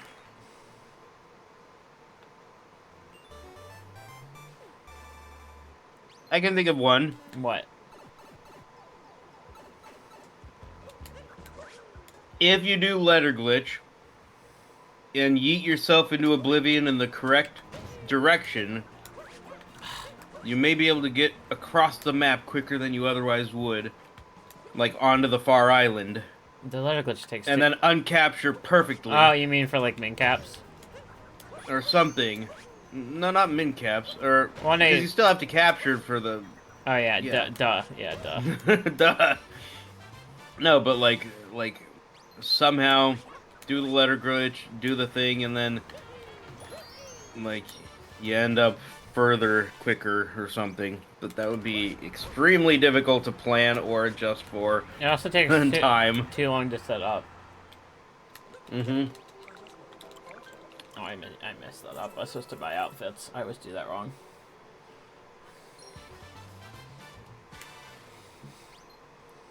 Okay, buy and wear the pirate outfit. Where's the Satellaview outfit? Which is it's this one, right? There we go. Oh, I'm gonna be like broke after this. I don't know how good my coin count has been looking. Oh no, I'm not. I counted my coins wrong. Sorry.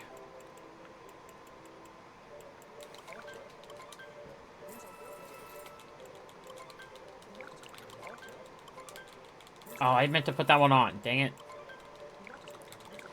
I meant to put this one on. I messed up, Dan. This lady is so fat! I couldn't get around her. Wow. What? Insensitive. She was in my way. You probably knew that it wasn't a Kermis emote. No, I genuinely thought it was. It could have been at some point. It could have been his emote at some point. Maybe.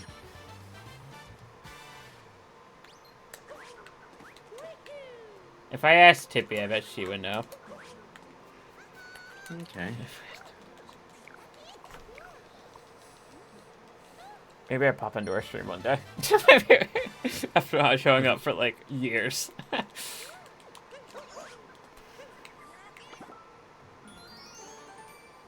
Yeah, I was just over there. What, Tippy? Yeah. Oh. I said, I was thinking about saying I something. usually lurk a lot, though. Yeah. Where do I go from here? Oh, middle. She's been playing through that new claw game. Dungeon Clawler. I don't know what that is. Yeah, it's like a claw game. Okay. It's like sounds like a dungeon crawler, but you like defeat the bad guys with the claw machine I see. and stuff. I don't know. It might be like a really far off estimate. I don't know how much is left in this run. More than 10 minutes. I can't even tell. Yeah, Tippy is another of the 5 who have completed All Moons Damageless. In fact, she was the first on Christmas Day. The Christmas Miracle, they called it. Christmas Eve into Christmas Day, but yeah. Oh, Christmas Eve? She started on Christmas Eve and it bled into Christmas Day. Well, then it was on Christmas Day that it completed. Yeah.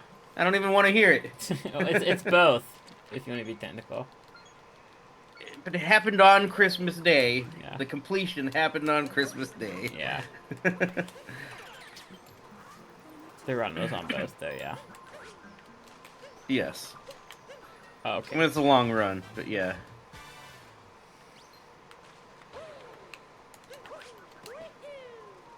There we go.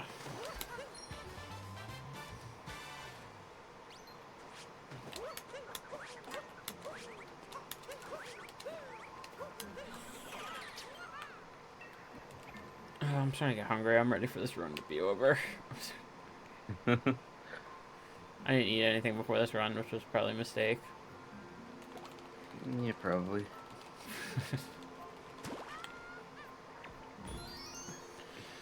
And I'm starting to get really uncomfortable in this chair. You're not too far away. I hope I don't fall in the water here. Okay, we're good. I can make this work.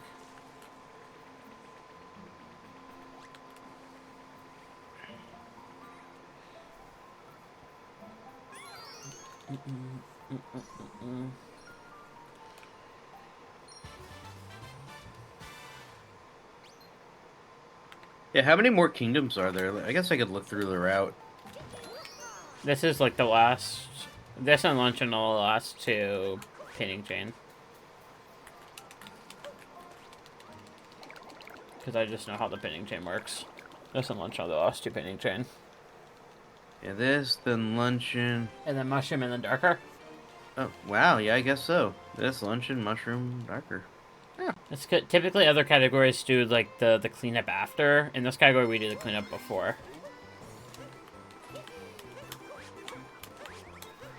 And by cleanup I mean the non-painting chain kingdoms. Yeah, grabbing extras during main game. Well, no, I just mean like kingdoms that like that you can't get through paintings, like Moon and. Oh, yeah. Yeah. I get what you're saying. We do all those before Yeah. in this round instead of at the end. I think if you wanted to, you could swap the size to the end, and it wouldn't make any difference. That's just how I set it up. That's fair.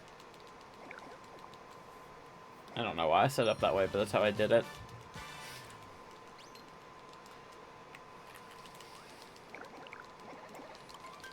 I hope I don't take damage in darker this run. There's a chance, because I haven't practiced it. We'll see.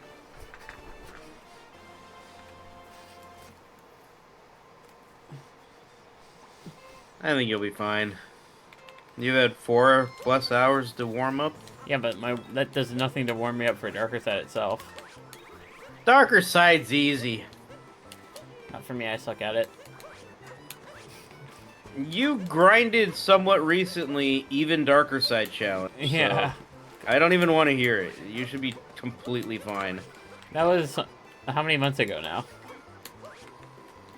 2? I think it's like almost Maybe 3? I think it's almost 4. Hmm.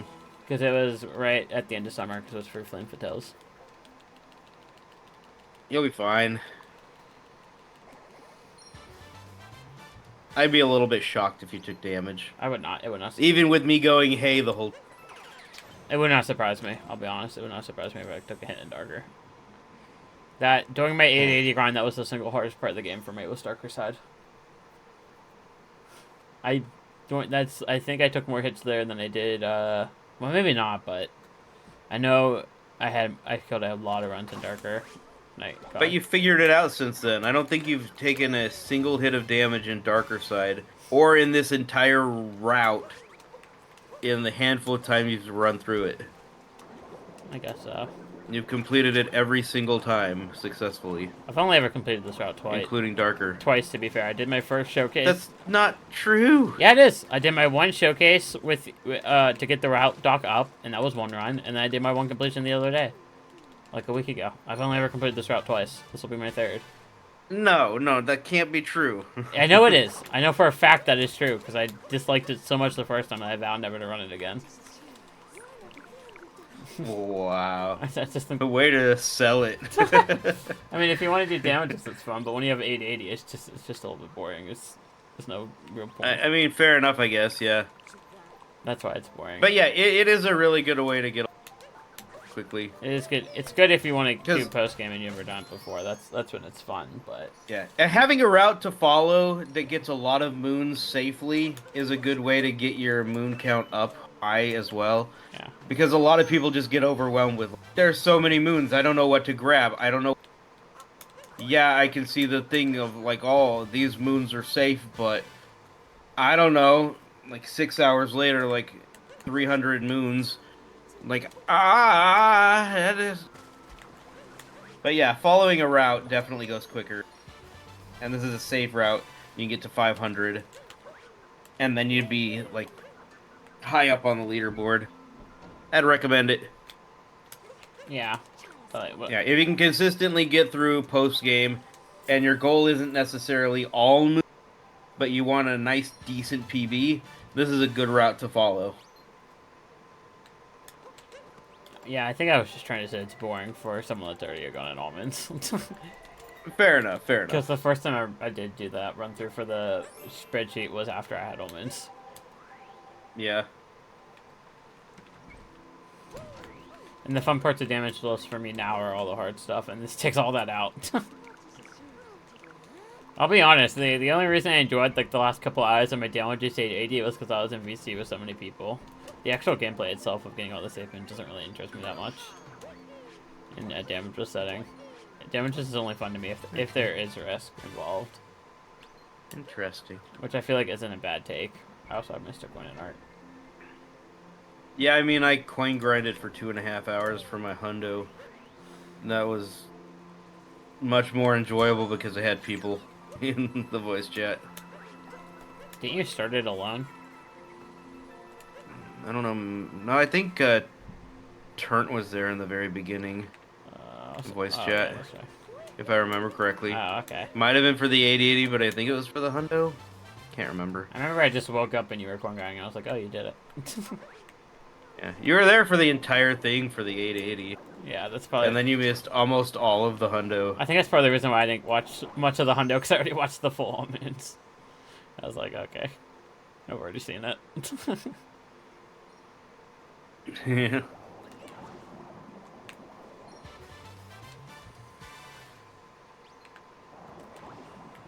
I remember Philly was in voice chat for a large chunk of it, Of what, the including hundo or almonds? the coin grind, the hundo, Oh, okay. including the coin grind.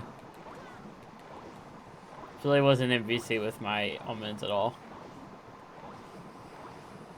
They're not quite the same. So like for 100%, you will need every single purple coin, and there are a few dangerous ones that make it a little bit harder. No damage yet, but yeah, I screwed up. like, and then you need like all the captures. The real extra risk though comes from the purples. Like there are a handful of extra purples that are dangerous. If you do 880 damageless, you're definitely hundo damageless. I will say that. But it is that little bit harder, technically. And also, like, it's not much more of an achievement, I guess. That's why only Fur and myself have done it. So I would argue that technically I'm second on the leaderboard. What? Because, like, I mean, the hundos should be on top. I guess so. Fur, and then me for hundo. And then the 3 all moons only without hundo, in my opinion. So the leaderboard really should be, let's see. Right now the leaderboard, let me get to it again. Got it. Yeah, right now the leaderboard is Fur, Tippy, cheesejay, T-Man Dan, then Whales. But it should be Fur, T-Man Dan, Tippy, cheesejay, Whales. That's what it should be.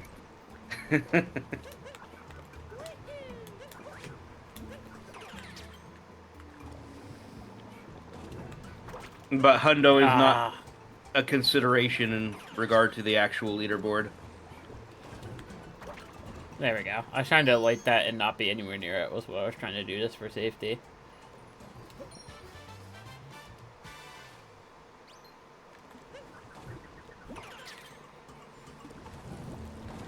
It's so crazy that, like, Wales has an 880 completion but doesn't have A what? a moon Oh, on the leaderboard? on the leaderboard. Yeah.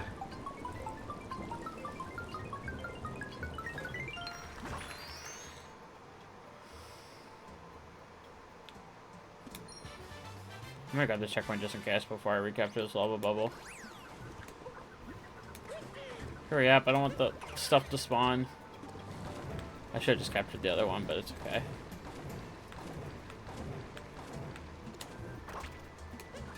There we go. Okay. Almost done. That kingdom is really short, but it is still a bit scary because you're just around scary areas. Particularly that painting island, I don't like it very much for damageless.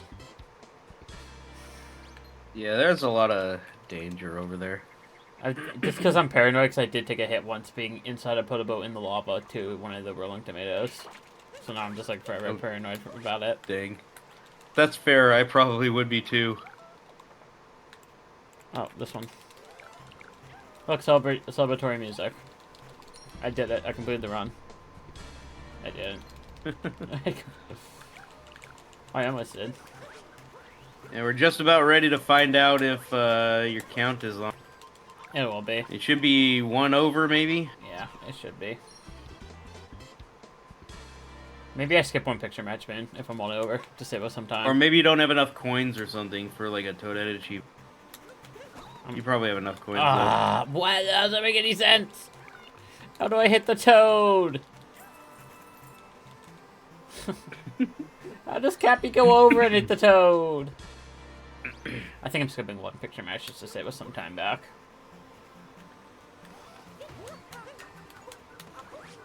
I think that's a decision I'm going to make right now, in the moment. Since I got an extra man.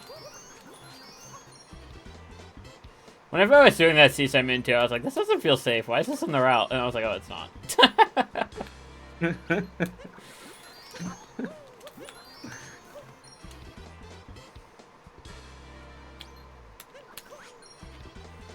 I wish I got 2 extra mins. I could skip both picture matches, but I did not. It's especially hilarious considering you're like, I'm gonna do this. This seems safe. This is new. It's like, don't do new things. And you deviate from the route. This is probably the riskiest moon we have in the route, I'd argue.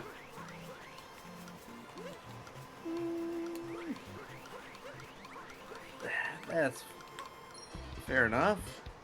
There's so many Goombas. No, I disagree. Give me... Cappy, please. Cappy, cooperate. Okay, there we go. What? I disagree. I can think of a more dangerous What? moon. What? Mech. Well, you can't route that out, though. That's not what you said. Wasn't the stipulation? Oh my god, I hate you.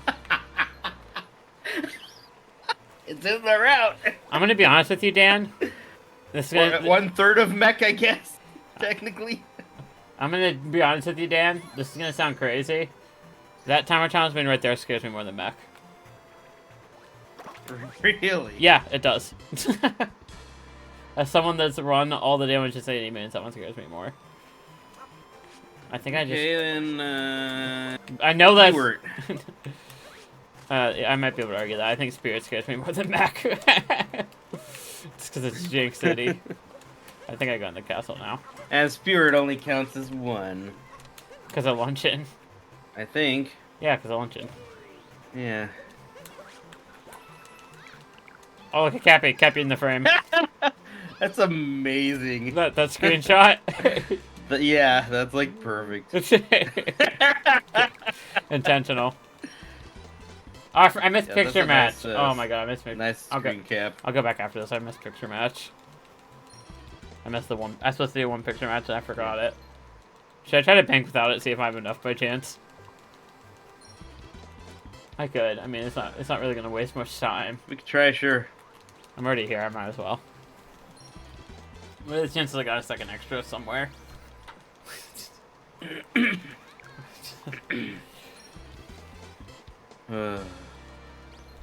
Yeah, I'm definitely overestimate here.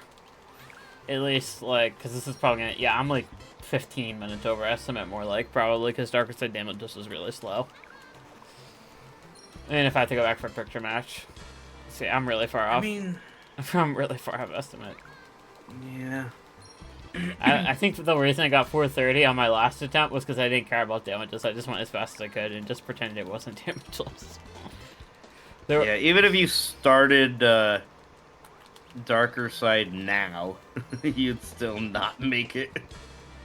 Like, even if you're trying to go fast. Yeah, I think, isn't, like, the world record, like, almost just under 5 minutes? Or is it, like, just under 4? It's something like that. Or is it, like, 4.5? I know when I tried briefly to do a speed run of it, when I got challenged to do a speed run, from Moon Pipe entrance to Moon Grab, I did, like, much quicker than 5 minutes. You did exactly what? 5 minutes from pipe entrance to Moon Grab. I'm thinking of the Kingdom. I'm thinking from, like, Fade Out till Moon Grab, and, like, a Darker Side speedrun is what I was thinking. I was trying to think of what the world record... I'm sure it's faster. They have so many tricks. I was trying to think what the world record gold was, what Tyrone has.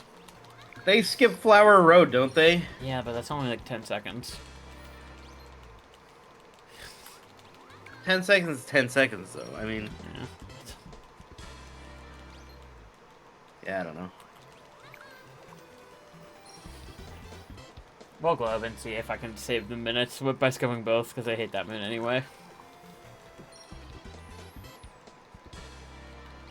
You know what? Know what I'm going to do? If I don't have enough, I have a backup in mind that I'd rather do than picture match right now. That'll be faster.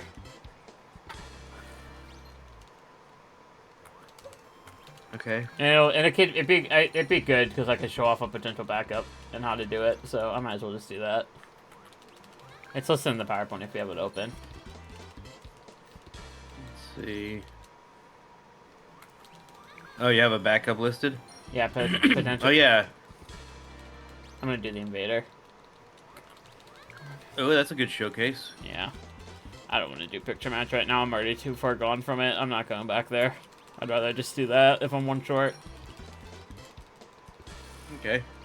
And it's like barely a risk at all. I haven't done that moon damage in a long time, but I'll remember. I think I remember the strategy. It's like glide on.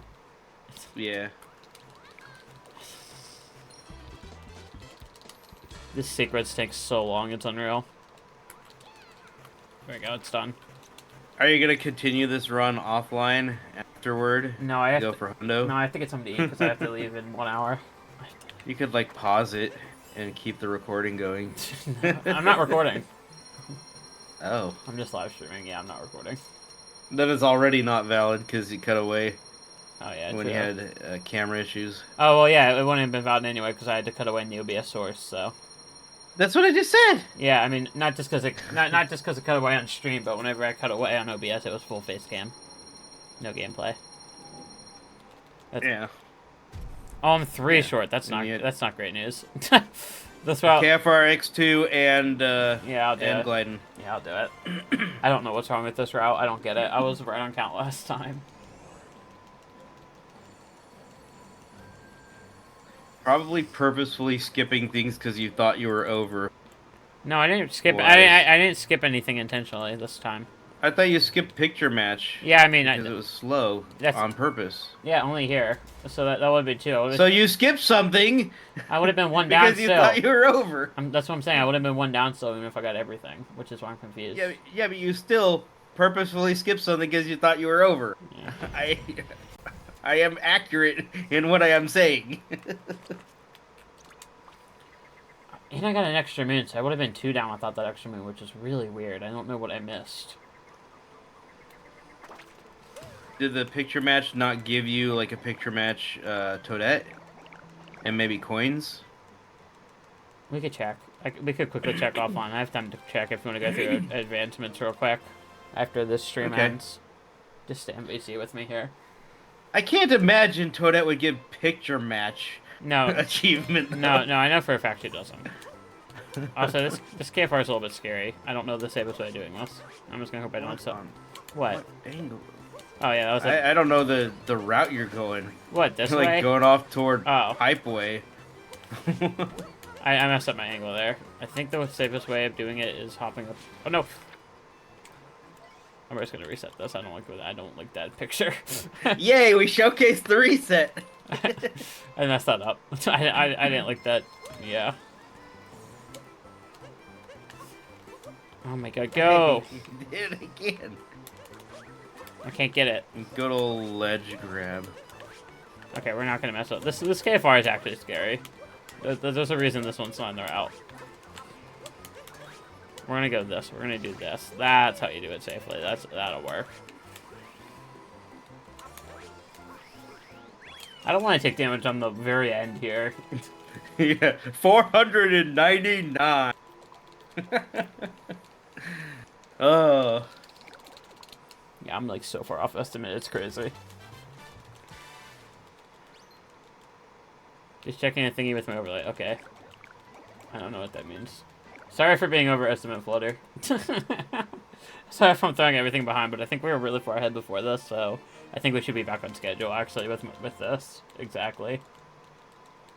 I think we had enough of a bumper that after I'm done here, we should be exactly on schedule. Because we were 15 minutes before the run before me, and then the run before me was like 15 minutes finished ahead. So actually, we should still be ahead. With that math, we should definitely still be ahead of schedule. Didn't you say we were scheduled for 7:30 and then started at 8 instead? I don't know. I just remember reading in the Discord channel that the run before mine started 15 minutes early, and they finished 15 minutes early. They were 15 minutes ahead of schedule, unless I'm incorrect about that. Okay, I gotta warp and do Invader now.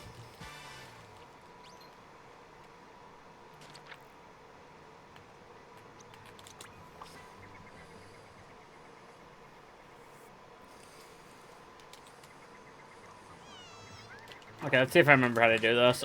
I might take damage. Invader is fun. You shouldn't. I think I remember. Yeah, I think it's coming back. Land with gliding, and then uncapture and finish with Mario. No, I don't. That's not how you do it. You do this. You land there, and then you uncapture midair, and then capture dive.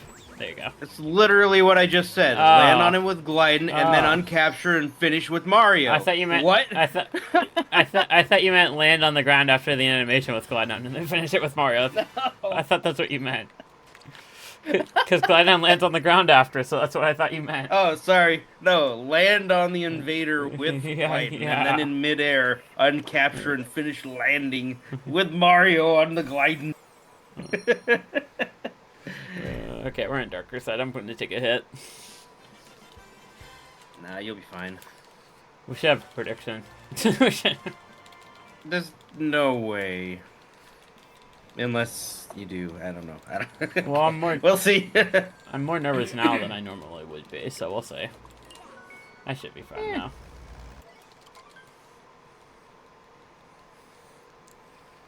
It's just for charity. I mean, not like people are gonna take back their donations. Take a hit. At least if I take a hit here, it's less embarrassing than my last GDQ hotfix showcase I did.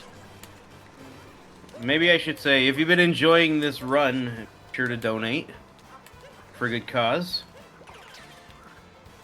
Yeah, my last GDQ hotfix I did was all sub-areas with Lucid, and I died to escape. It was the most embarrassing thing ever. I just walked off the edge with Bowser. I don't know. I can think of a more embarrassing thing. What? Oh. What? The, victory lap after your 880. Oh, that was just a skill. That's just me being tired and I've never practiced that boss damageless. Like, seriously. Yeah, fair enough. Seriously, never once I practiced the refight damageless. I wanted to try to go in and get it first try without practice. That was part of the challenge. Yeah. Part of the challenge I wanted to do. Yeah, so for anyone who doesn't know, the Bowser refight is part of an All Moons, officially All Moon run. But with damageless, it is not. The timer stops as soon as you bank, as soon as Cappy touches the globe for the final 880 bank. That is the end of the speed run. And traditionally, for All Moons, we would continue and do the refight anyway, just as a victory lap kind of thing. So cheesejay also did, but took damage during the rematch fight, which is not technically part of the 880 damageless, Okay. even though it would have been during an all moons Okay, good. standard run. Good. I'm really scared of this part, too. That was the first scary part 1 done. Also, we get to do Dark Durham Boxers. W.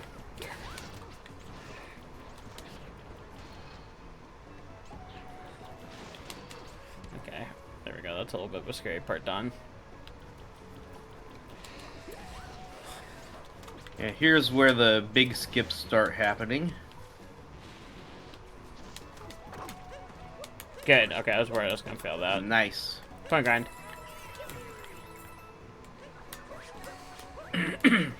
Don't forget to not move your camera. No, I won't. Yeah, I got it. Yoshi. Yeah, with this climb with Yoshi, as soon as the camera pivots like that, you just keep the camera right here. And now, at this point, you're safe. Just don't do anything else. Give Yoshi a little bit of a shave, and you are all set.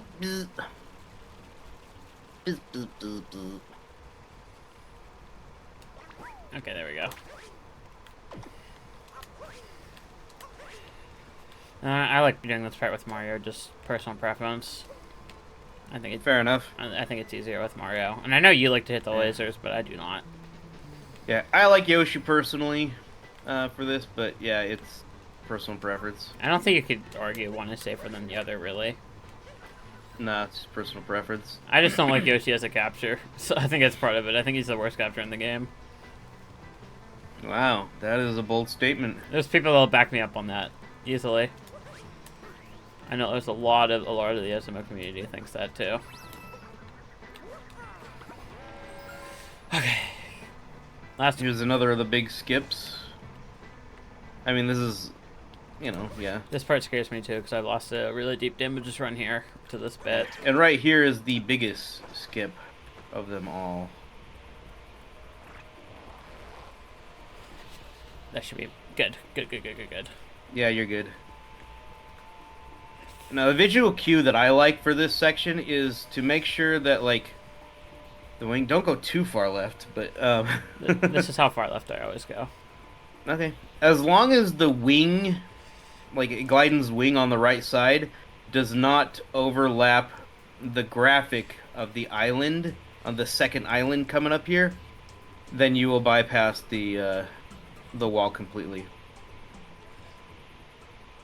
Why am I sinking so much? Okay, there we go. Yeah, shake. You gotta shake the camera, or not the camera, I am. the controller. I am. I'm shaking. It's so weird. I shake the entire time and sometimes it just doesn't work. It just drops the shake. Alright.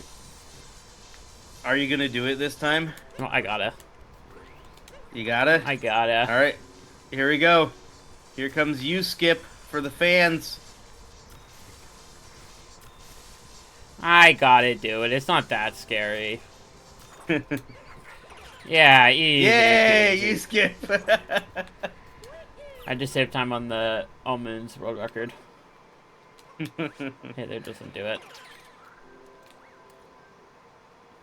You gonna grab the coin stack? Why would I? There we go. That's the run, basically. Yeah, I mean, I'll- congratulations, GG's to cheesejay Oh, I suck. GG.